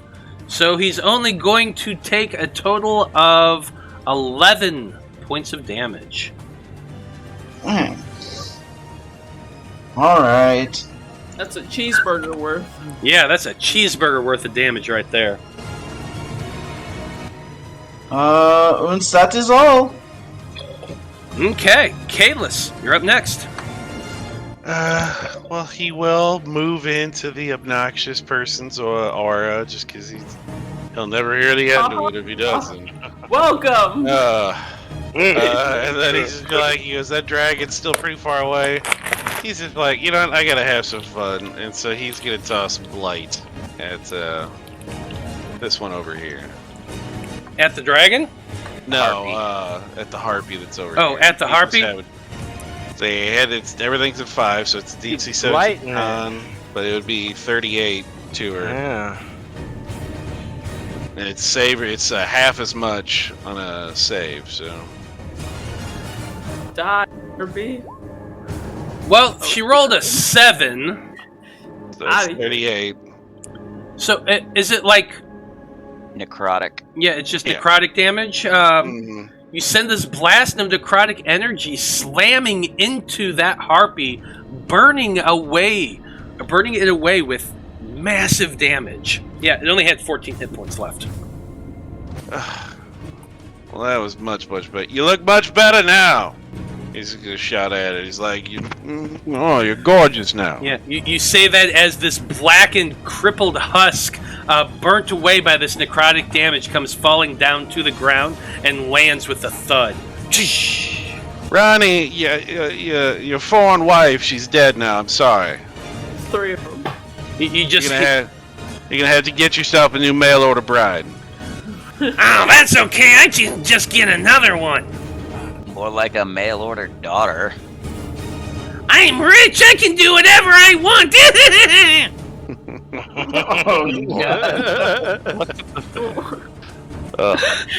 That's gonna be him. He's in the aura now, so he's making everybody happy. Okay, God so you're gonna get some hit points, or temporary hit points. Ooh. Yeah, so you get some temporary. 13. You ended your turn there. 15, sweet. 13 temp HP. Welcome, brother, to the battle. Okay. Oh, I've been here. Don't worry. Well, top of the order, it is Ronnie's turn. Let's see if he... Luigi. Oh, sorry, Luigi, I did skip you. My apologies. Go for it. You know, everybody Alright. always seems to. Shut up. So Always just bouncing over Luigi. move forward, and I shout up at this dragon asshole. Hey, you fat ass, get down here and deal with some of the problems that you started. Quit running away like a little bitch. I'll throw 2 more Eldritch Blasts at it, because that's the only thing I have that reaches that distance. Go for it. 13 and a 22? 22 hits. Yes! Ooh, max damage with a 10.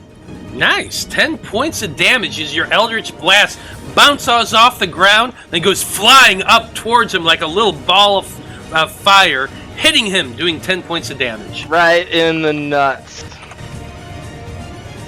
He just yells out, "Ah, that hurt!" Ow. You're being mean to me. Yep.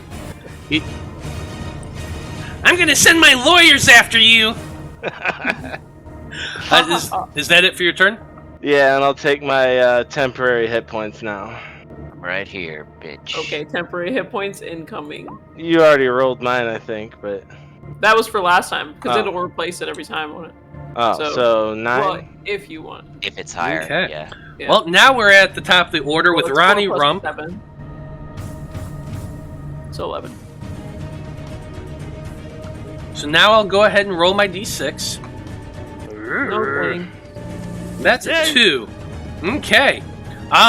Zeal, you yelled, or not Zeal, Mulligan, you yelled out, taunting him, trying to get him to come down. He turns around, "Fine, I'm coming after you!" And he's going to fly downward another 80 feet.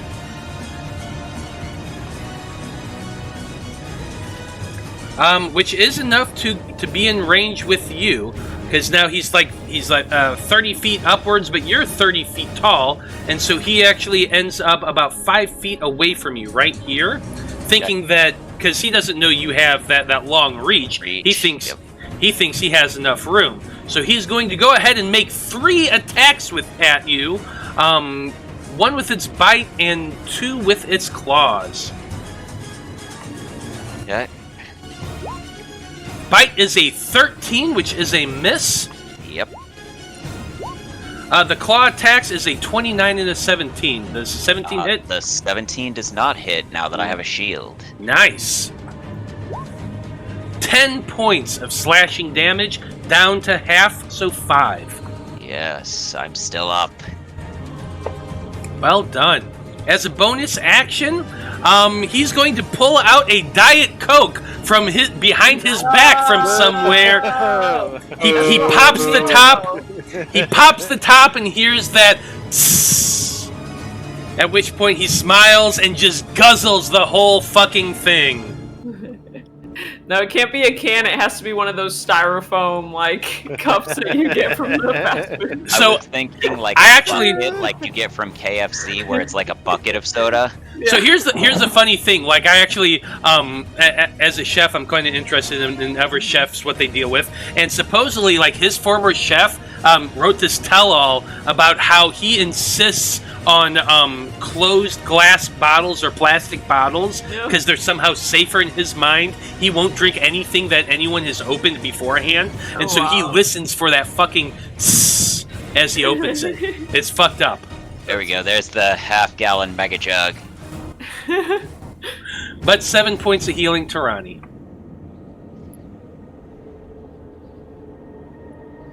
Right, because can't poison food, only beverages. That makes total sense. Correct. I like it. No, nothing about this idiot is rational.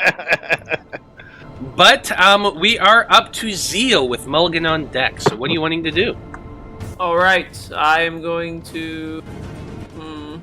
So Mulligan's pretty ouchies. Yep. I'm gonna get here so he can be in my aura. But I think I can hit the dragon with a guiding bolt from here. 120 feet. Oh yeah, definitely. So yeah. I'm gonna hit him. Guiding bolt.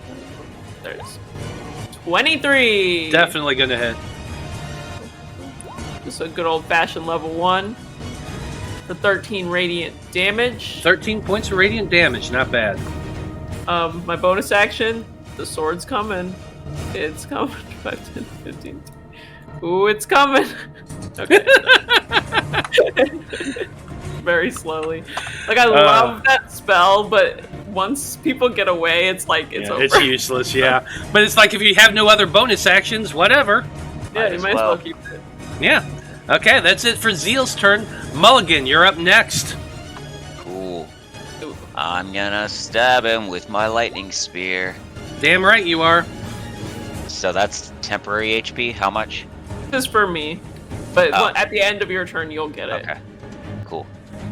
First, I am reckless, so I'll have to roll a second time for that one. Yep. But a 12 isn't going to help me anymore, and I'm assuming a 14 misses. A 14 does miss. However, before we get there, I just noticed anesthetic gave you advantage on your first attack, so you wouldn't have had to do it recklessly. Oh, okay. But since you're in, like, I'm going to allow you to save this advantage for your next turn. Okay? Okay. Second attack, a 15. 15 will not hit either. Damn. Rolling low. Yep. Well, you also get 13 temporary hit points. Nice. Yeah. Rolling those sixes that I want. None. You can have one. Here you go. No. That's it for Mulligan. Do you have anything else you want to do? Nah, the bonus action attack is only when I crit or kill something. Fair enough. Okay. Next up, we, all the harpies are dead, so we're not worrying about that. Nope. So instead, we come to Baus with Kalis on deck. All right. I'm gonna ask again. How far away is the dragon? Oh, and I'm going to answer one last time. He is 30 feet in the air, and he is 15 feet away from you, so you're pretty damn good. All right. I'll move right up under him, and I'll cast Suggestion. Interesting. Okay. What is your suggestion that you're trying to cast on him? I'm gonna say, why don't you just sit your fat ass down on the ground, and we will feed you Take a delicious load off food. the wings. And that's a wisdom saving throw? Yeah. Unfortunately, with a 20, damn he it. does succeed in saving. Now, Tragic. because you don't feed me. I don't do what I'm told. I do whatever I want. I'm the king of the world. Oh Jesus! Come on, you know that's right. Yeah. That's all I can do. Shit. Yeah, Look over he here. actually he only has a +4 for his wisdom saving throw either. He's just lucking out. Yeah. Okay, Kalis, you're up, and Luigi, you're on deck. Well, he's gonna just move up 30 feet and just see that big ass white dragon. He's just gonna start tossing some Eldritch Blast his way because everything else he's too far away for. Good old faithful Eldritch Blast.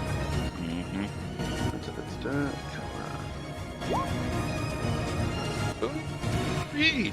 Yeah, both are gonna hit. Click there. So 10, 18, and 21 total. And we're not going to push him this time because he doesn't Okay. want to let everybody else get their toy so far away from him. Fair enough, but still 21 points of damage slamming into the dragon with these repeated Eldritch Blasts. And that'll be his turn. The dragon's looking a little worse for wear at this point. Some of his scales have been broken off. His facial makeup has been smeared at this point, and that wig on the top of his head is definitely askew. But he's still pretty damn strong. Luigi, you're last in initiative.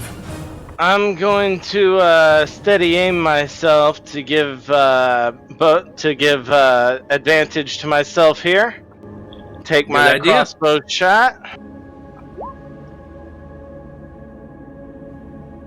16 either way. 16 does not hit. You shoot your bow, and your crossbow bolt or arrow or whatever it is goes flying through the air. Ping! Bounces off his hard scales. Yep, that's it for me. Okay. That's it for you. Now we come to Ronnie Rump's turn. Let's see his D6. Fuck me. I don't know if y'all know this, but I almost never get the recharge when we do these battles. You were complaining about that in Oh, our yeah. last dragon fight. Yeah, it never happens. It's true. Yep. Oh well, what can you do? Yeah, Mulligan, you know what? You're a pretty choice target. He's gonna keep attacking you. First with a bite, then 2 claws. Bite's a 27. That'll hit.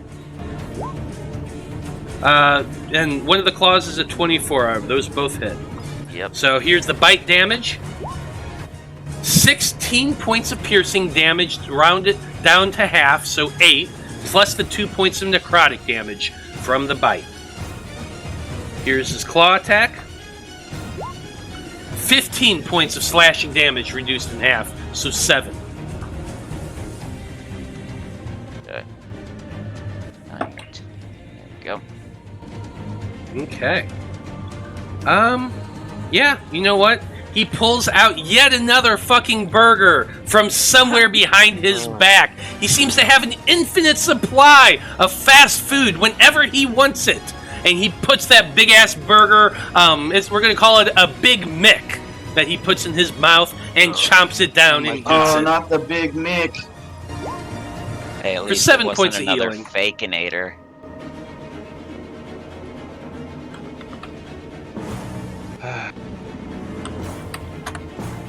Who can stop this gorging dragon?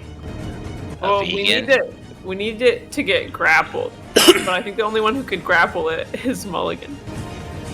He's got it in combat, keeping it close. Yeah. This is true. What else do you want? Well, So I'm Zeal. just saying, obviously, people want it on the ground, right? Last time I tried to do that, Take what you got. freaking Okay, threw I was me just off. trying to help, but okay. Anyway, I am gonna keep doing what works for me. I think I'm gonna do a moonbeam because I'll keep it up. The only thing that the aura does is that temp HP, right? Temp HP or it ends frightened or charm. Oh, okay. Gotcha. But you can roll again for temp HP if you want. But that's as good as it gets, so might as well not. Yeah. Okay. Well, Moonbeam. no, he took out my temp HP. Oh, he did? Okay, well then you get Yeah. more. Yeah. Well, you get another 13. I get all the Con 6. save, DC 15, is that right? Yep. For the dragon. Alright, Ronnie. Yep, I'm just looking for something. And we're assuming he's an actual dragon, but just in case he's not, it would be disadvantage if he's a shape changer. Oh, you see the size of that ass? He's definitely a Okay, dragon. so there I put a little ball of light down there for you, Zeal. You're doing it right on him. It goes 40 feet tall, which is more than enough to hit him. What is the saving throw? Is it con? Yeah. Okay. That's something he's actually good at, but he still only rolled a 14. Alright, he's gonna take 2d10. Got a butt. I do. There we go. For 11 radiant damage. 11 points of radiant damage. You're hoping, like, ooh, is he maybe going to transform or something like that? But no, he doesn't. Though that worked really well on my family's home game against a bunch of were-rats. Mhm. Yeah. Okay, Mulligan, you're up next. Well, I can't try and grapple him, because otherwise then I'd take damage from the moonbeam. So instead, I'm just going to try and stab him. What size is the moonbeam, by the way? 5 feet. Okay, 5 it is foot only 5 radius, foot. 40 foot high. Yeah, okay. Just wanted to make sure. I couldn't remember. So my first attack will be at advantage because of the advantage I got, Yes. which is 17. 17 is not going to hit, unfortunately. Okay, I guess my second attack will just be normal. I'm going to let you do it for the whole round this time, just for the fun Okay. of it. Because it's a So- one-shot. Who gives a fuck? 22 should hit 22 is definitely going to hit. for 20 points. 20 lightning points of lightning damage as you stab as hard as you can with the spear. It pierces the side of Ronnie's flesh, and he screams out in pain. Ah! Hell yeah. You have anything else to do on your turn? No, I don't believe so.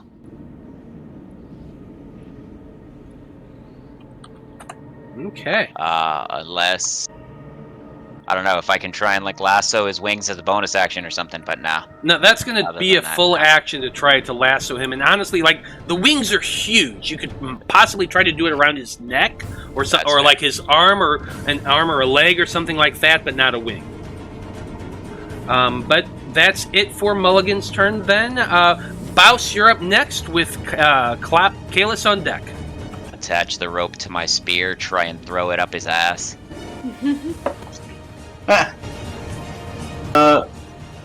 Yes, I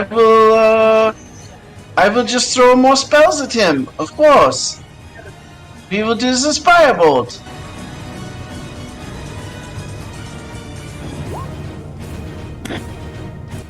At 20 to hit, 20 definitely hits. 10 fire damage. 10 fire damage.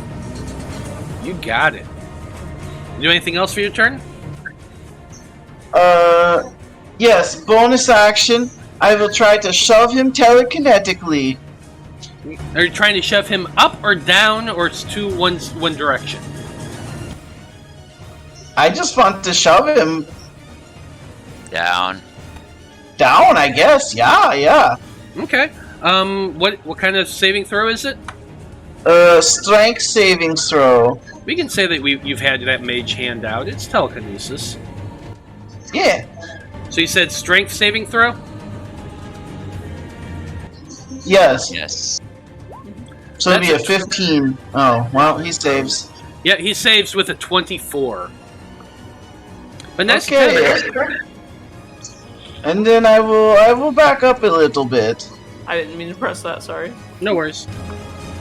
Well, you're not in his range to get an attack of opportunity, so you're good. Because he is still 30 I guess feet I'll in the air. step into the aura. How about that? There you go. Okay, you want some temp hit HP? Here you go. 12. Oh yeah, I need to add that. 12. You'll have to move Oh, down. it's plus your level. Yeah, it's plus my level. You'll have to move down at least one more to get in the aura. Oh, okay. Get right here. So there. Yep. Cool. Sorry, didn't move the map. Okay, that's it for Baus. Now we have Kalis and with Luigi on deck. What was his current height? I think 40 feet was 30 last feet. time 30 feet up. Mm-hmm. Alright, so we'll move up just a little bit closer. And we're gonna toll the dead on this very ugly gentleman. Toll the Dead. You got it. Yes, Wisdom saving throw. please. Oh wait, no, that's the wrong. Oh no, it's why the hell is it not giving me the actual? Wow. Well, he nat 1 there, so that's definitely going to do the full damage. 2d12. Yep. 12. Yeah, well, there, I'll just do it in the fucking thing, yeah, because it's being a pain in the ass right now. Oof, 17. It's tasty. 17 Nice. points of damage. Nice. Just like a thing, and maybe it sounds like I don't know what's a bell that Ronnie Rump here wouldn't enjoy. Well, I mean, you're a servant of the Dreamer, Taco Bell's out. so I imagine it's more like this really hollow, dissonant, Yeah. like nightmarish sounding bell that gongs. I suppose so. I mean, not a dinner bell, obviously. No, 'cause that not would a be dinner something he'd bell. Like, enjoy. what Maybe kind to of bell? him it sounds like, the bell at the gym or something like that. That's what it sounds There you like. go. There you Lemons go. Thing ring bell. Say the bells of St. Well, Clement. It definitely couldn't be Taco Bell. Nah. Okay, That'll be Luigi, his turn. you're up next.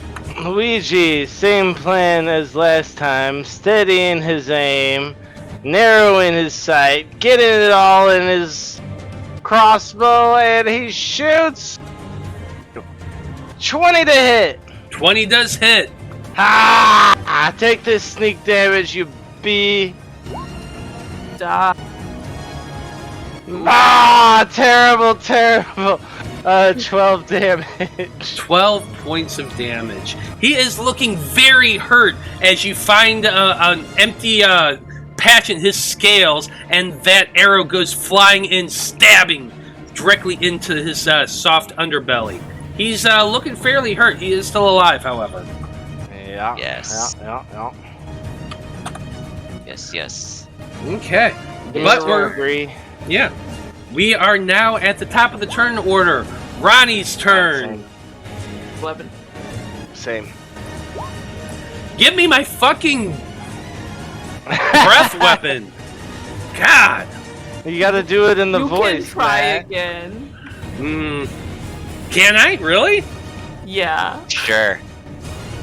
I'll Great. allow it. Now he's gonna get it. There's my 6! Yeah! Finally! Holy Oh, fuck! yeah. I'd give you one of those 6s. Yes, thank God! I finally get to DM granted blast all of advantage. you to hit you, a big amount of you The actually. players gave the DM Yeah. advantage. I mean, hey, at least I get to hit you one more time with this. and cone. we all have resistance against it. Yeah, you do. Matt. It's Yeah. still obviously necrotic damage, but I'm gonna say getting hit with it, it feels like a breath weapon of grease. It's his bad breath. Like pure grease. That looks like 30 feet, doesn't it? Yeah, that is 30 feet. Yeah. So he's gonna be able to hit Mulligan, Baus, and Luigi with this wave because everyone else is just a little too far. So Is there a save? I need all of you to make dexterity saving throws for me. Oh no, not dexterity. Sorry, that's just a 9. I failed. I got a 13. Oh, it's a failure. Well, you all take half damage. because of Well, the you aura. all take It half was nice damage. fighting with you. So here's the crazy thing. So all of you take half damage because you're resistant to necrotic. So it would be 16 points of damage. Luigi, you do have evasion, which doesn't even when you would take a quarter damage. Yeah. So you only take 8. 8 points of Yeah. necrotic damage. Awesome. And that goes out of 10 Oh, HP, okay. I'm and not dead Luigi now. still hasn't taken any damage. Oh, this you're fight. down? Wow. Baus, on the other hand, getting hit with that blast, he goes down? unconscious. You're down even with the temp What? HP. No, I have the temp HP. So that Oh, then helps you're you? still up? Yeah. I'm still up. I didn't know we had the. If we wouldn't have had resistance, I would have been down. Yeah. There is no reason to fret, my brethren. The battle is won. Even then, you wouldn't be down because you get that one up with the Aura of Life. On your turn. Yeah, at the beginning Yeah, of your turn. but still. Okay, he is going to fly upward to about 40 feet. Don't do So he it. is still within range of you, so he's not going to take an Okay. attack of opportunity. Okay. That's Okay, fine so it's then. 40 feet. But he is 40 feet now off the ground. Okay, so So he is a little bit out of your range, Mo. Or what's your full range? Large size, 32 feet tall, plus 5 additional feet of range. So it's just you get 10 feet of range? Yes. No, you're fine. You're still technically within full range of it. Sweet. Cool. Okay. so he actually also needs to make a con save because he started his turn in the moonbeam. That's true. He does. Thank you.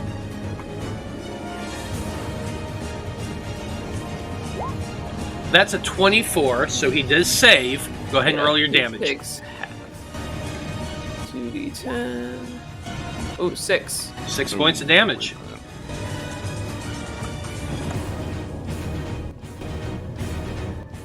Okay. Oh, sorry.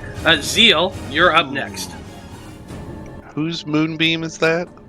Seals. And also you have Aura of Life up at the same time? I do have double concentration going right now. Shit. That's true, you do. Bum, bum, And bum. you did cast the Moonbeam as the most recent spell, so the Aura of Vitality would be the one that's gone. Okay, well then do we have to retcon? We're gonna have to. had resistance. Bose is down. It's a one shot. Can we not? Can I just get rid of the moonbeam and not I have him think we take that should. damage? It makes a difference. It Well, definitely here's- does, but I'm just like, what's less work to retcon? Like, The 6 damage. yeah, it would be the moonbeam. I mean, here's the thing. Like, I would love to just say, for simplicity's sake, yeah, you're absolutely right. But the Aura of Vitality was the one you cast first, so that's know. the one that would have gone. Okay. It's dropped, so So you did lose the resistance, Bose didn't you? would Right. be dead. So I took 16 instead of 8. Mm-hmm. And Baus, you would then be unconscious. Damn moonbeam. Delete. Well, shit. Does that mean I rise up as a zombie? No. Not No. yet. Not yet. Not yet. No. But you. species becomes a zombie 2 seconds after death. What is that? A humanoid reduces 0 hit points by the damage dies, and then an undead shadow rises from its corpse Oh. and attacks immediately after the becomes dragon a in the shadow. initial count. Oh. Well, in that case, Then yes. Shadow. Come get me. You, Baus. I deleted my moonbeam and I shouldn't have. You shouldn't have. I'll put that back up here in a second. Goodbye, cruel world. So yeah, Baus. We realize that you are in fact dead because the resistance was gone. So in that last moment, as the the breath weapon hits you. What are your last words? Last word. died serving the fatherland. I'm so sorry. Bows. No, Your he was spell a true change made patriot. all the difference in the I know. game. It was a big fuck up. It was. We all didn't even think about it. We all I kind of know. I failed on should have that just one. guiding bolt, but I didn't think about it. Oh well. But Bouse, hey, just because it's going to be funny as hell, I'm going to give you control of this goddamn zombie. Well, he's supposed to be a shadow. Shadow? Oh, yeah. Yep, undead shadow. Under the dragon's control, moves after the dragon.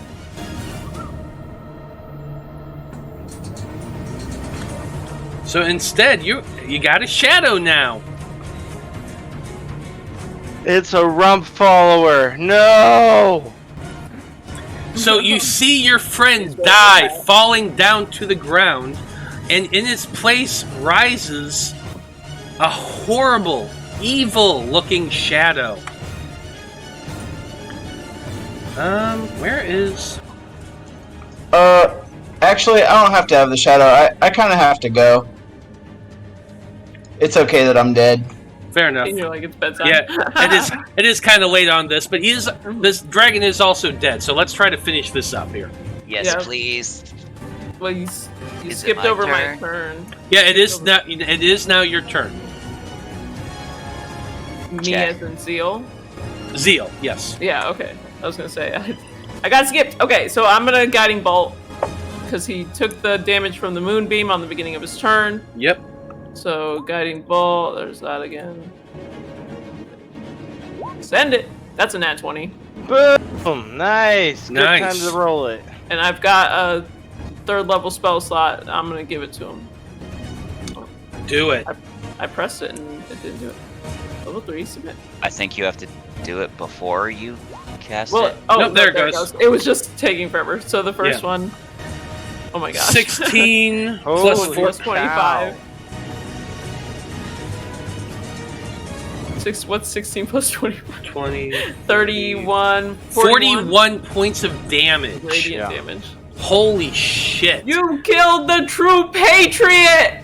How could you have done this? You shoot that bolt of radiant energy, it goes flying through the air, slamming into the dragon, burning it horribly. He screams in pain. He barely seems to be able to hang on. His wings are flapping limply now. Oh, he went His for it.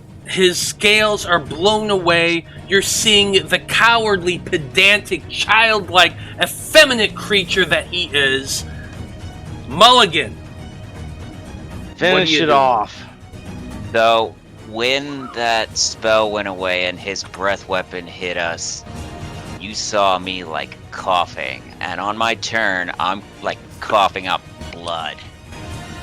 And so I That way. gather my strength as much as I can, and you see my weapon that was lightning changes to fire, and my beard becomes white, and instead of regular flaming hair, it is a flame that is red, white, and blue. I reckless attack him as I say, "Give me liberty or give me death," as I am on 1 HP. No, you better hit him. You throw your spear as hard as you can. It goes flying through the air. It misses completely. You throw your second one. It flies again, another bounces patriot. off his scales, and he just laughs at you and he says, "The red, white, and blue is mine. As long as I have people around who believe my nonsense, I'll never die." God damn it. I knew since you gave the description before you rolled that it was. Oh, it was gonna go bad. Yeah. I know, right? No, that And is we like gave you a 6. We gave you the chance to reroll. Come on. You got Shadow 4. Ray. You had- technically yeah, got you had 4 two. rolls there. It's the Shadow That's Ray's all- turn now. Yeah, but he gets to attack me with advantage, which is the only reason I get those. yeah, it's true. Oh wow. Ugh. We can do it. We can do it. You know what? Make one more single base attack roll. I really wanted to give you that after that speech. One more roll. If you hit a 19... Nope. 17. The face I are wanted not that. with you. I wanted that for you so badly. I really did. Yep. As you know exactly what happens, that shadow of Bose comes flying at you, trying to kill you, drain your strength away. Nope. That should not have been a disadvantage. But, yeah, an 11's not gonna hit. No. So that's good at least. Oh man, he's at 1 hit point. What's the dreamer guy gonna do? Heal Don't. him. Don't give me ideas. I Are you have kidding to. me? Well, Right Kalis, there. it is your He turn. doesn't know he's got 1 hit point. He's just gonna kind of like look at Mulligan and be like, he goes, "Cool story, bro." Then he's just gonna shoot 2 Eldritch Blast at the dragon. Finish him. Lame. I mean, I didn't mean to have it on advantage. I guess that was from before. If you just want to take that as both attacks, Yeah, I'm fine that's with awesome. it, yeah. and Get him. so that's 9 and another 11, so 20 total. And we Okay. will have him get pushed on this one. Well, Kalis, he had exactly 7 hit points left. Ah. So tell me, my friend, as this effeminate, rotund, pathetic creature is flying overhead and you shoot your Eldritch Blast, tell me, Kalis, how does this look? He's been with these people. I guess he'll call them allies. And then he hears that speech. He's just like, fucking hell. It's like, I don't give a shit about Golferin that much. And then he's just like, you know what? Let's embarrass this guy.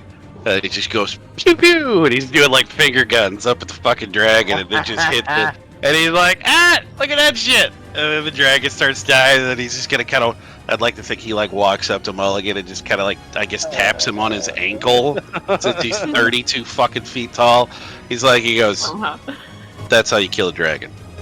And then he's just going to turn around and walk away.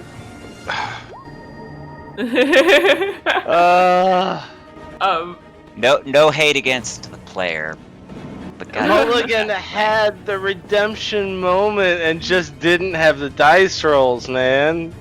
I would sadly move my moonbeam onto Bose's body so he can disintegrate in a beautiful flash of light. See, if I were I level cry. 11 and got that 3rd fucking Eldritch Blast, he might toss one Mulligan's way, but he I doesn't guess have it's it. my turn. I'll take out that Shadow Wraith before it kills Mulligan. No. Well, shit, let's hope you can get enough to kill him. You're muted, Matt. So between Luigi coming up and stabbing at the shadowy creature, and you Zeal moving his moonbeam over it, the shadow is absolutely vulnerable to radiant damage, and so it's not within the realm of impossibility that his 16 HP is burned away very easily. Yeah, he just sadly like disintegrates in the beautiful moonlight. And I feel like Baus has one last moment to say something pithy as his spirit dissolves. Baus. But he's I gone. think he's gone, yeah. Yeah. No, his camera's still active, Mhm. so I thought maybe he was still here. Okay, well that's fine. Yeah. I'm here, but I'm dead. Give us Baus, one I'm pithy so response. sorry. Yeah, give us a pithy one-liner as you're burned away by the moonbeam. We may be evil xenophobes, but we'll never be as bad as you.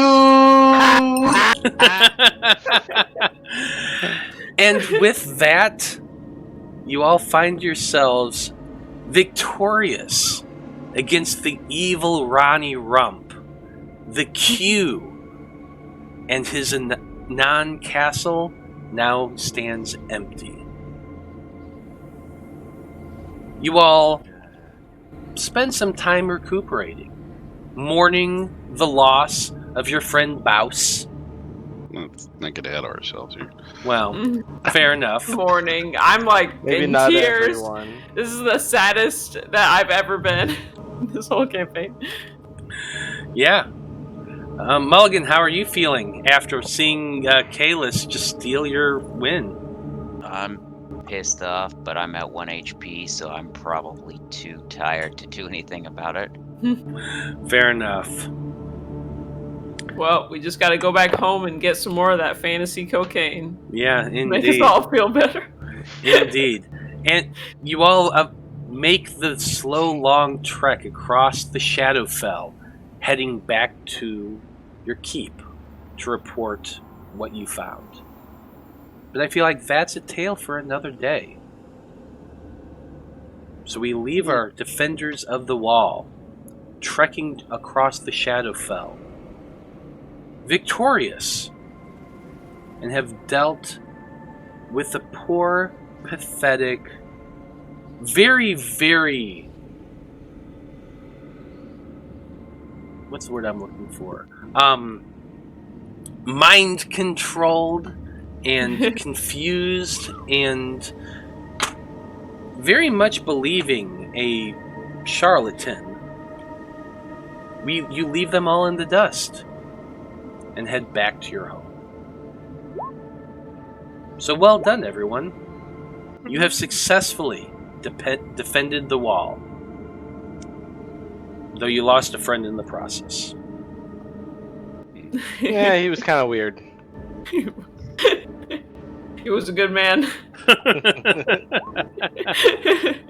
Press F to pay respect. Thank you all for watching our one-shot. It's a big ball of chaos and goofiness and people fucking around, but that's why we love them. Come back and see us tomorrow at 3 o'clock for the Debauchery Circus and 7 o'clock for the Fab Five. But on behalf of all of our defenders of the wall, I just want to say thank you for watching. Have a great evening, and we'll see you tomorrow. Good night. Peace. But